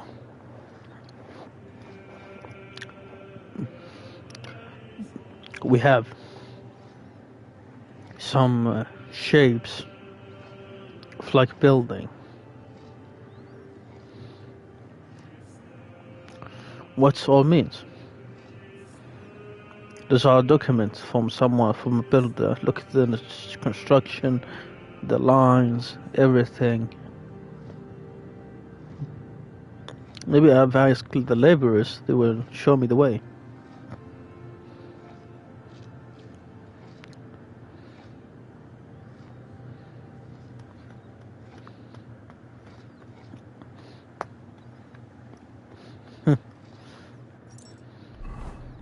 I need to know which one is that.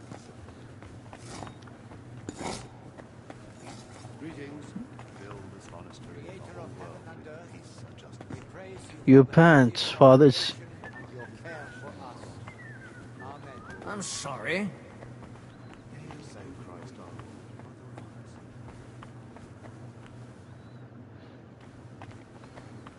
Now I'm gonna just keep off and turn the shit off. Want to be strong. Whatever. I believe in God, the Father Almighty, creator of heaven and earth, and in Jesus Christ, his only Son, our Lord, who was conceived by the Holy Spirit and born of the Virgin Mary. Greetings to He you. suffered under Pontius Pilate, was crucified, died, and was buried. He descended into hell. On the third day, he rose again. He ascended into heaven and is seated at the right hand of God the Father Almighty. He will come again to judge the living and the dead. I believe in the Holy Spirit, the Holy Catholic Church, the communion of saints, the forgiveness of sins, the resurrection of the body, and life everlasting. Amen. You know, I have a feeling that Henry, if he know the faith or religion that is more righteous, he may fall in belief with it. He seemed like a well person, like he have a strong faith, strong beliefs. He searches for mercy and justice, not for corruption.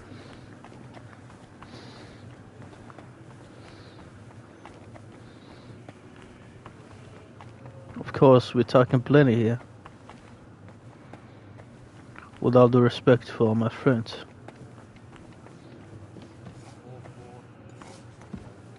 What's inside there is very interesting. I will ask him about the valuables though, where he gets it from. Maybe he will fuss. I will back to the infirmary. After I finish with Celestius, whatever his name is. He's here. What do you know about Brother Yaroslav? The librarian said you knew him better than anyone. That's right. We joined the monastery at the same time and just got on somehow.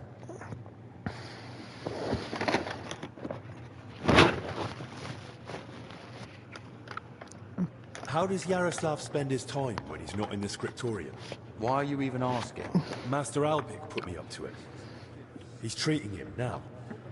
He said it might help if we knew more about Yaroslav. I see. And how is he? Is the treatment working? Honestly, I don't. I'm no physician. I understand. I'll just keep praying for him then. What did you want to know? How does Yaroslav spend his time? Same as all of us. Work, prayer, studying the scriptures, and sleep. Yaroslav is completely immersed in his books. He's currently translating a new one from Italian. It's called the Decameron. He often stays in the scriptorium late into the night because of it. Shows up for morning prayers with his hands, sometimes even his nose, stained with ink. And what does he do all night that he doesn't even sleep?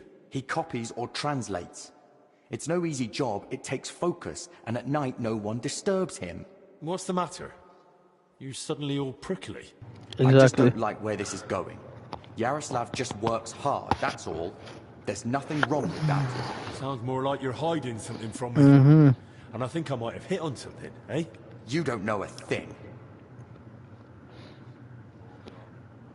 All very hard. Sanskrit is at stake. Don't lie to me. For heaven's sake, Yaroslav's life is on the line. And your stubborn silence is only making things worse. Hasn't that occurred to you? This has nothing to do with the illness anyway. How can you know that? Are you a physician? No. Well then, Albic sees a connection, so at least trust him. And tell me everything you know. Oh dear. Promise you really won't tell anyone. That's not an option. If I find anything that might help Albic with the treatment, I can't keep it to myself. All right. I just hope Yaroslav forgives me. One night, he accidentally woke me. The door to his cell creaks horribly. I already suspected his translation was taking oddly long, so I followed him that night. At first, And you found the it cellar. looked like he was heading to the scriptorum. But he headed the After he other way. went down the stairs, he turned right and went down into the cellars. But when I went in after him, I couldn't see him anymore. I lost him in the dark. And you've no idea where he might have gone? Not a clue. As far as I know, it's just barrels of wine down there. And empty wine barrels. Why didn't you want to tell me? Because I just don't want Yaroslav to get expelled from the monastery. Just for going to the cellar? That doesn't mean anything. What if he was meeting someone down there? Mm-hmm. Someone A woman. no one's supposed to see him with. What, like a woman? Well, I once saw him standing in the monastery doorway with some wench, and they looked like they were having a grand old chat. And where exactly did you lose him, in the cellars? In the corridor leading to the scriptorum, at the passage to the stairs to the lower level. There's just one more thing I'd like to know. Has Yaroslav spoken to Brother Stephen recently? About confession, maybe? I don't think so. Yaroslav doesn't neglect prayer or fasting, but he only rarely resorts to confession. So you mean he sins, but avoids confessing it? He hardly sees anything as sin. How can I put it? He chose a life of asceticism, but he's not afraid to live. He once said, "Why would God create the world if he didn't want man to discover it?" The wench you saw Yaroslav with, was her name Blazhena? Because she's now in the infirmary It's with her. that same illness. I don't know. I was mainly looking at Yaroslav. I don't even know any of the maids by name.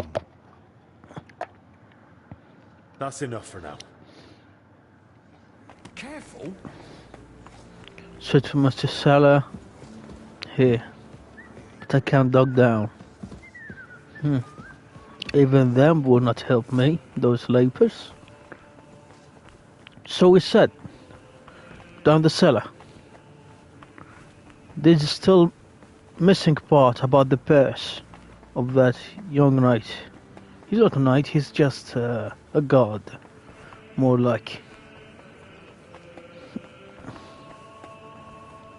And when we talked to that old man in the infirmary, he said, check the chest, which was his. He even gave us the key. He asked us to examine. So the jewelries are not his.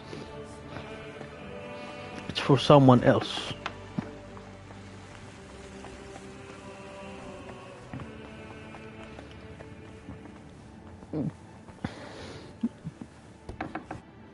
Forgot where's the infirmary at.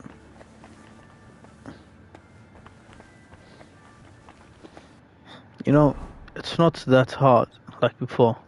Usually you do many mistakes before you even decide that you are doing good.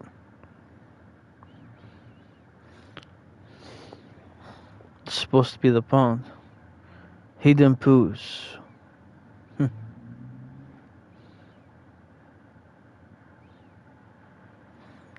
Flower storage.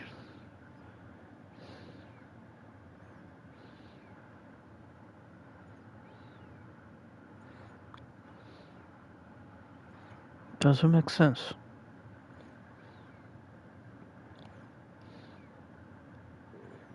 I need to go down there.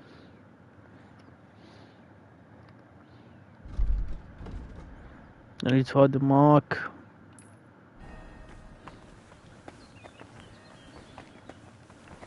Running will ruin my shoes. You know what? I'm tired of ruining my shoes. I'm gonna just remove them. You're tying me up from cracking.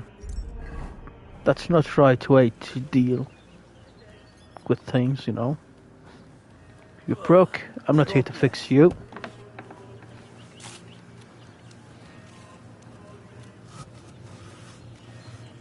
So, what are you doing running barefoot?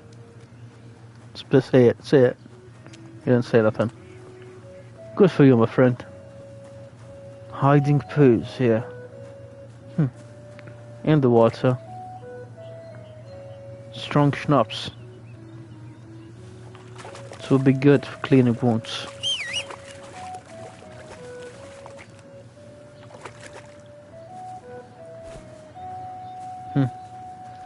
He said they carried him and it's around the bushes.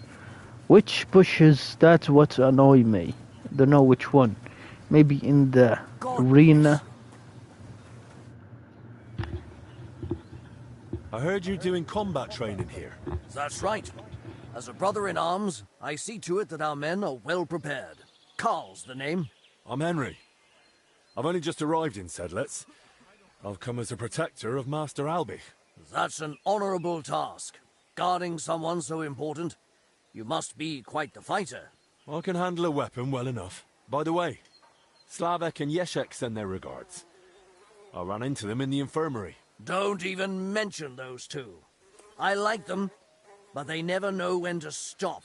Always end up battered for no good reason.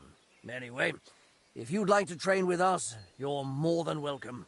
What are the rules? We start with the short sword. It's a quick and effective weapon. Our men must wield it like an extension of their own arm. We use wooden weapons. I had to ban iron, or some of these blokes would have ended up killing each other. The duel lasts until one fighter lands enough hits on the other, or until one of them yields. Come and fight. I can handle any of you with one hand tied behind my back. You've got courage, I'll give you that. Or maybe just a big mouth. I'm just saying. Where is he? There's not much that can surprise me anymore. I've fought to the death with many noble knights and some right rotten bastards. And I'm still breathing. Besides that, I've got experience in tournaments. I won in Kuttenberg. If that's true, all the better for our men. At least they'll get a proper workout. So, let's not waste time. Your first opponent will be Mark. We've recruited him this year in Moravian Pisek. He's new to our ranks, but he's already proven he can handle a weapon. Let's fight. For glory! Why did you do that?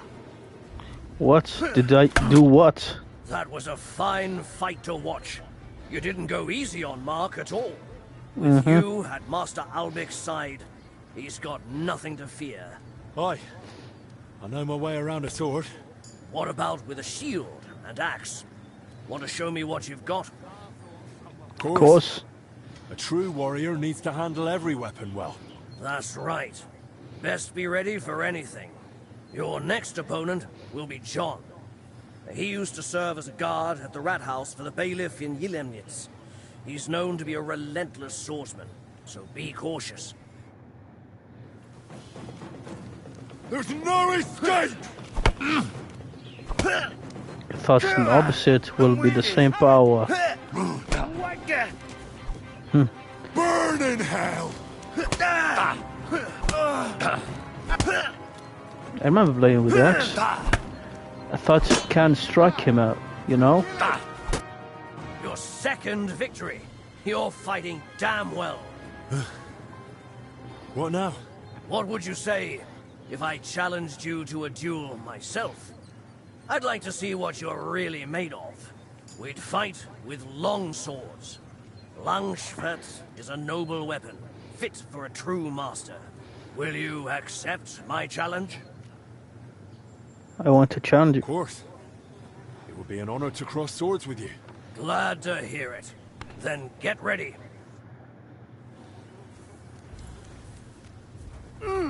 Ah! Ah! Ah! What was that? The Come on. executioner sharpening his axe for you. Ah, shit! What's executioner? You dimwit.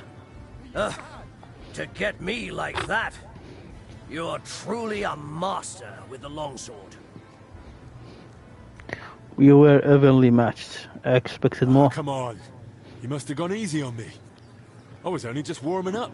I may have underestimated you a bit, but your victory is well earned. Allow me to personally thank you. Everyone I've trained who managed to beat me in a duel, I've given a sword from our Order's armory. Let it be a token of your martial prowess.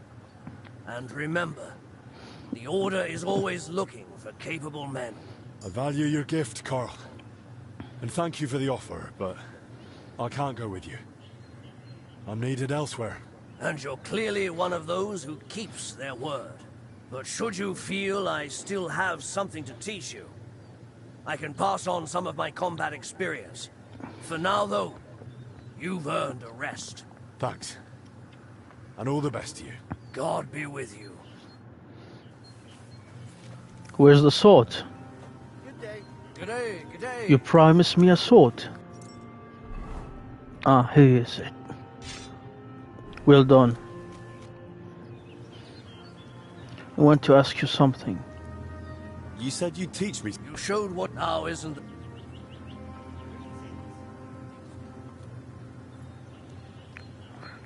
How long have you... For as long... My father wasn't the most warm-hearted man.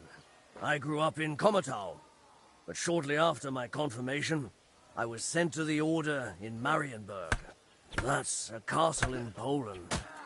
The most... That must have been hard. It was a relief. I only found my true family among the brothers of the Order. What can you tell me about Ludolf? I would trust him with my life. Is he strict with you? He's above all fair. But yes, he needs to keep us in line. We have an important mission. What is your mission? To fulfill Christ's teachings, of course. Soon we'll march to Poland to fight the infidels. That. Ah, fuck! Faster! Christ! You got some energy. What are you waiting for? You're not allowed here. It's a small shrine, it's nothing. But what are you afraid of? Oh yeah, you hide your precious stuff inside it. Funny little people. You didn't hide gold in prayers. That's crazy. That's to get robbed. Not all people are innocent or noble. You put temptation.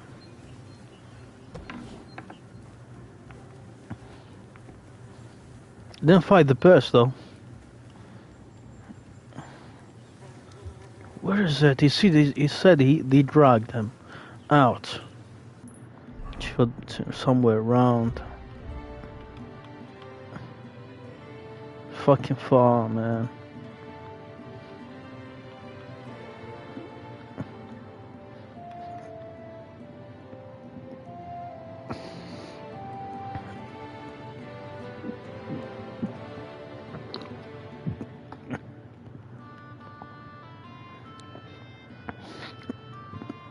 The infirmary should be here.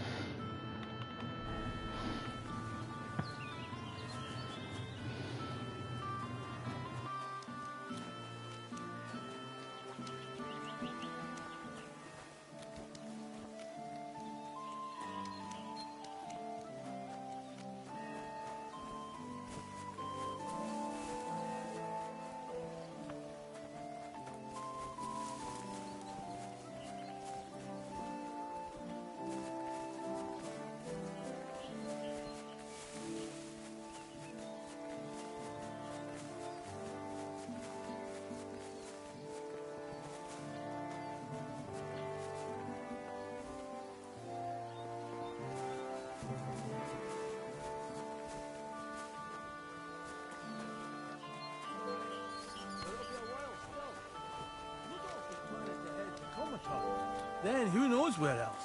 I know.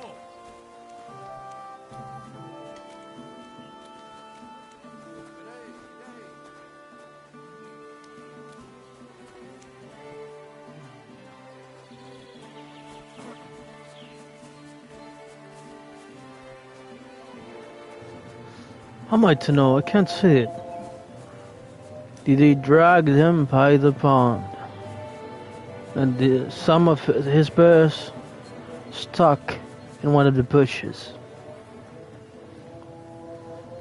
I don't see anything. Except that crazy thing, the green one. Where it went. Anyway.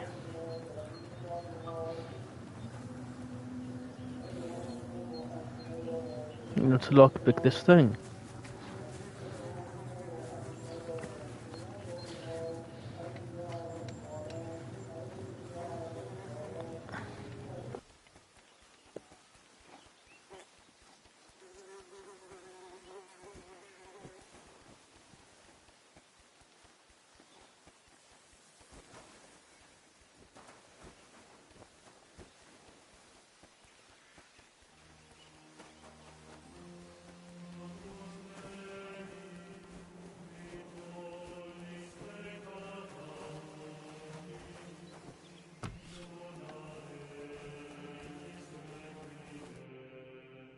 About that purse of yours. Yes?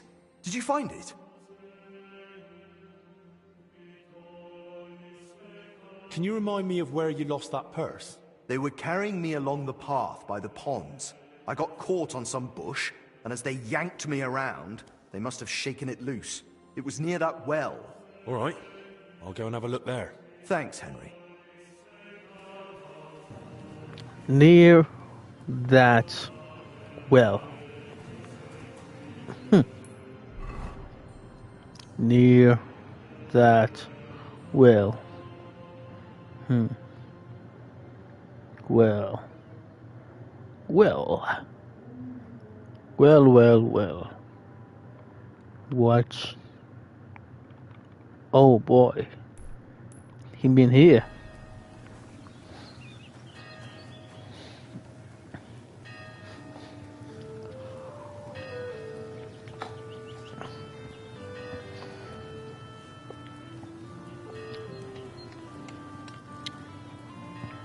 I love running barefoot.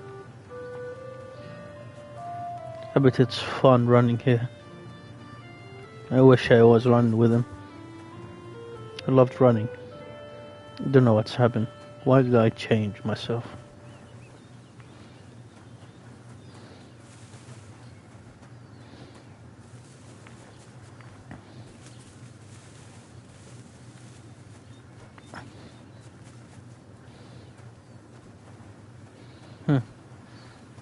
Near the well. The Yankton. Is it this well? Or is there another well? By the pond. Near a well. There's no wells here. No wells there either. They dragged him.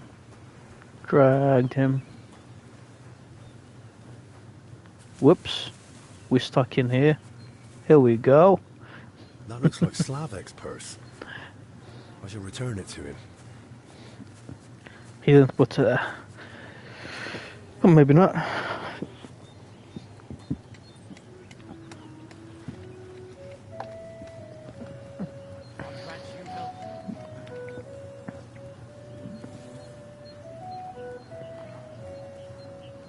He should say by the big road. It will be very assisting. So, how much worth? How much does it worth? The purse sacrificed to the demon. Chalky water. Where is it? It's with others. Look at it. Leather purse. Worth 100. It's not much. About that purse of yours. Yes? Did you find it? Can't say no. I found the purse. I did. It was lying by the path next to that big bush, just like you said. Really? Let's see.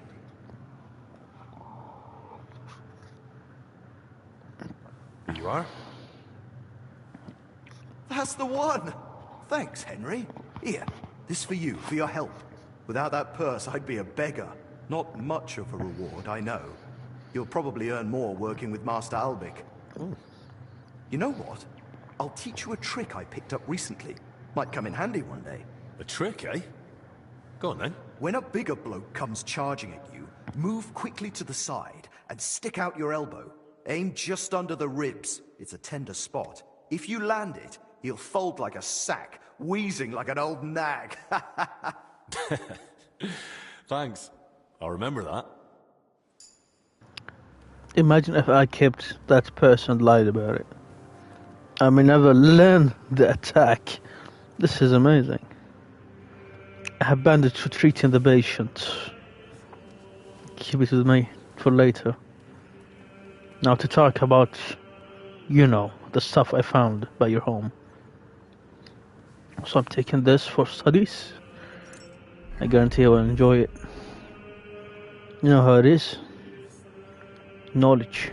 Though I already studied this one. You'll have to explain something to me. I expected all sorts in your cell, but jewelry? What's the meaning of it? You'll have to figure that out. I've already told you more than I should have. That's no help to me. It was all about the jewelry from the start, wasn't it? You sent me to find it. I didn't send you for anything.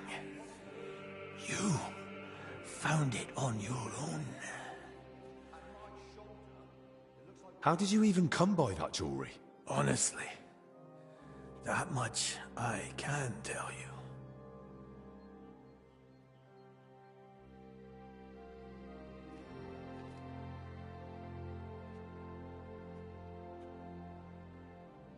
So you got it from someone? Not as a gift, I suppose. Maybe during confession? You know I can't say any more than I have.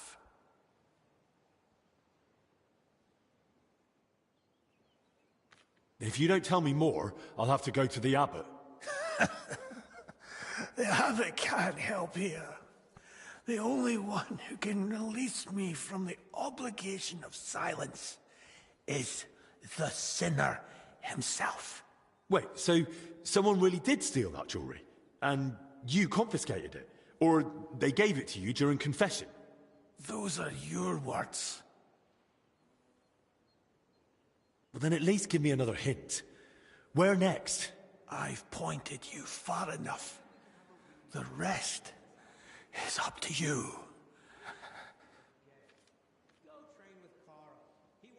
Thank you, brother. I know I should not say thank you, but that's the thing I should do. Tell me a bit more about yourself. Gladly. What do you want to know? You've known Albic for quite a while now, haven't you?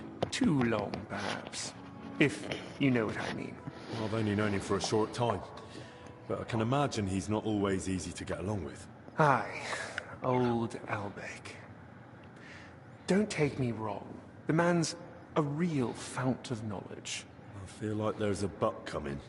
What's more, he's always had the gift that whatever he does, he makes it look easy. It was only when I tried something myself, under his guidance, that I realized how many mistakes could be made. You should have heard the earful he gave me. When the rat-eye captain, Bernard, gave me my first sword fighting lesson, it ended up similar. He beat me like a dog. Is that so? But that must have been a long time ago, eh? When someone manspreads.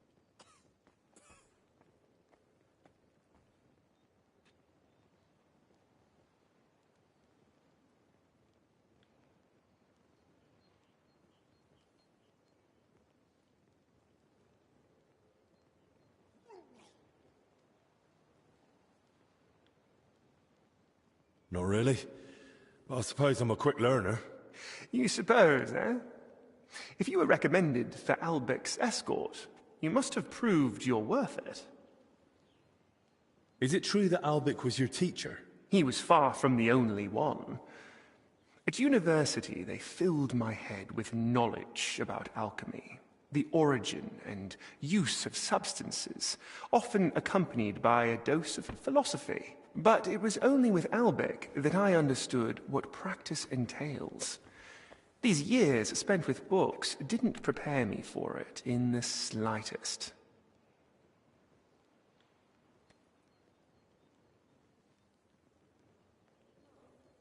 I thought Albec fits in more with books and alchemical instruments too.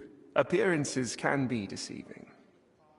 He's a knowledgeable man, but I've never seen him more in his element than when he's caring for his patients. Sometimes he thinks he'll save the whole world with his head full of wisdom. And don't try to argue it with him. What surprised you most in medical practice? Hard to say. You get used to the smell of blood and pus eventually. Same with the screams and cries for help. But when someone's child dies in your arms for the first time. Well, that was the first and last time Albec and me got drunk like animals. Serving as King Sigismund's personal physician must be a huge responsibility, eh? Responsibility, too. But above all, it's constant alertness.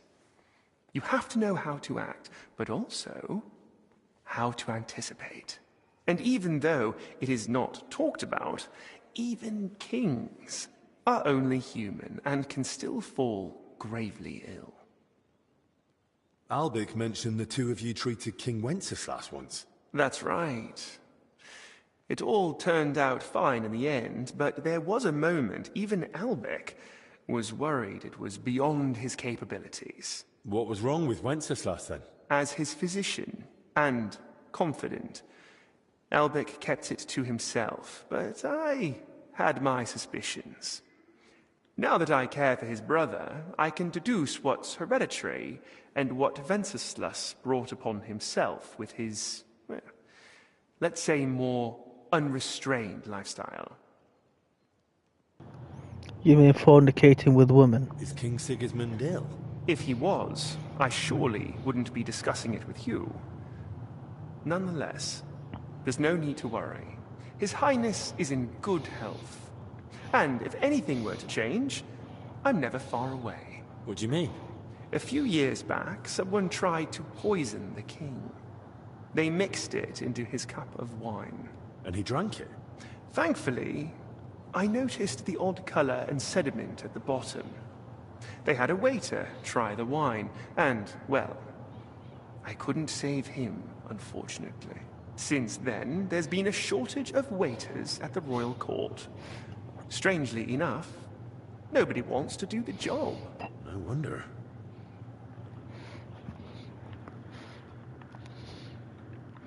Did I hear correctly that you're from Prachatiec? How is it there? My, you have a good memory. Yes, I am. But, to be honest, I left there years ago to go to university and haven't had the chance to go back yet. So you haven't seen your family since then? I'd married myself to the king's service. The house went to my sister and brother-in-law, and they are doing well. Years ago, Prachatiec was granted the privilege of trading in salt from Passau by the king, and my brother-in-law knew how to take advantage of that. Who's that companion of yours? Dinesh? That's an odd story, actually. I'm not even sure how he made it to the royal court. Maybe someone originally took him as a prisoner. You never asked him? He doesn't want to talk about it, and I respect it. His family doesn't have the best reputation, and Dinesh does well not to associate with them. His family? What happened? Ask him yourself. It's not my place to tell you about it.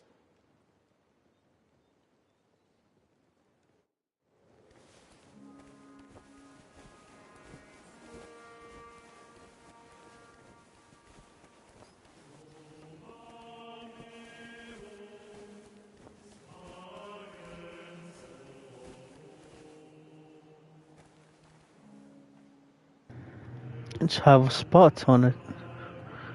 Better translator. It looks like the plague. Where are you trying to sneak to? Careful. Ah, come on, buddy. What about the lady? She look hell, but there is no spot. Neither the old man has a spot too. Look, maybe we could have a rematch once they let us out of here. What do you say? You, forget it.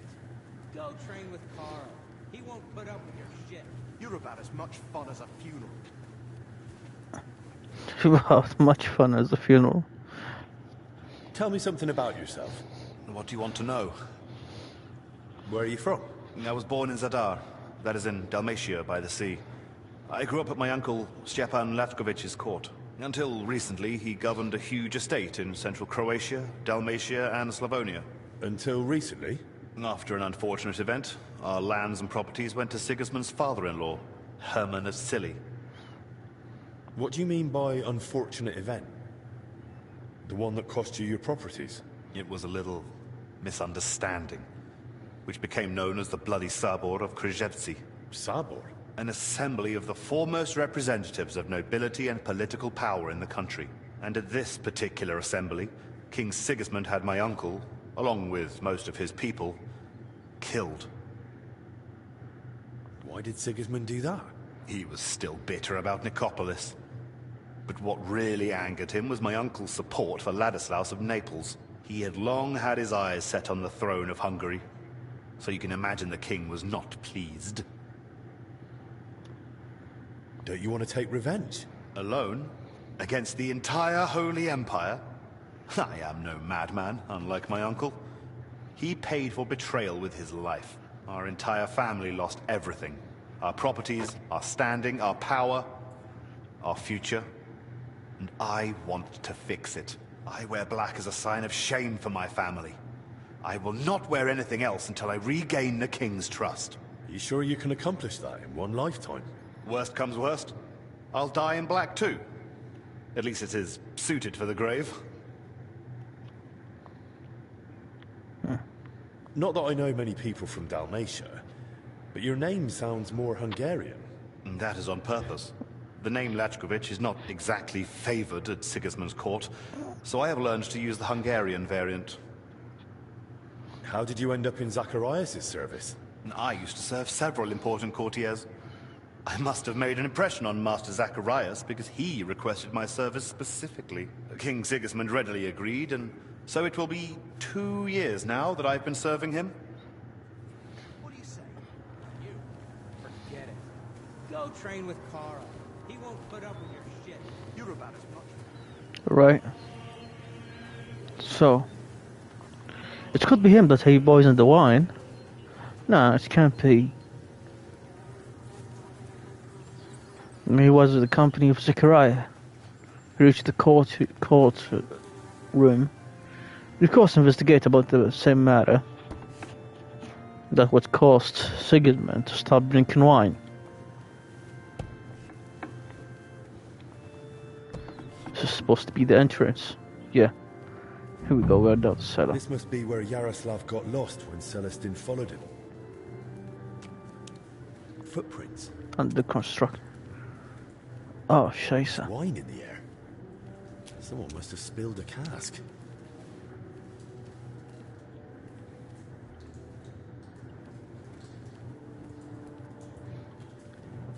What's this space? It's the cellar still under construction. They put all the equipment. It's not dry yet. It says where they make the wine. It seems very old. It's been abandoned. Those are all the equipment still. They're not using them.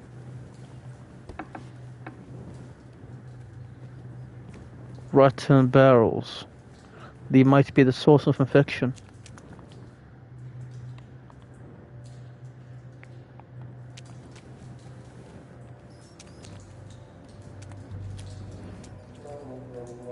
The rats are everywhere.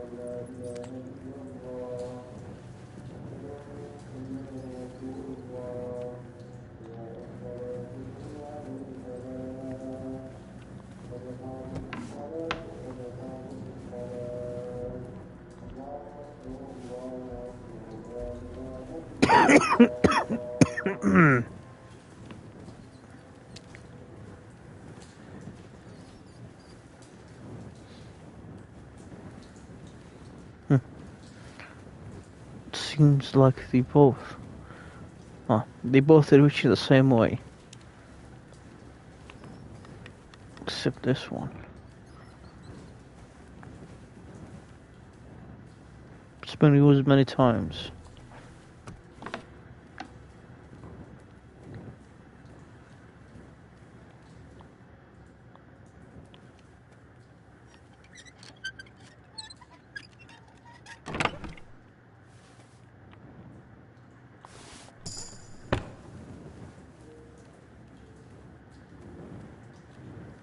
Soap for cleaning.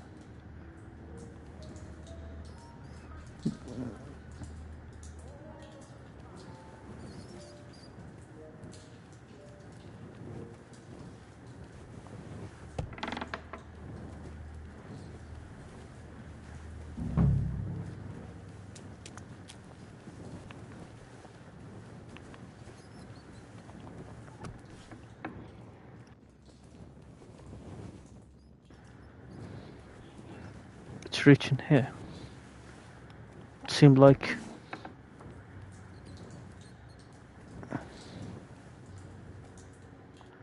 What's this? Playing dice at a monastery? Mhm. Now Just what would the sneaking Lord here. think? We're not playing dice. This is a spiritual disputation. We're discussing sacred numbers. Lord, let this man have a short memory and forget what he's seen here. I can just see the abbot blessing this disputation. And God threw 3 wands and saw that it was good. The abbot only blessed fasting and above all silence. He fears illness just from anyone coughing in the choir. Please, brother. The abbot doesn't know about this, and he doesn't have to, does he? Besides, judging by the looks of you, brother, you seem like you're a playful soul yourself. What do you say? One more round before we, repent? right. What are you playing for? I'd rather not. I've made my mistakes, but gambling with a couple of monks isn't one of them. Then at least don't tell the abbot. What he said. Let the abbot say blissfully ignorant. Blissfully ignorant. Wow. Careful.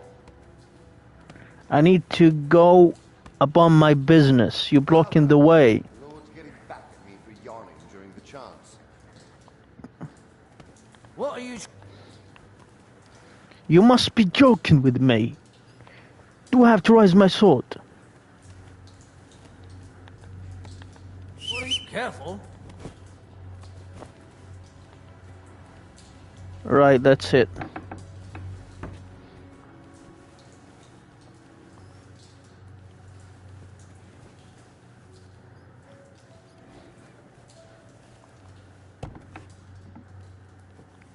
Fucking asshole.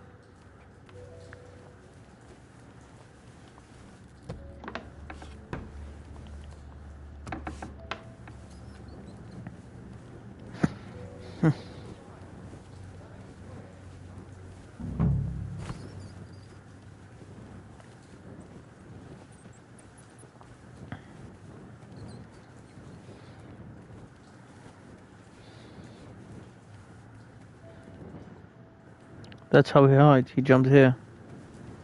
But where's this place lead to? Still a wine. Maybe cleaning room?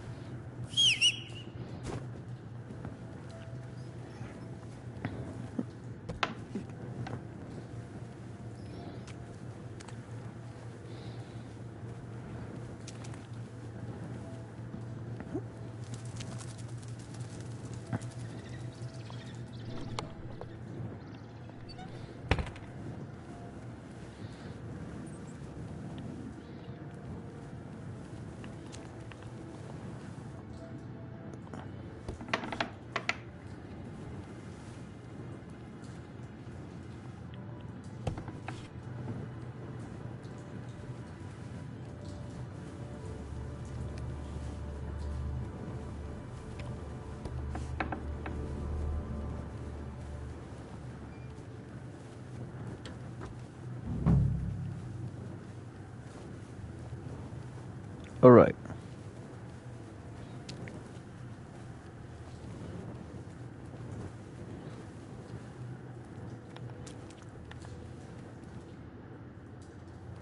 There's a wine leakage from this one. It's open. Came here.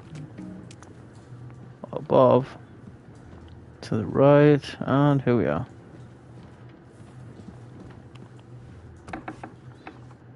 What the? Hey! How did you get in here? And who are you? I'm trying to find out more about the 3 sick people in the infirmary. And all the signs led me right here. Christ's precious passion. May the Lord forgive us. Forgive you for what? And who even are you? Wojtek. We were writing a book here. All of us. All the three of you have been the mate. What book are you talking about? You don't mean the Decameron? Oh no. Yaroslav finished that one long ago.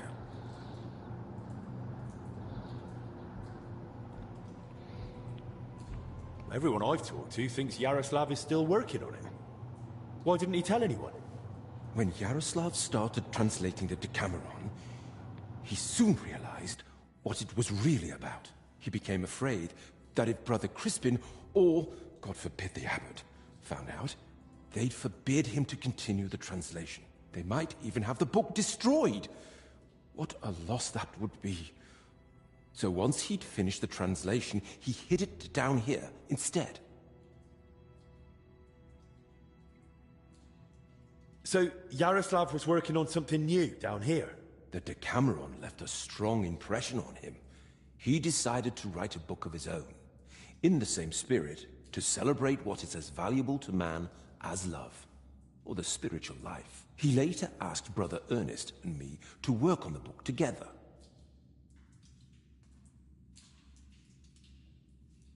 And what exactly did Yaroslav want to write about? About humor, wit, laughter.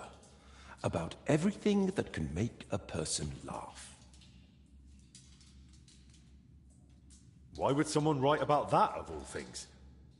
I thought books were meant to be about... Something lofty? Oh, something like that. Yaroslav believed that a sense of humor could help a person in hard times just as much as strong faith could.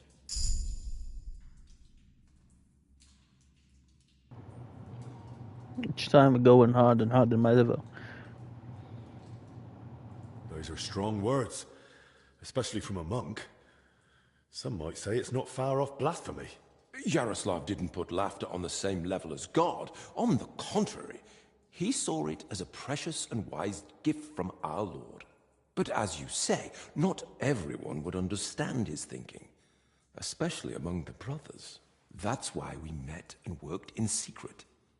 Sometimes we'd write all night, other times we'd get into heated debates. And sometimes we just tried to outdo each other with witty sayings. So basically you were sitting down here telling jokes all night? Among other things, but mostly we were working. Go on then. Tell me one of the jokes you came up with. Now? All right then. All right. Here's one. Do you know why monks lie down in the meadow among the sheep? Because they're waiting for the good shepherd.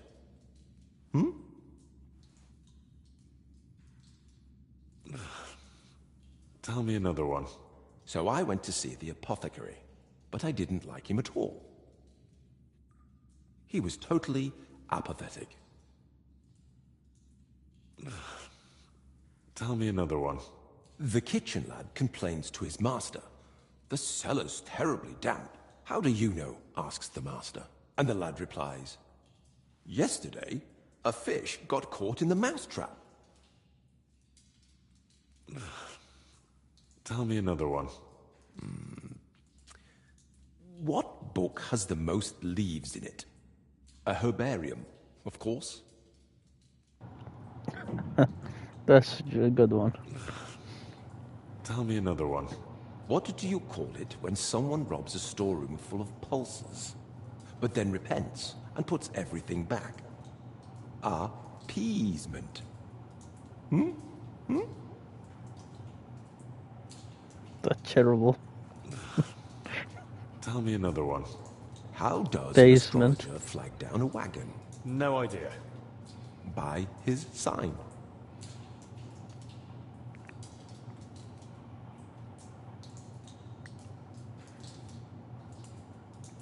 Well, not sure this is a good idea, but tell me another one. What were the last words of St. Lawrence when Emperor Valerian had him roasted alive on a grate? Turn me over. I'm done on this side. I know that joke. Actually, it's more hysterical. It's, accurate. Something really did happen. Tell me another one. 5 clergymen meet, and they've nothing to tell each other. Because they all turned up.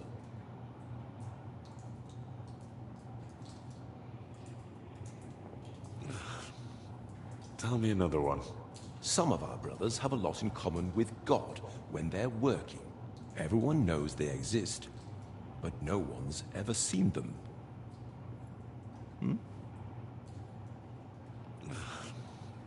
Tell me another one. A knight goes to confession and tells the priest, I feel a great weight on me that won't let me sleep at night. The priest replies, have you tried taking off your armor before going to bed? Tell me another one. Why doesn't the monastery's rooster crow? Because he's taken a vow of silence too.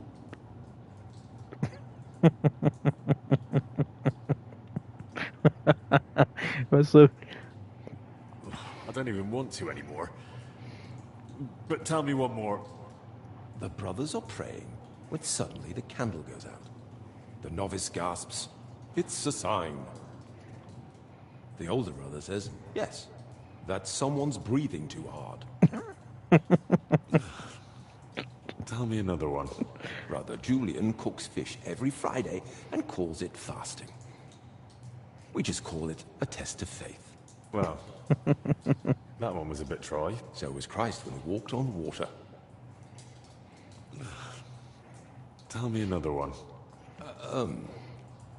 I think I'm out of jokes. Oh, shame. I was hoping to hear a few more. Sadly. But once Yaroslav gets better, we're bound to come up with more. who wrote the book? Who helped write your book? Me, obviously Yaroslav, and Brother Ernest, and also Blazina. Blazina. Why the woman is with you? And what was Blazina doing here? She's a maid. She probably can't write. And women aren't allowed in the monastery, are they? I didn't get it at first either. Why Yaroslav brought her here. If anyone had found out, the abbot would have thrown us all out. But I soon understood. Humor isn't just for the educated or wealthy, let alone just for men. Laughter belongs to everyone. How could we grasp its breadth with just our limited experience? So, this isn't about any sin? Blazina's just funny? More than that. Her laughter, sense of humor, her knack for knowing when to make a joke. It's a true gift from God. Who exactly is Ernest? I don't think I've met him. One of the older brothers. He's in charge of all the building and repairs in the monastery. And do you know if he might have fallen ill, too? No idea. But now that you mention it, I haven't seen him for a while. And when I think how Yaroslav and Blazina are doing... I'd best go and check on him myself. Where's his cell? It's one of those under the abbot's quarters. The middle one on the right, if you're facing from the courtyard. What about the elder confessor, Stephen? Was he never part of this? He's got nothing to do with it. He doesn't know a thing, unless someone slipped up during confession. And how are you feeling, anyway? Are you all right? Yes, at least for now. No symptoms? Weakness, rash, fever, anything? Nothing like that, I swear. If you start feeling bad, report to the infirmary at once. Understood? Of course. Where did you say Brother Ernest's cell is? It's one of those under the abbot's quarters. The middle one on the right, if you're facing from the courtyard. How long have you been meeting here? Since the start of summer. So at least 30 days? Roughly. I don't remember exactly. Sorry. I've heard enough. I'll go and check on Ernest now. Wait. What about me? What's going to happen to me? I told you. If you're not feeling well, go to the infirmary. Albic will take care of you. Don't worry. I meant our book. Please, don't tell the abbot about it. We weren't doing anything wrong. But if he found out, he'd throw us out. I'm not promising anything. Well, I have to tell Albic that the sick spent a lot of time together. But I probably won't go into detail. I understand. I'll pray that all the sick recover swiftly.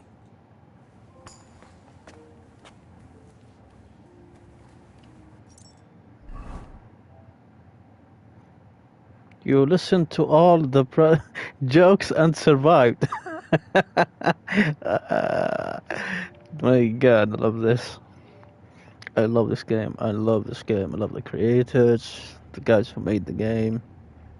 Yeah, well, sadly they are not around to tell me about it. Those guys are the best. This game is one of the best games I ever played in my life. Swear to God.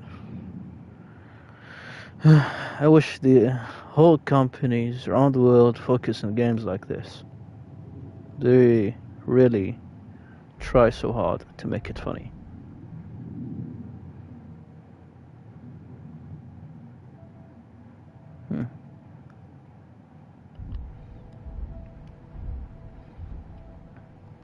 What I was thinking about, the journal. We finish, take a breath. Ooh, it's damp, chilly, but the air is clean. If the disease really spreads through foul air, then they must have caught it somewhere else.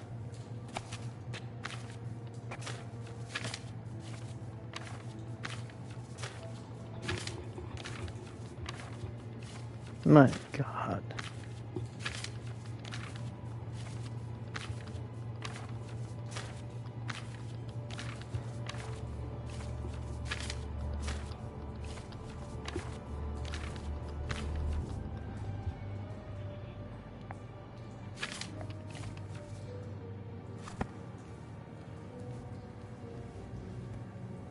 Excuse me? Loads of written parchments. They really must have been meeting here for a long time.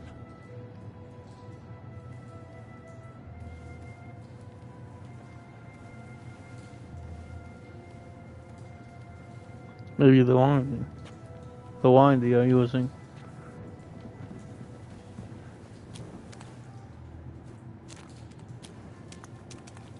No, that's the thing that I didn't get. What's happened to the wine? What does it have to do with anything? How did it get even sick? We'll see Ernest. Maybe I'll find the clue. Oh shit. I'm too late.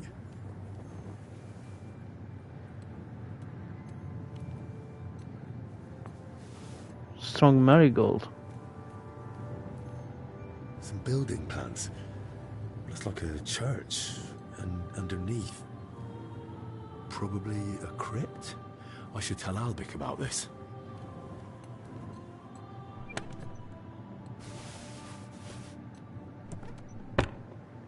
Nothing unusual. Everything's still the same.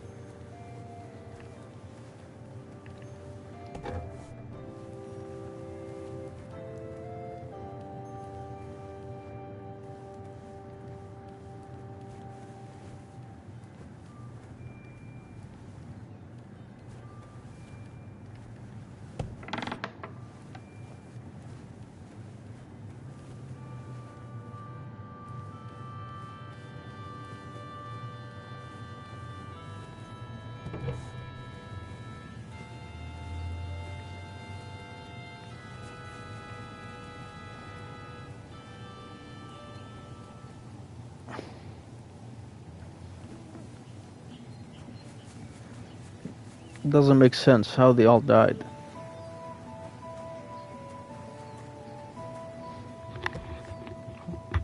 How he died and how they get sick. What's the reason?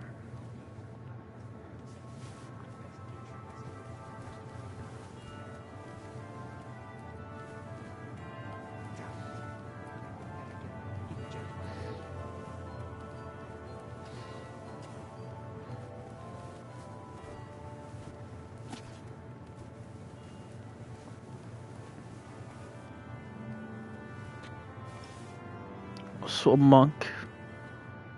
How do you have the same sickness? I found another infected. You're not the only one. While you were gone, they brought in several more. So, where's your sick man? With the Lord now.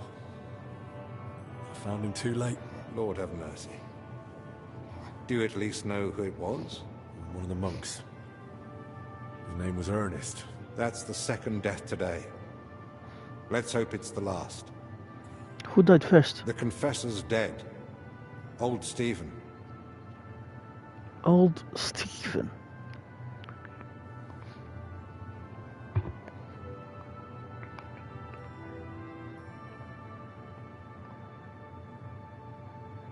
Don't blame yourself.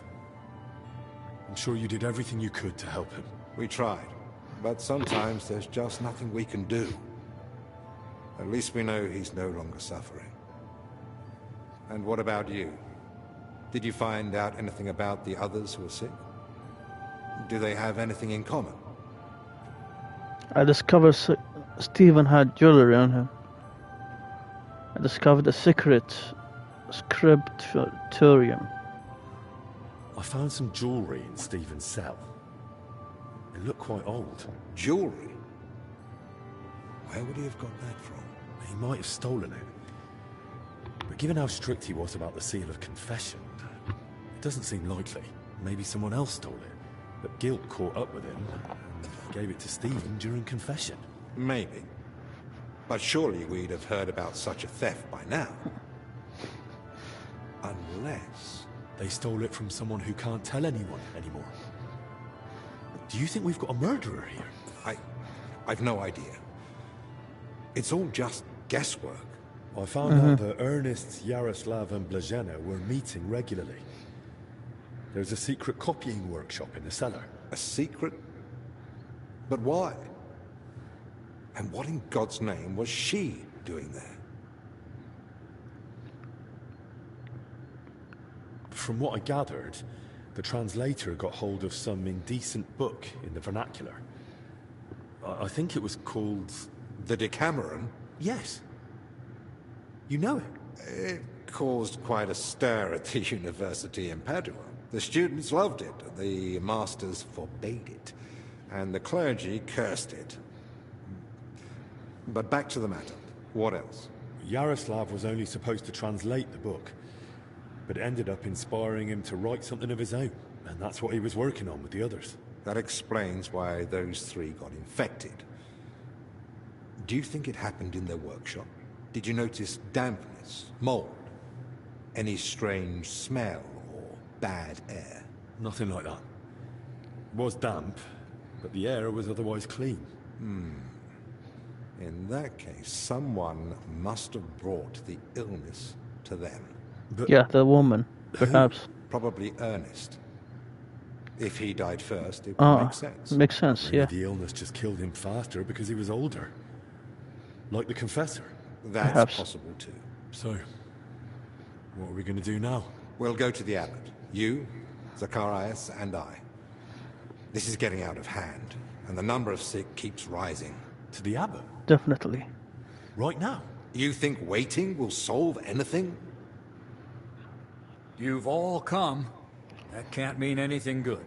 The truth is, more are falling ill and the infirmary's filling up fast. We're trying to give them all they need. But soon there'll be no beds, and they'll have to lie on the floor. How many have died? The old confessor, Brother Stephen. And Brother Ernest, too. Ernest? He died in his cell. No one even knew he'd fallen ill. So, it started then. Ernest wasn't treated. Even mild illness can be deadly without care.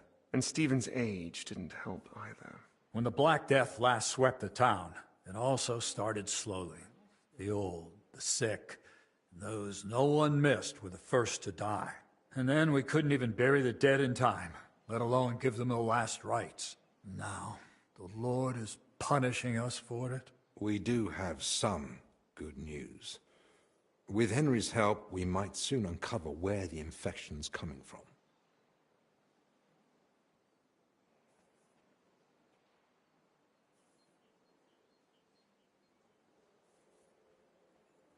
We know that Brother Yaroslav and that maid both met with Ernest, so the illness must have spread between them. They all met? Even the maid? Why? Well, I didn't mean they were all together at the same time. Just that both Yaroslav and Blazhena had encounters with Ernest. Why would a maid be meeting with Ernest? That makes no sense. Ernest never left the monastery grounds. He did, in fact. Fairly often. He was one of the few allowed out for work reasons. Then they must have run into each other by chance, somewhere outside. Very well, then. Just breathing the same foul air as someone infected for a while puts you at risk. And since I found Ernest already dead, we believe he's the one who brought the sickness among the others. If he was the first to die, then he must have been the first to catch it, right? But where did he catch it? I don't know yet, Father. But I have certain suspicions.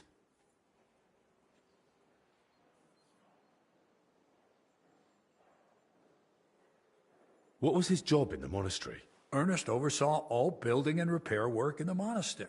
And what had he been working on lately? He'd been supervising repairs in the church. A floor had collapsed above the crypt recently. He was assigning tasks to laborers and overseeing the work. Which crypt do you mean? Some important nobles are buried there. But most of all, it's the tomb of my predecessors. May their souls rest in peace. That might be the source of the foul air. The illness could have spread from the exposed crypt.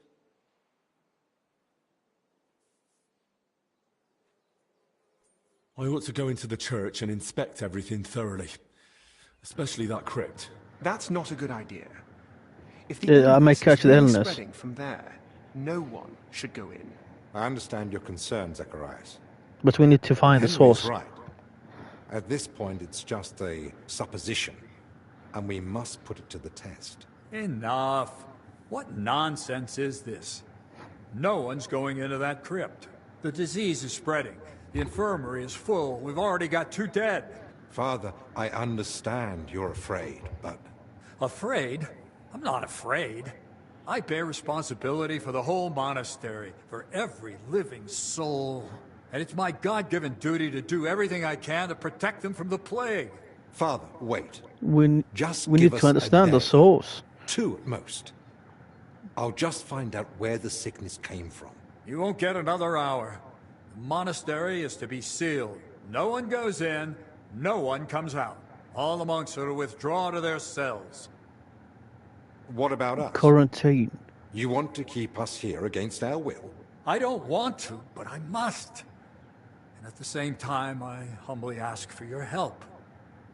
Believe me, you'll be repaid when the time is right. You came to me with a certain request. Help me, you may consider it granted. It's for the best, Albec. Even if it turns out not to be the plague, it's still a deadly illness. And we're within sight of the town. If it spreads to Kuttenberg, it'd be a disaster.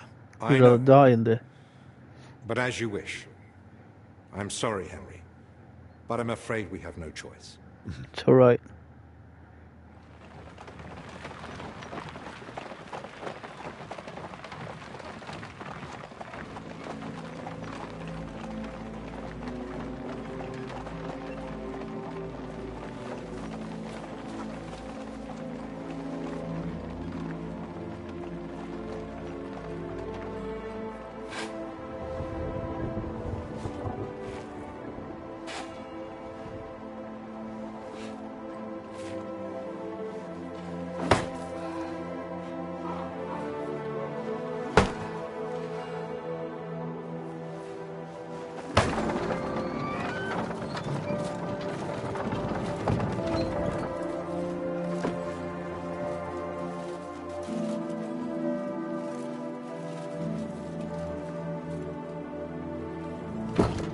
tibi domine fratrum nostrum, militer commendamus, ut quem in hac vita mortali, immenso semper es prosecutus amore, nunc manis omnibus liberatum, in requiem in gredi iubias sempiternam.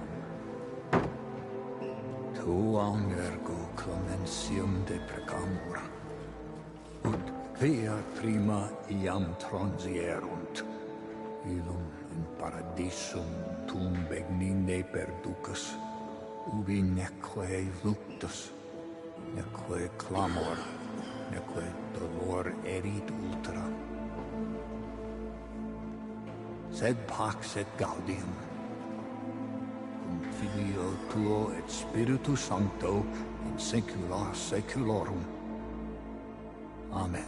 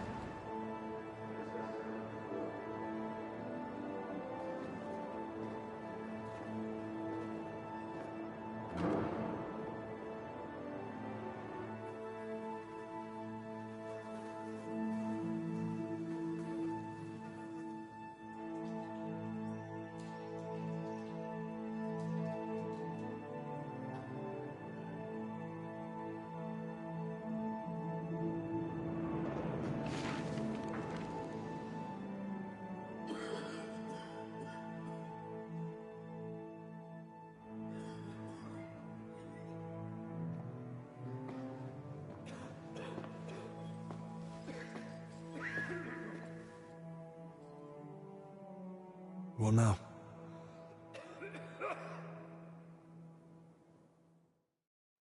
This whole situation keeps getting worse. How am I meant to treat a disease I know? Then what do you suggest? The abbot's forbidden us from going anywhere outside the infirmary. Not only that, he's had the monastery gates shut. No one's allowed in. Or out. Ludolf's men are even patrolling the grounds. We're literally imprisoned. Still, something must be done. The beds are nearly full, and there's not endless space on the floor either.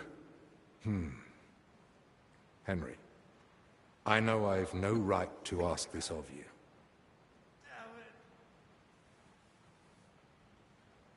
If there's anything I can do to help, tell me. The sooner we... well, you manage to get this sickness under control, the better for everyone. Thank you. I appreciate that. Well now. And here you were acting like you'd been forced to take that assistant on against your will. Actually, that was the case. But let's get to the point. Search the church crypt. If there's a plague grave down there, uncovered by that collapse, then at least we'll know for sure. But surely no one would have buried plague victims there. That's where the abbot's tombs are. I'm not looking to confirm it. On the contrary, I want to rule it out. I still don't believe we're dealing with plague. I'll stay here and tend to the sick. Let me assist you, friend. Thank you. I appreciate that. There's enough work here for the both of us. Henry, try speaking with the workers repairing the collapsed floor. In the best case, they might have noticed something. In the worst case, they'll already be showing symptoms of the disease. And how do I get there? I'm not even supposed to poke my nose outside. The knights are patrolling the grounds. If they catch him wandering somewhere he shouldn't be, they'll have him thrown out. And the abbot will find out we're investigating the source of the outbreak despite his explicit orders. But this is about lives. Henry, I believe you can do it. But still, be careful.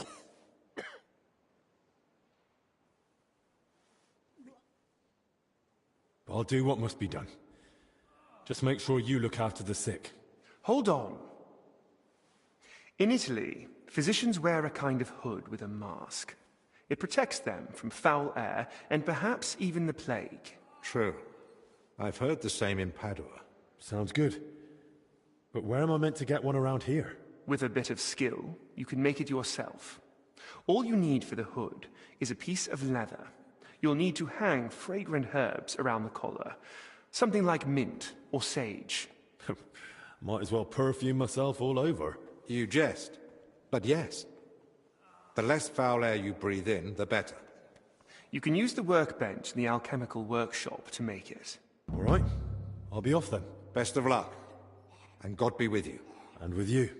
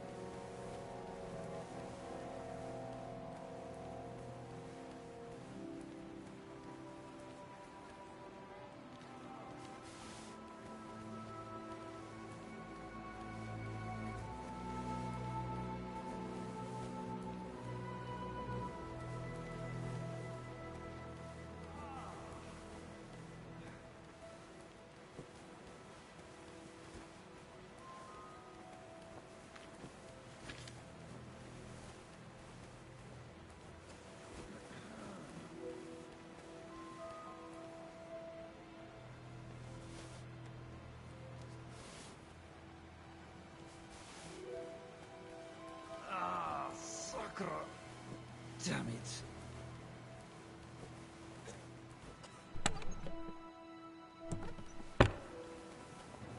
And where do I find the leather in such conditions? Investigate. Laddie, it's you. I wanted to help you, but it looks like I only made it worse. Scheiße. To let it go how it was, having abdominal pain.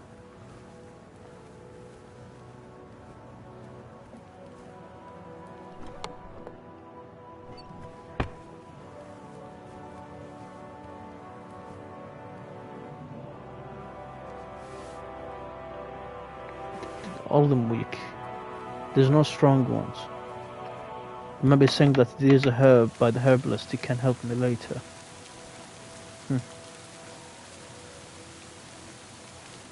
Let's start expanding the church with beds.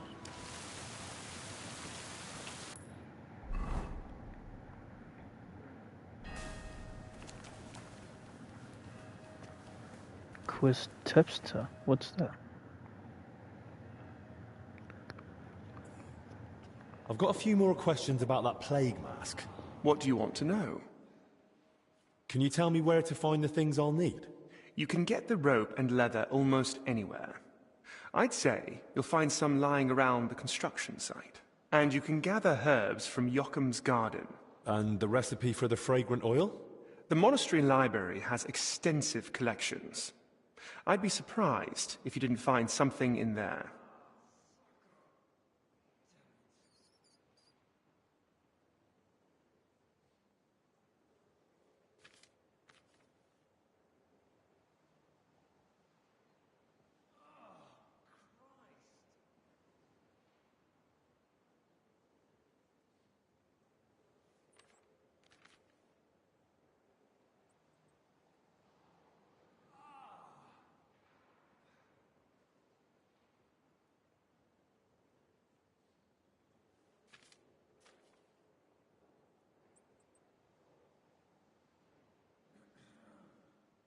How will the mask help me? Well, if you wear it properly, you shouldn't get infected. Or not so easily, at least. The herbs and oil purify the air around you, and the mask stops you breathing in the fouled air.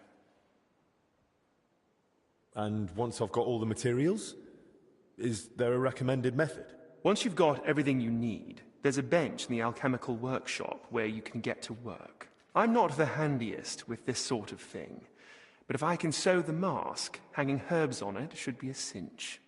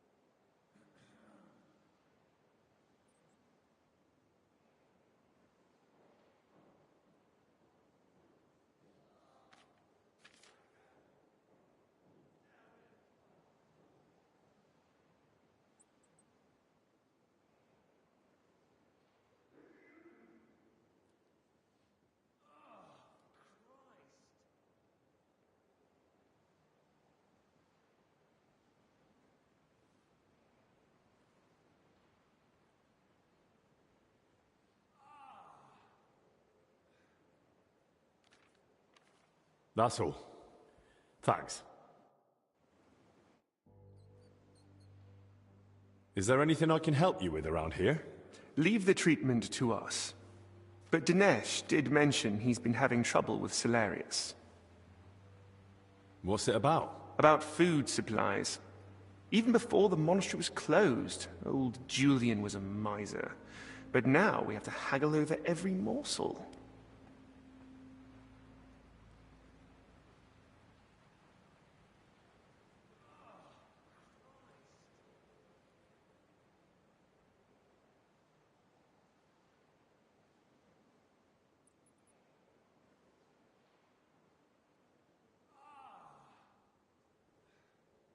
You really think I can do something about it? Couldn't hurt to try. Go and speak to Dinesh. He'll explain what's what.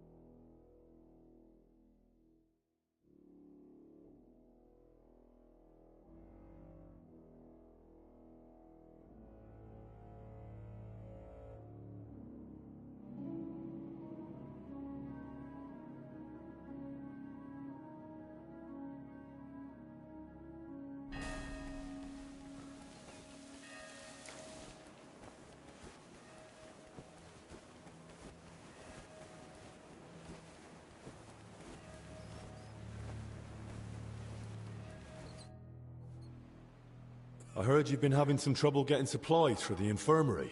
That's right. Old Julian seems to think the sick can live on decoctions and ointments. We get nothing but scraps. Well, if they want to let them starve, I don't know why they need 2 famed physicians for it. My thoughts exactly. I've told him 100 times, but he just keeps saying he's praying for them. As if that would help. Wouldn't it make sense to take it to the abbot? Surely the Salarius would listen to him. I've already suggested that to Master Zacharias, but the abbot hardly sees anyone, and certainly not folk from the infirmary. Is he afraid of the plague? Either that, or he's ashamed. Well, maybe I could try speaking to the Salarius myself and see if I can, persuade him. I won't stop you, but I've tried everything I could think of. What's your plan?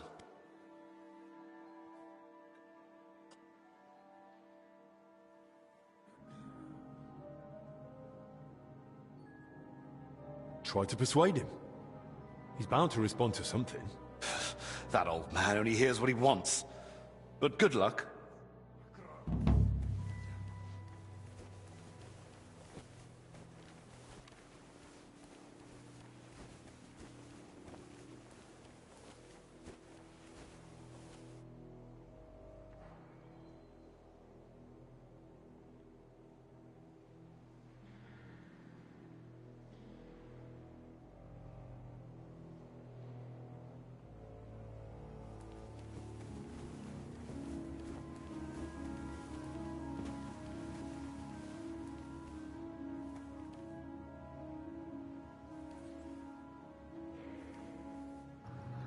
Oh, they fixed the problem where it's disappeared. The chain user disappeared, you know, which was funny.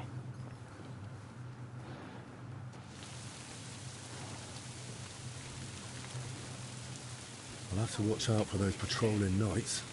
As long as God will, and as long as His grace, the abbot, requires it. Right. Maybe... Now I have to sneak.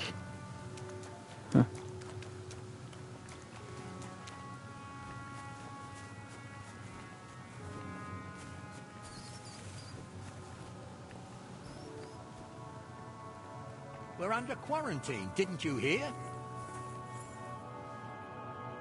I was just leaving. Well, what'll it be? Hear me? I'm going. Well, what'll it be? Hear me?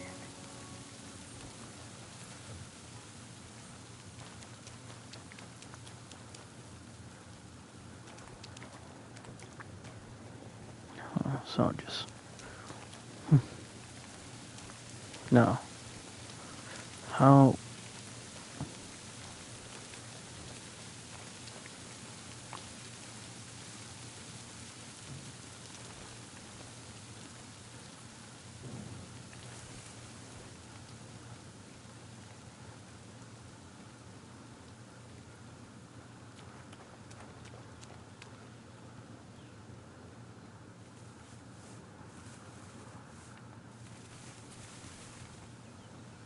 Fucking bushes. Why?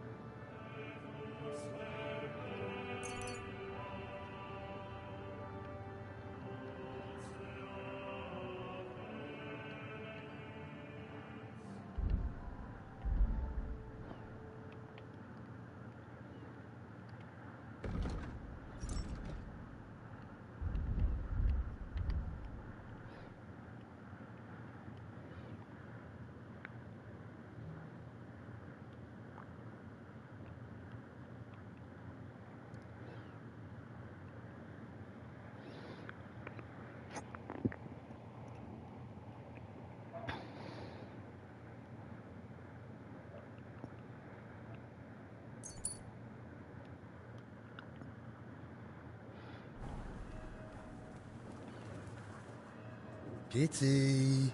Kitty! Forgive the intrusion. An apology will not spare us this dreadful illness, but obeying the abbot's order, I moved in here so I could continue. So leave me in its... I understand. And I'm urgently asking you to leave me be. I don't want to catch the illness and stand before the Lord. Not yet. Brother Librarian, I understand your fear, but remember our Lord Christ. Did he fear the lepers? And what did he say to the Samaritan who returned from the church to thank him? Your faith has healed you. You see? There's no need to fear the dreadful illness if your soul is pure. So you believe this illness is a test for us? Well, yes, I think it might be. But I'm only guessing. I wouldn't dare pass judgment on the Lord's intention. Ah, you've spoken wisely and humbly. I can never compare to our Lord Christ, but in your words I find comfort and a spark of hope. May I ask you a favor, then? But please, keep it brief. Brother Librarian, I need your help. What is it? This might sound odd, but do you have that book where I could find a recipe for aromatic oil? My answer may sound even odder. I do. It's on the stand over there. One of my brothers was searching for a recipe, an oil for hardened heels, from working out in our garden. Perhaps it will be of use to you as well.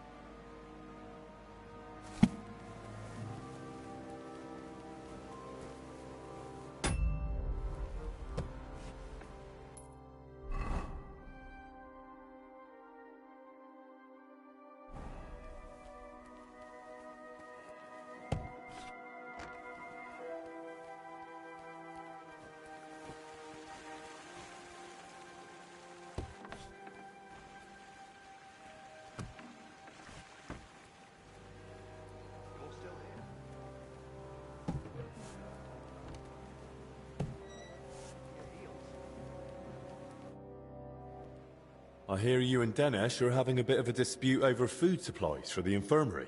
A dispute? Is that what he told you? Well, not in those words exactly. I really would like to help, but you must understand that I can't. No one knows how long the monastery will stay closed. The whole convent has to live off the supplies, and if we are to endure, we all have to tighten our belts.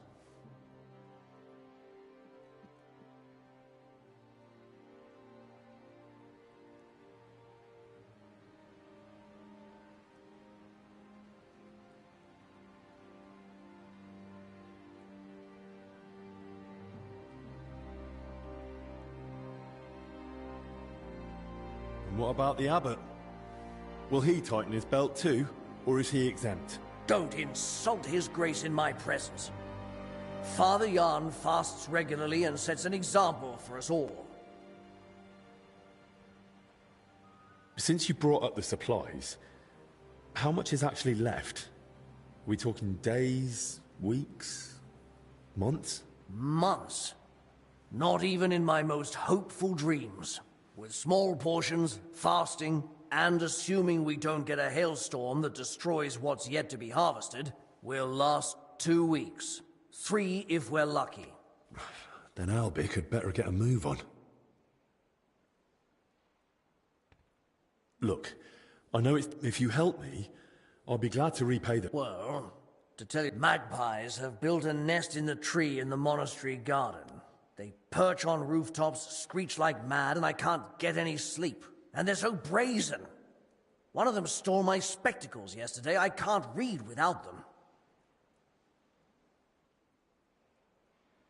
I'll see what I can do. All right. But make it quick. How else can you save on food? Other than shrinking portions and thinning out the gruel and broth with water when the Black Death ravaged the land. Salarius Vendelin ran the kitchen. They say that even though he had limited supplies, he... What, perform miracles? Don't blaspheme! But it's true that he kept most of the brethren alive. Where could I learn more about this Vendelin? There might be a small manuscript in the library. He wrote it himself once, long ago.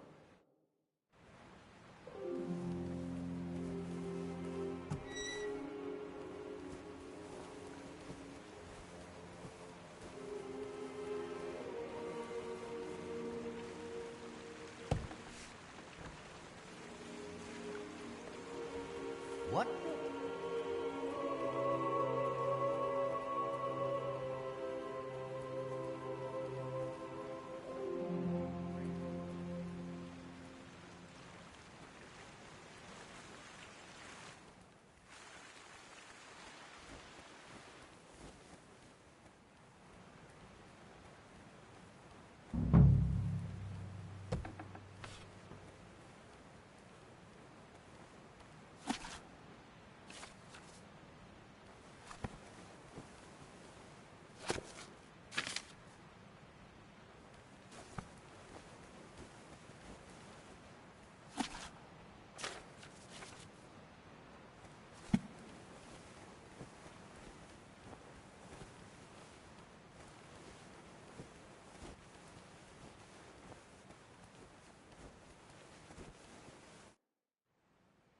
Brother Librarian? What is it? I found oils.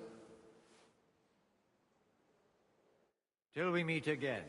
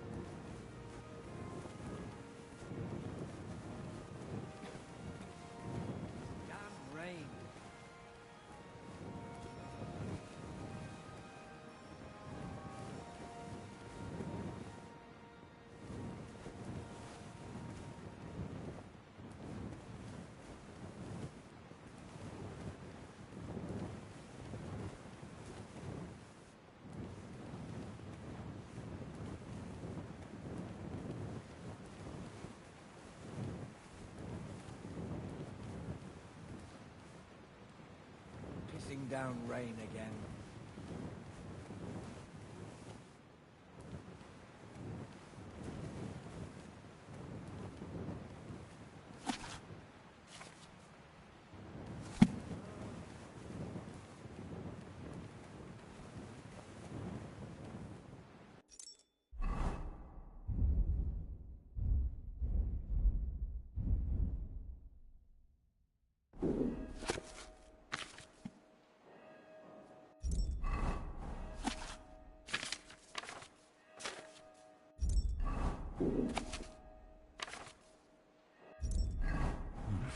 A bit longer without food, and I'll really start to be grumpy.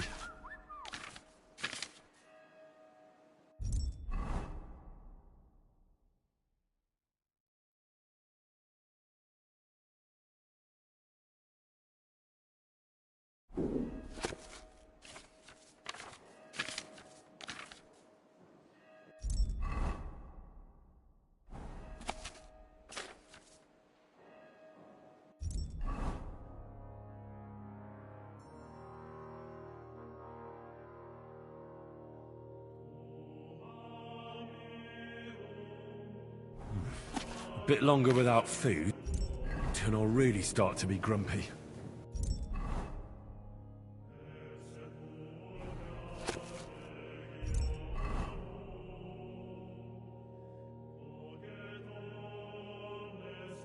I need something to...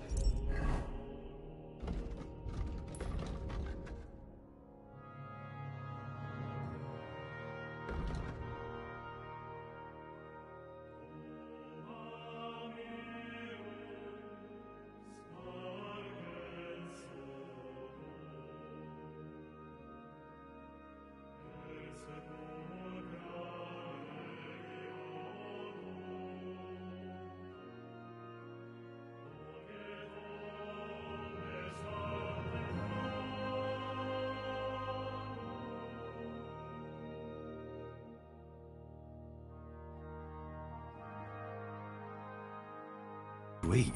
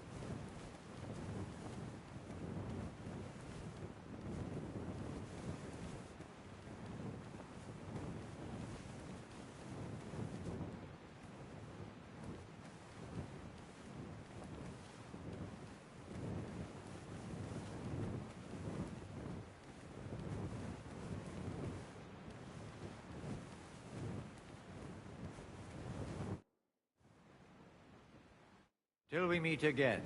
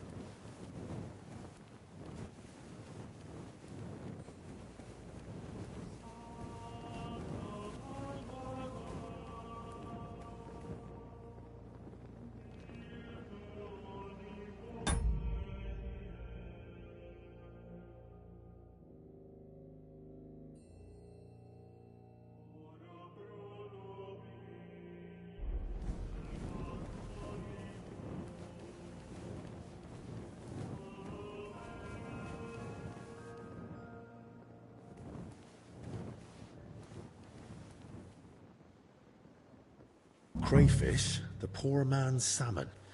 By Valerius Vendelin. Ah, this must be what Julian was talking about. It might come in handy.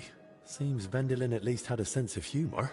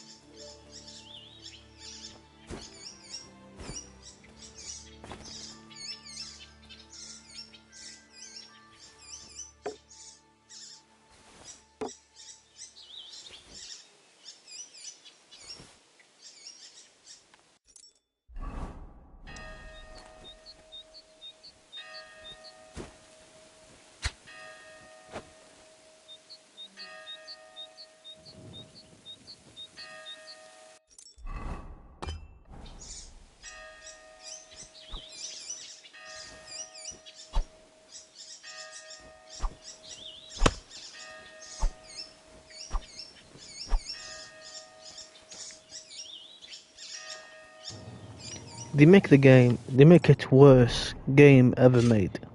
Like, you can't punch it. Seriously, Henry. I can put my arm there. It will fall off. I don't need a bow to do this.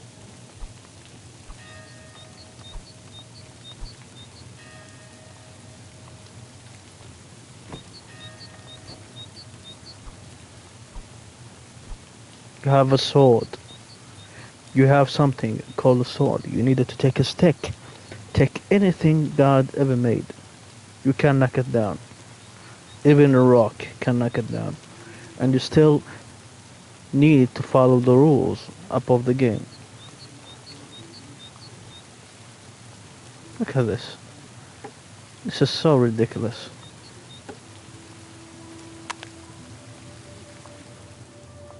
Finally.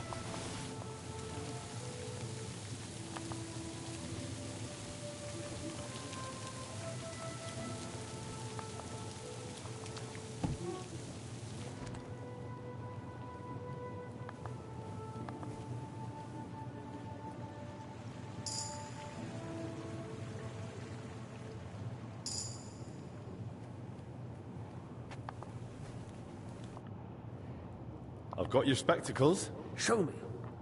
Are they all right? Don't worry, they're fine. Praise the Lord. And what about our deal? As they say, quid pro quo? Don't come at me with Latin, lad. If you have the nerve to ask, just say what you want. You said you consider giving the infirmary a larger food share. Did I say that? Aye. In return for bringing back your spectacles from the magpie nest I had to knock down. So, are my spectacles the only thing you found in the nest? It was completely empty otherwise. I suppose the magpies realized they were on sacred ground. All right, then. Take the supplies for the infirmary here. But God help you if you think of stealing anything. There's not much food left, so use it wisely. Hungry mouths will make it vanish quick as a flash. Bit longer without food, and I'll really start to be grumpy.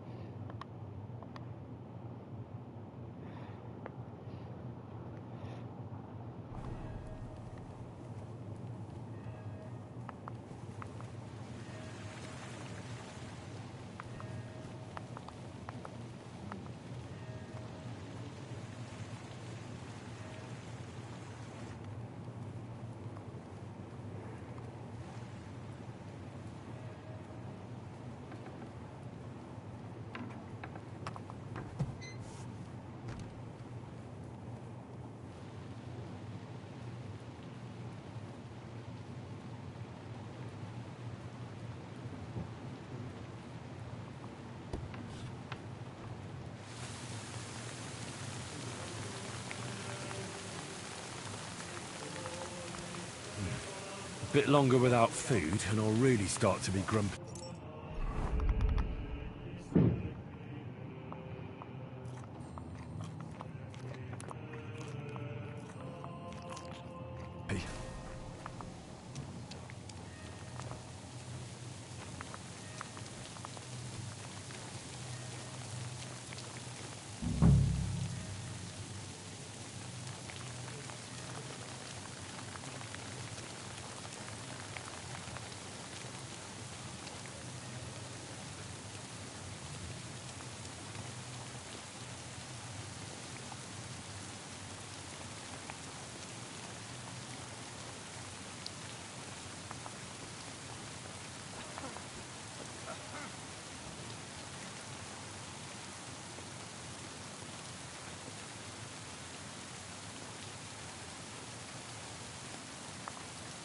This is the worst encounter in my life, and the worst fall of my life too.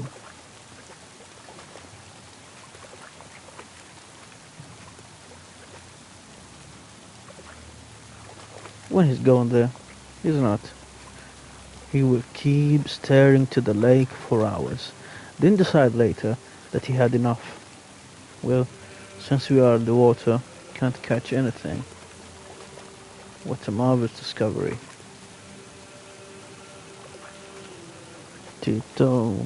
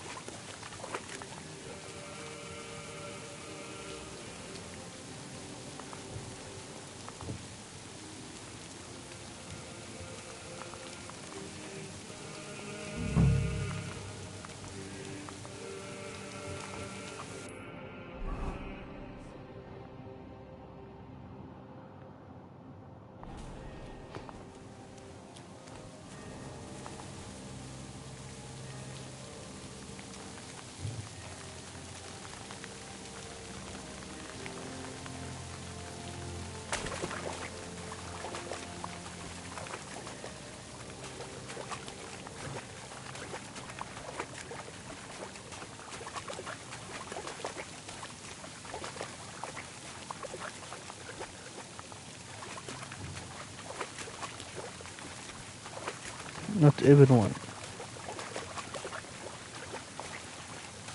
Deep in the camp.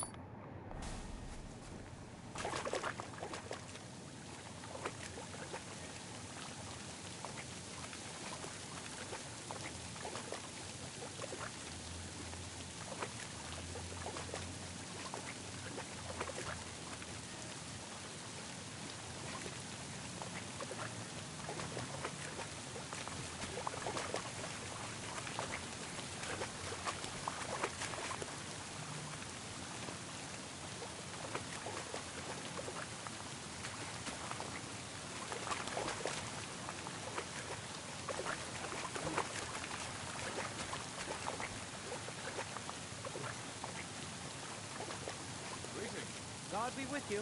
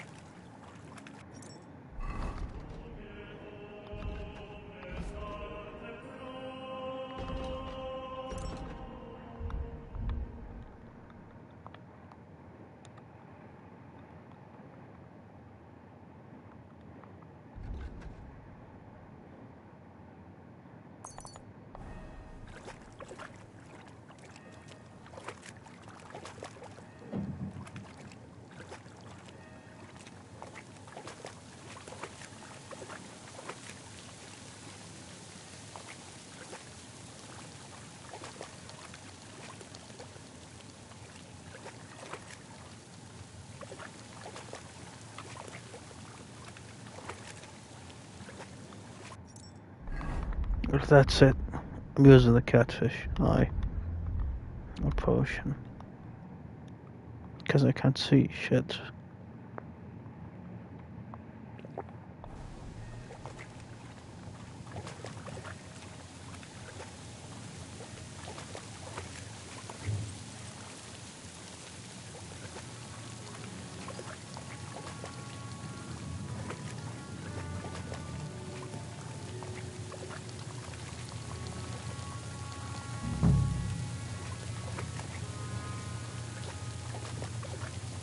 Crayfish, not catfish.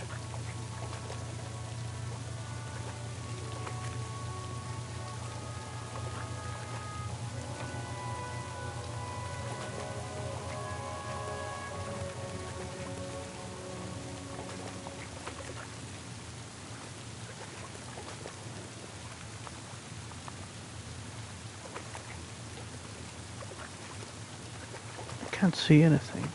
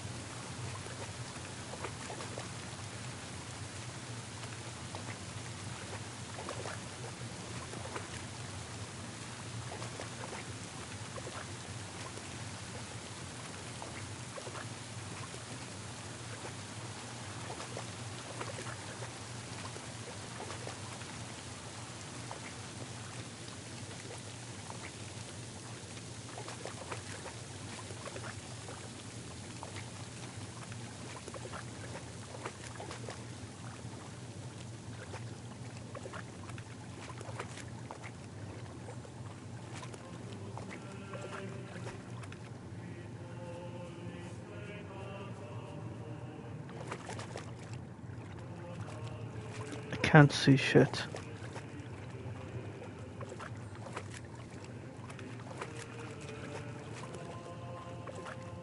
I eat crayfish. Seriously.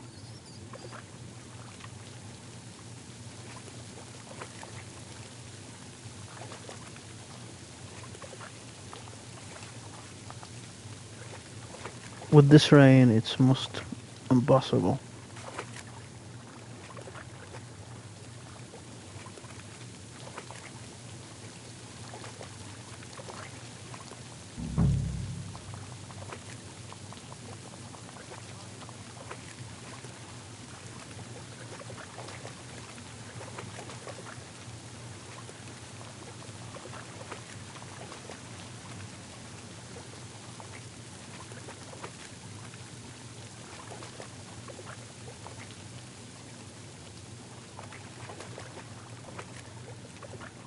This squirm in the water is very annoying.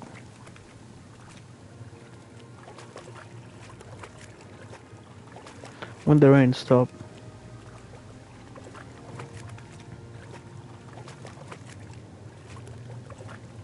They must be joking. They are using my time.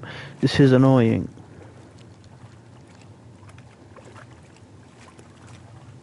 I find crabs. Crabs is not findable. You can't find anything.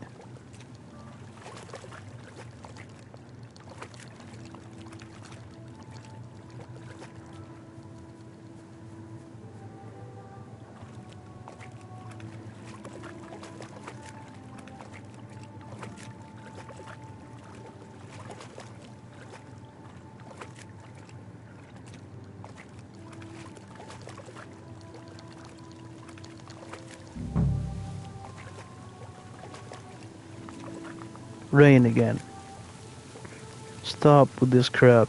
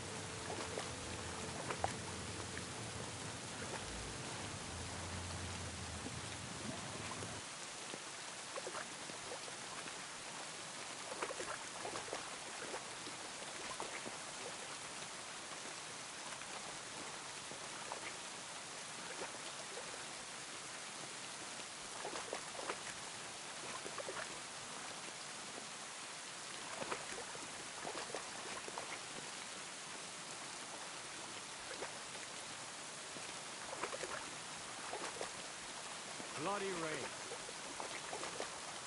Uh-huh. Bloody rain indeed.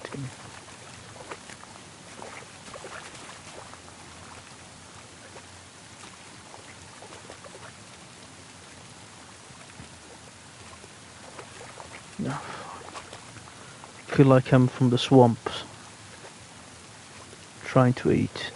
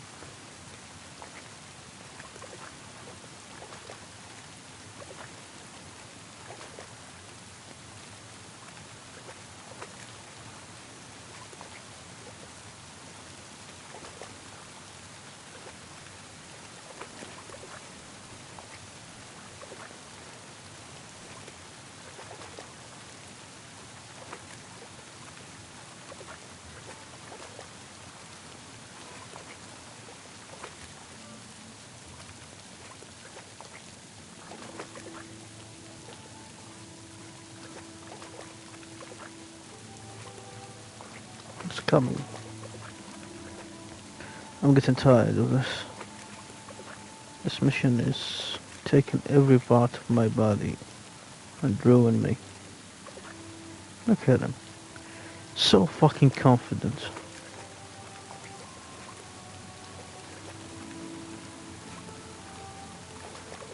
So annoying.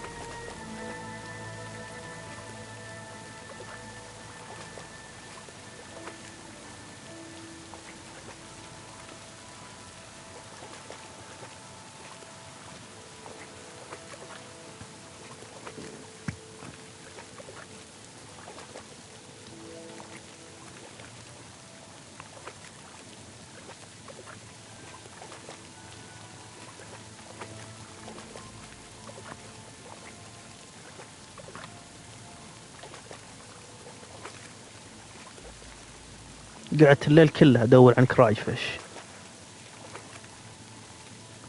لا حول ولا قوة الا بالله العلي العظيم، انه شيء مو طبيعي. ليش بتحديد 8؟ ليه؟ هو ما قال 8 ترى في الكتاب.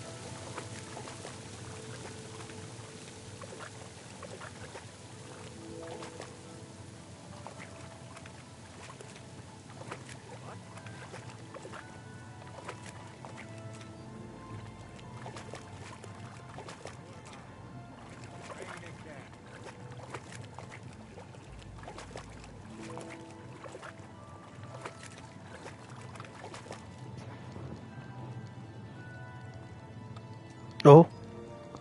Oh.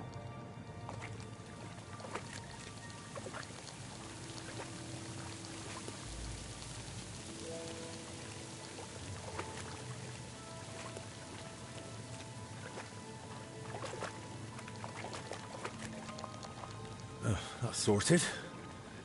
But maybe I'll find a few more here.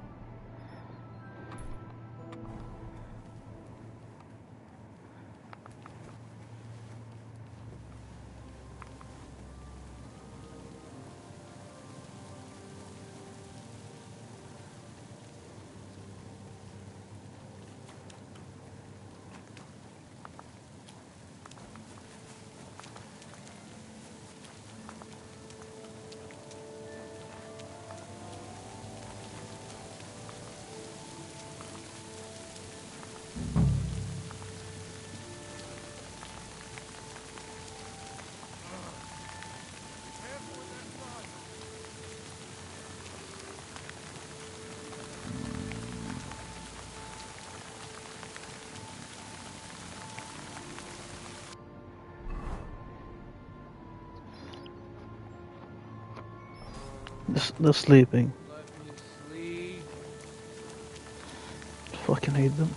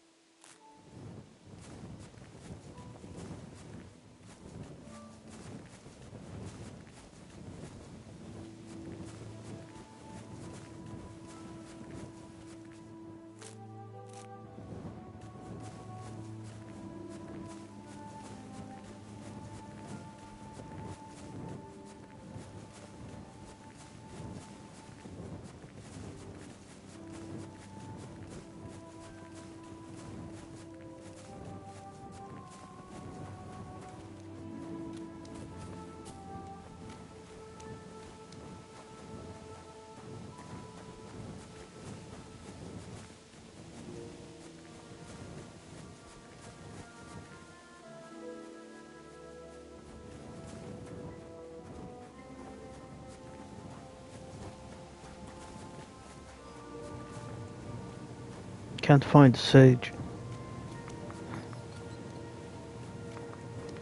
There's no sage here.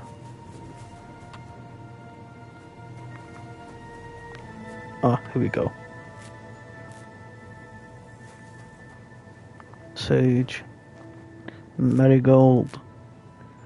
Take everything that you can take.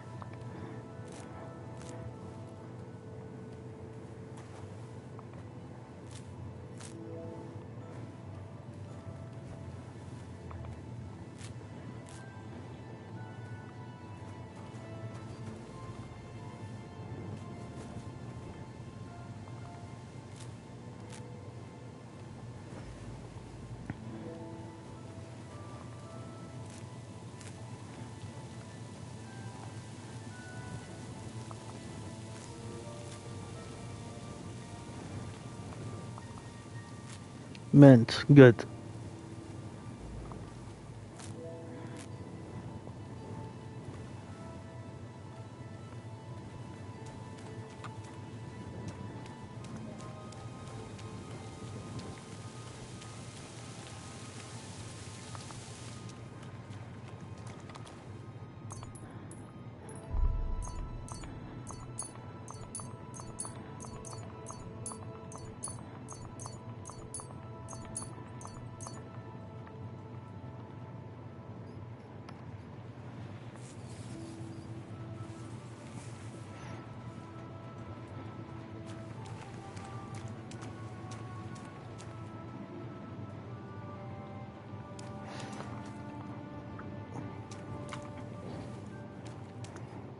Right, since we are here, we're gonna make the oil.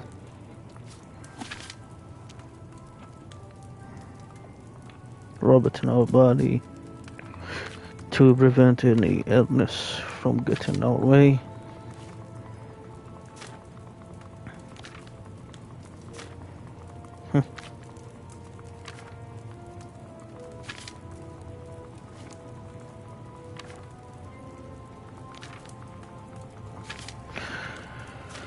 Perfume, gunpowder.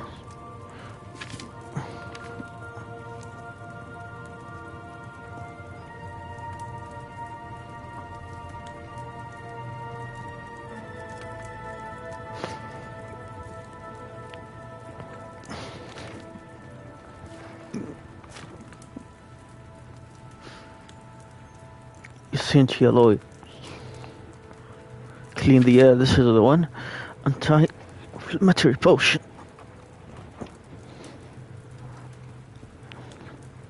And strength.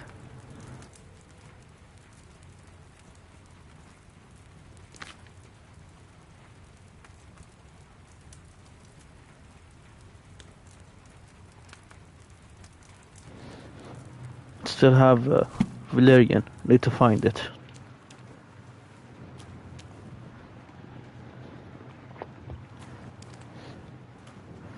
Have all sorts of crazy shit, but not the one I asked for.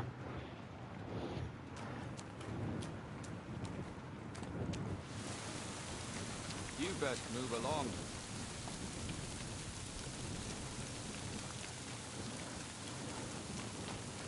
Well, he's cool with me. Where to find Valerian? Chamomile again. Ah, here we go.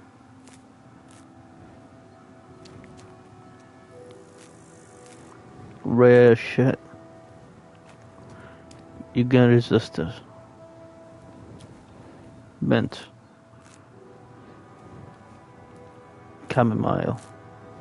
He got everything.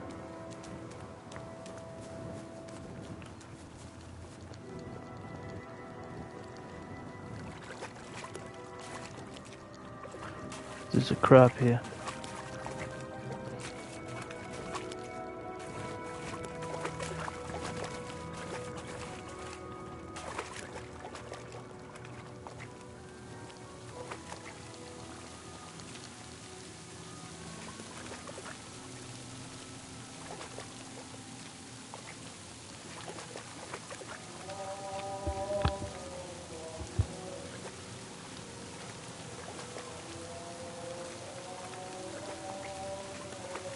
There's one here too, but I don't know where is it. I can't hear it.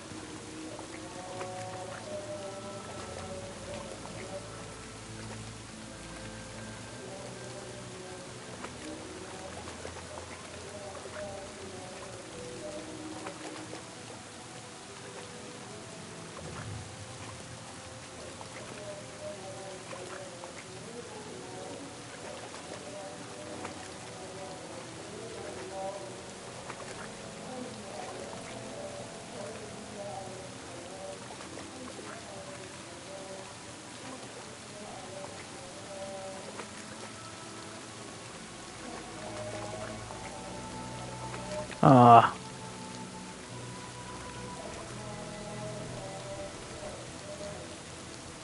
Here. And here. No.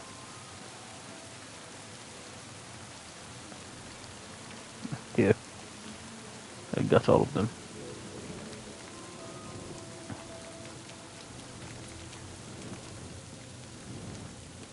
Right.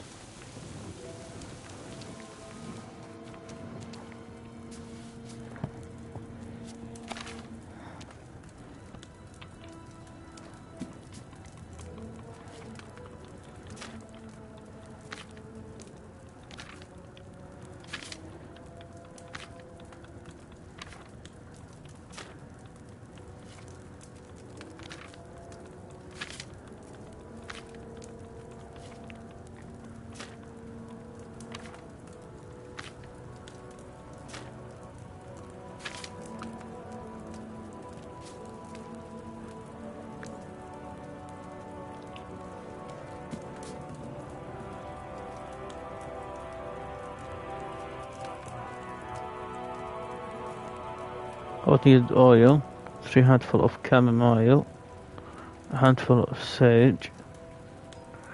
So 3 handful of chamomile, then boil for 3 times. Grinded sage, which is 1 sage. Then I put it, boil 1 time. Then after that, we put the valerian. Grind it, then put it, then just pour it, without distill. Okay. Chamomile 3, without grinding. 3 turns, 3 chamomiles. Do 1 sage, grind through 1 turn, 1 sage. Then this is valerian. Put it, don't boil, just pour. Let's go. Oil, water, wine. Here you go.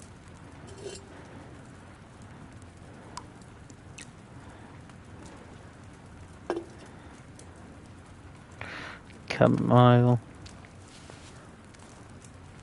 1.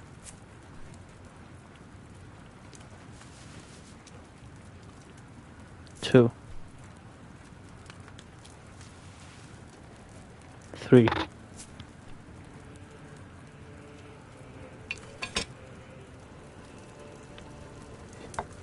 1 turn.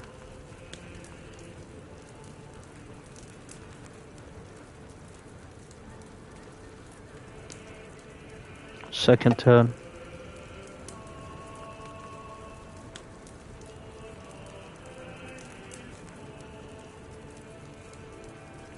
Third turn.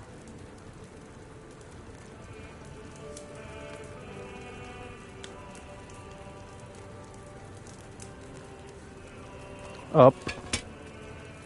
Sage.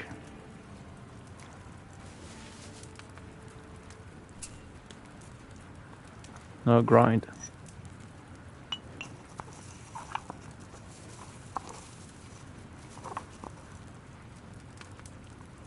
The cauldron. 1 turn.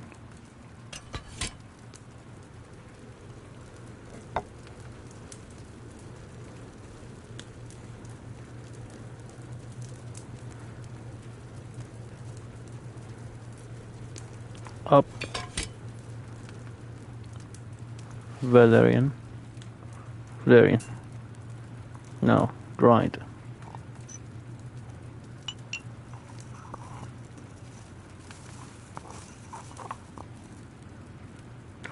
put in the cauldron and pour only. Come on. Let's go.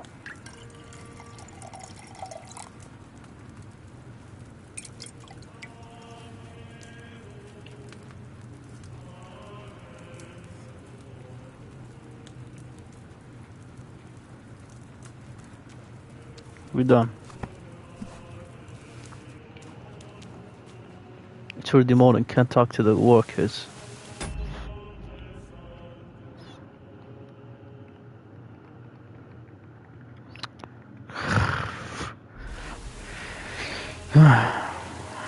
Clean myself.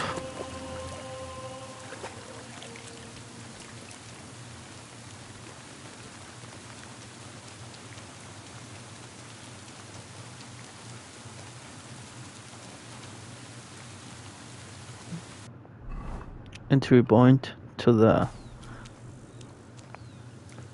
graves.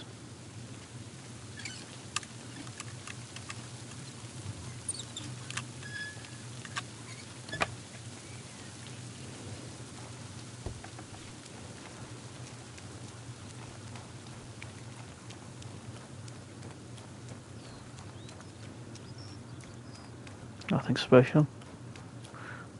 I can't take the spade, dig later, but not this moment.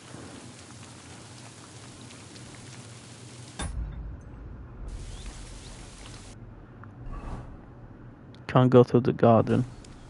What's inside it though?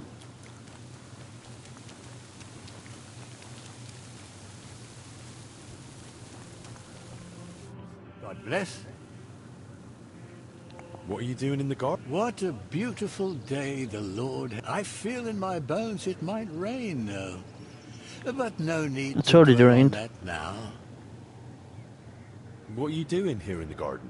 You know, people often don't cherish the simple gifts life offers. At least not until they lose them. But why shouldn't one rejoice in each day and share that joy with others? Just look. The roses, for instance. Such splendor. I planted them here myself, years ago. What? Why aren't you with the other monks? Ah, it's beautiful here. The birds don't sing like they used to. But at least I can still watch them. Don't you wish you could fly too? Soaring on the wind and gazing upon the wonders of the world. Are you even listening to me? I'm asking why you're not inside. I heard you. Well? You're asking what I'm doing in the garden. Just look around. Where else could I wish to be in this very moment? Inside? Because there's a contagious illness roaming around? Look at me. What could some illness possibly take from old Brother Constantine? By the way, you look spry, full of strength. May I ask a small favor of you? First, I want to know what it is. You see, I didn't tell any of the brothers I was going out into the garden. That wasn't the wisest thing. I'd need you to let one of them know I'm all right, so he doesn't worry needlessly.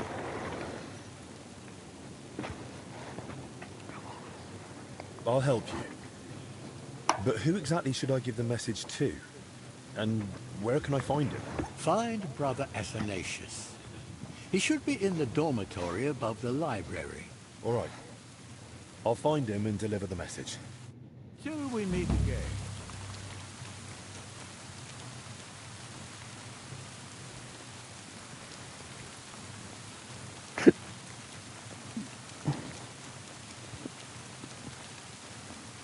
I'll talk to the old folks. So what we crossed off the list? We need some rope and leather now.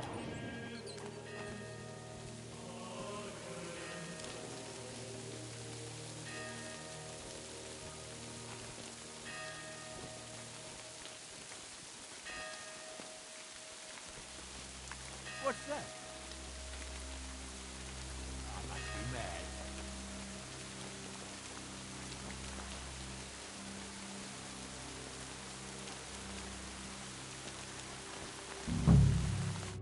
I need to ask you something. Look, you probably shouldn't be here, right? You heard the talk. They say there's some pestilence going round. Yeah, that's exactly why I'm here.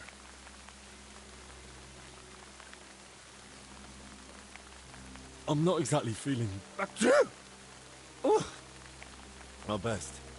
Tell me what I need to know. Oh. And I'll be off. Christ almighty!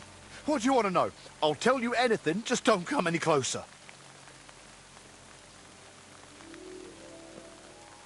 Have you noticed anything odd lately? Suspicious? What, during work? We're at it from dusk till dawn. No time to be watching what's going on. Sure, but while you're working, you must hear a thing or two. You know how folk chatter while they work. Well, I suppose there are two groups of workers here. Us lot working above ground, and another lot working down in the crypt. We don't talk to each other much. Why not? They're a right bunch of bastards. Maybe because they've been at it longer than us. They hardly ever come up before we knock off. Some of them probably even sleep down there. Ugh. Why are there two crews here? We take care of everything above ground. They're dealing with that collapse into the crypt. We hardly ever see each other. Where can I find the other crew? Their tents are right next to the monastery wall. Who's in charge of your lot? Andra, our foreman. But the work's clearly laid out. He doesn't have time to be breathing down our necks all the time. I haven't seen him around. Where can I find him? No idea. Truth be told, I haven't seen him myself in a while. And that doesn't strike you as odd? You think, what, he's sick too? Well, he's definitely not in the infirmary. Hopefully he's all right. Thanks. That'll be all.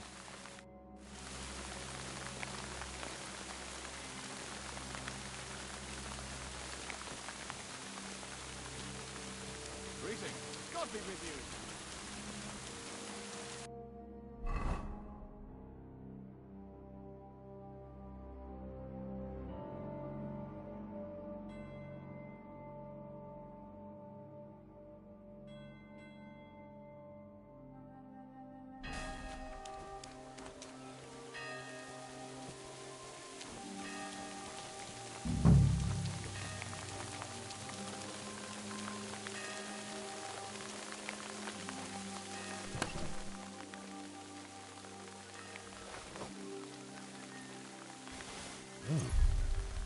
Now that looks a bit dodgy.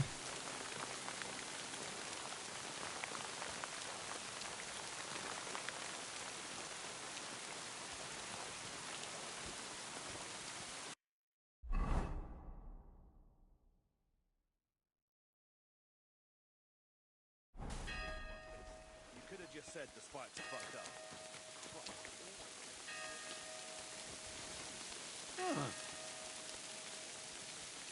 I must be mad.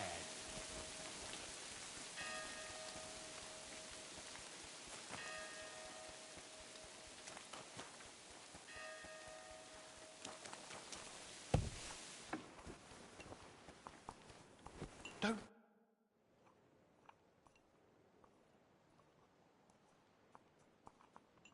I got more food for the infirmary. Should I ask how you managed it?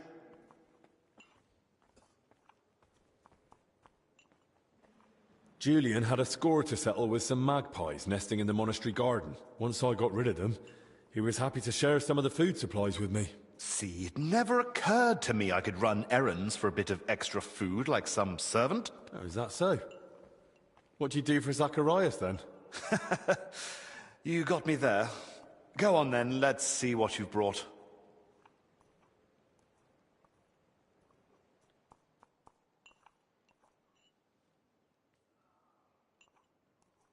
Nothing.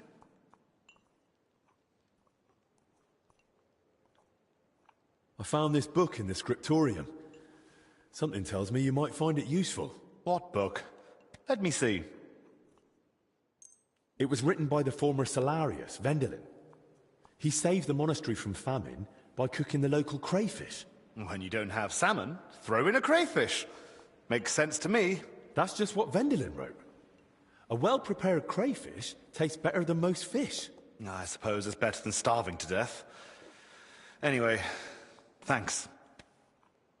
I got more food. Should I ask? Let's just say I found a source of food no one here is making use of. Don't tell me you scraped it off the dung heap. Don't worry. They're as fresh as can be. Prime... You caught...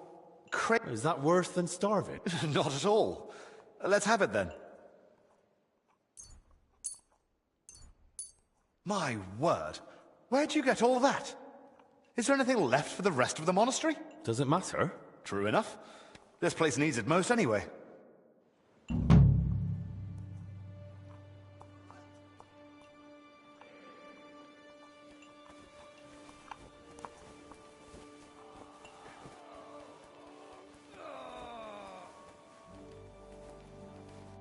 Lord be with... What do you... God be with you. I'm sorry.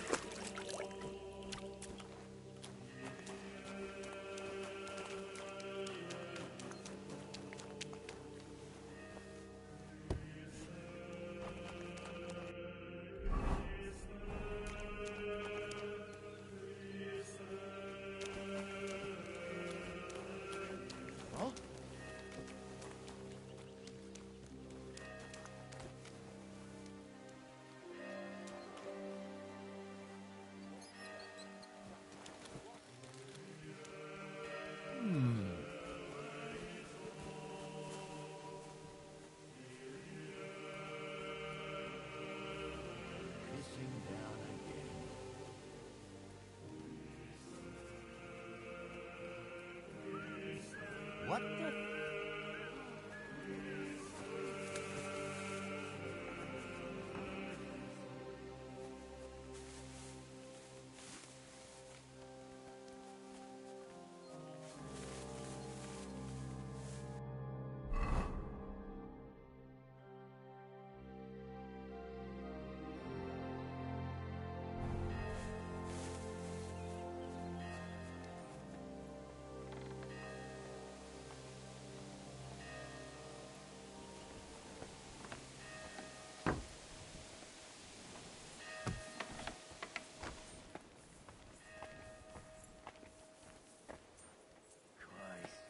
This weather.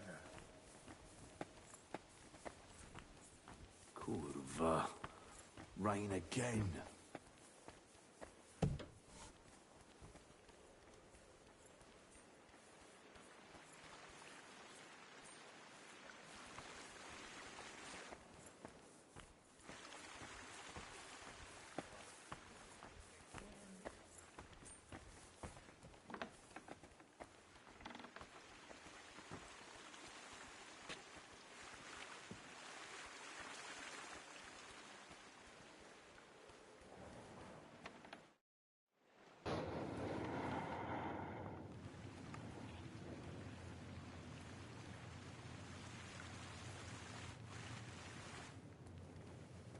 God be with you, my friend.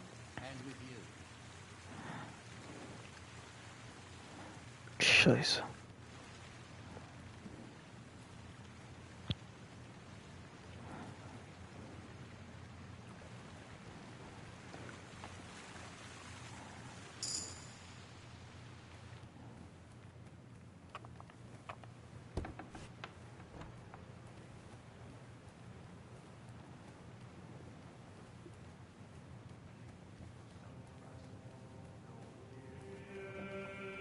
What are you trying to pull, you scoundrel?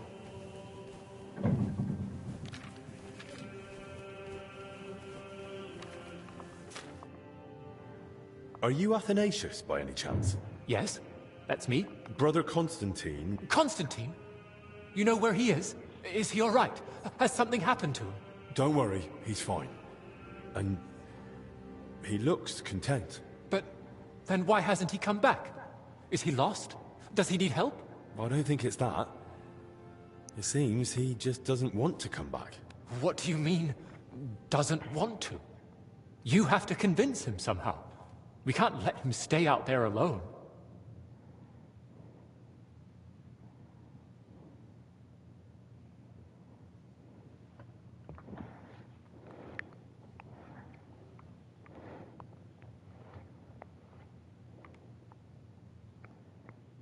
All right. Till we meet again.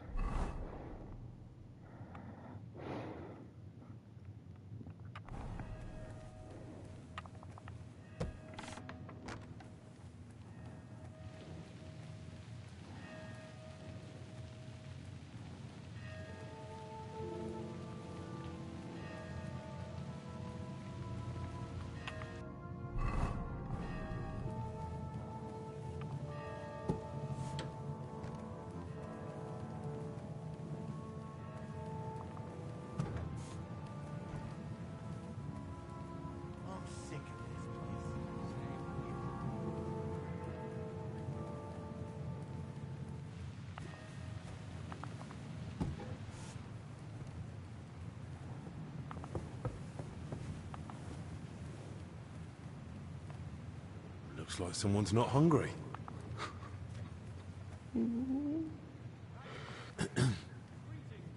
Everything all right? Go. Just go, please. I don't mean to disturb you. I just wondered if something had happened. Do you need help? Behold, I am the handmaid of the Lord. All right. Just give me a moment. What's the matter? The brothers have kept their distance ever since the monastery was closed. But I haven't seen you here before. My name's Henry. I came with Master Albie. And it seems like just in time. You're right. Forgive me. I haven't introduced myself yet. My name's Vincent. Nice to meet you. Say, Vincent, I heard you all the way from the hall. Did something happen? I can't. You shouldn't bottle it up. What's the point of avoiding the illness if you're just going to waste away in here? I haven't told a soul about it yet. I was afraid they'd take it the wrong way. I'm neither a confessor nor a friar. Whatever it is, I'm not going to judge you. I don't know why, but I feel like I can trust you. Maybe it was divine providence that led you to me, but you have to promise me you won't speak of it in front of the others. Of course. I promise. Have you ever had frightening dreams, Henry? You mean nightmares? Something like that. When you're haunted in your sleep by visions full of horror and despair. Aye. Sometimes grim memories come flooding back in my sleep. Then I always feel relieved when I wake up in the morning. So you understand me. But this is something a bit different. Imagine waking up from sleep. You're lucid. Your eyes can open. I think I can manage that. But the dream doesn't fade. Your mind is awake, but your body can't move. You want to scream, call for help, but you can't make a sound. What would you do in that moment?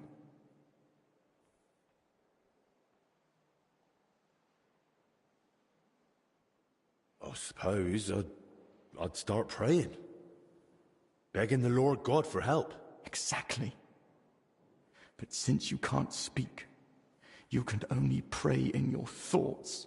And the more fervently you pray, the more it feels like your head is searing in the flames of hell. Usually, those invisible chains release me in time, but other times... You mean to tell me it's happened to you more than once? Mm-hmm.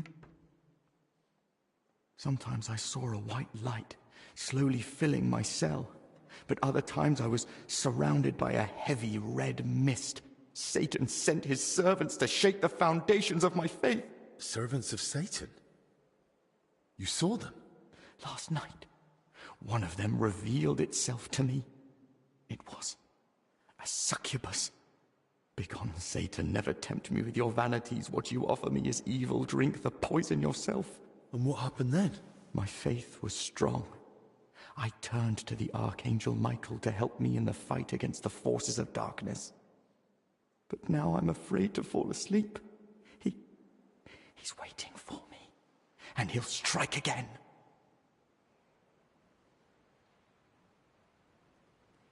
I understand your fear. Everyone's on edge here, but you have even more reason to be. I could pray with you, if you'd like. Yes. Let us pray. Saint Michael the Archangel, defend us in battle. Be our protection against the wickedness and snares of the devil. May God rebuke him, we humbly pray. O Prince of the heavenly hosts, by the power of God, thrust into hell Satan and all the evil spirits who prowl about the world, seeking the ruin of souls. Amen.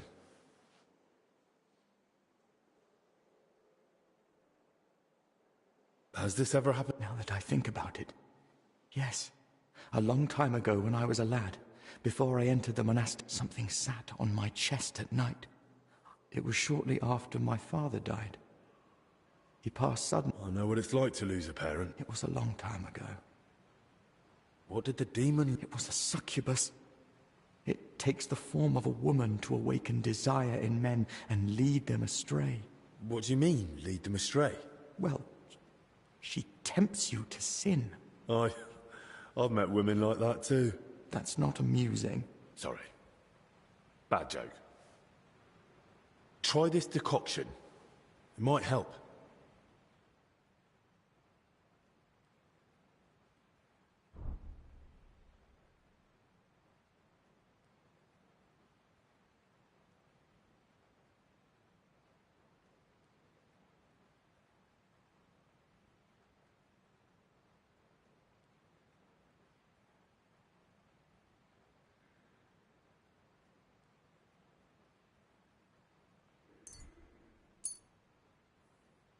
It might not drive away the devil himself, but at least you'll get some rest.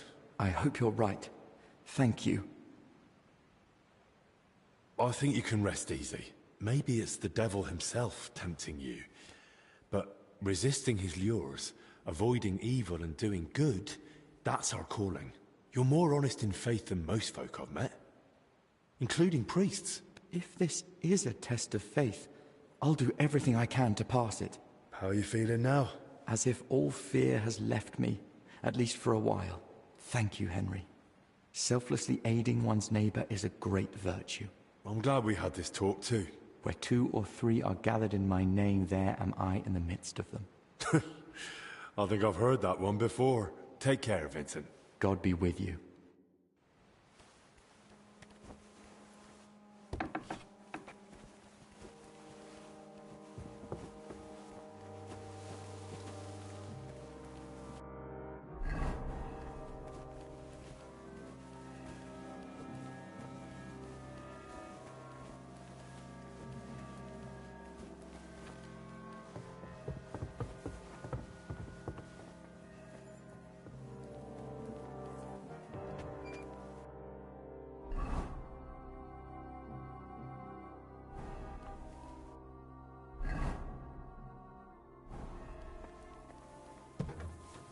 You can't be here.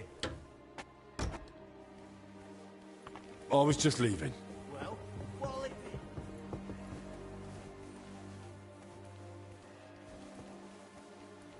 Don't you know there's a quarantine? King of Bohemia.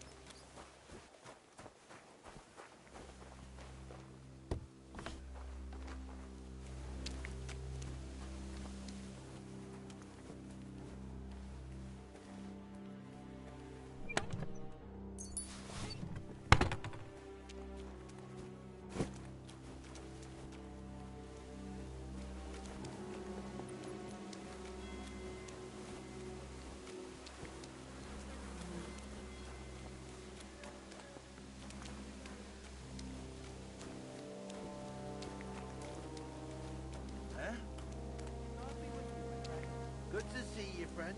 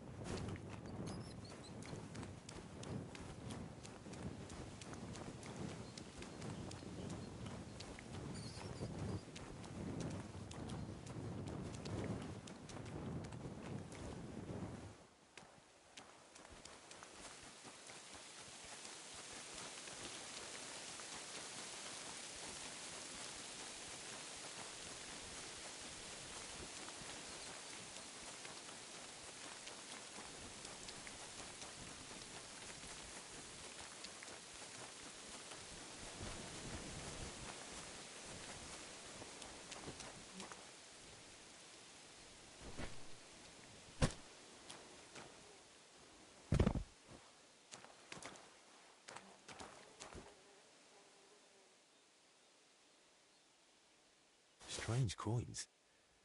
They don't look like our Bohemian ones. And they're pure gold. And the monastery wouldn't be paying labourers in gold, would it?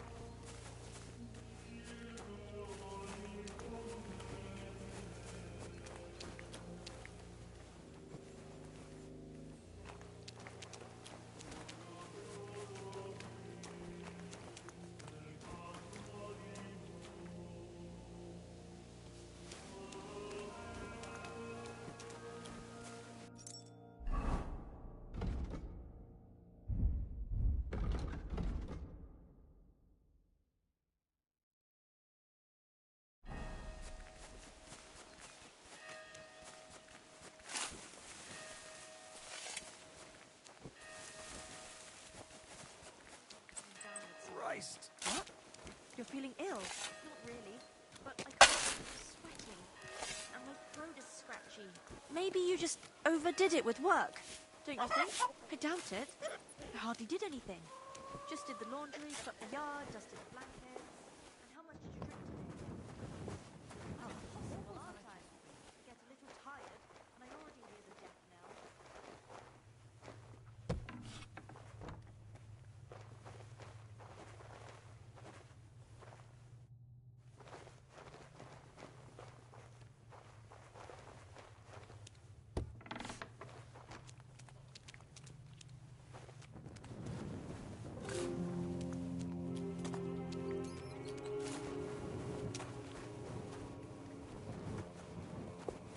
Don't you know there's a quarantine? What are you poking around? I thought I told you to do something. Hey, what are you doing here?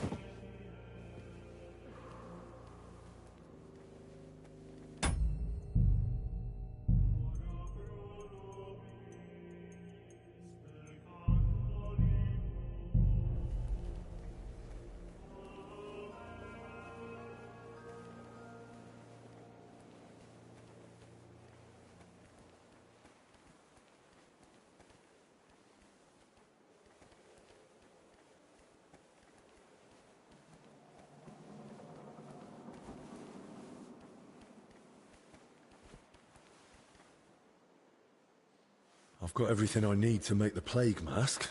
Now, just to actually make it.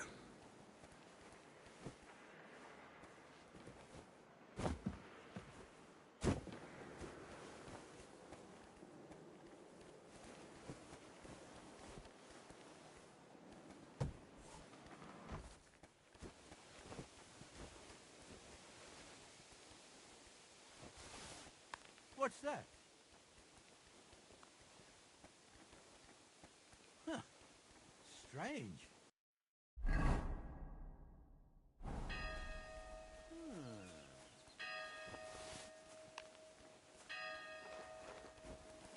Did I imagine it? What the hell?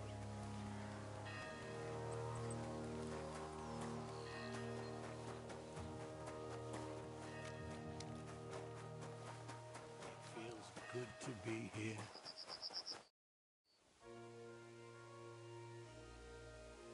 I told Athenais... Why would I do that, lad? I have everything I need here.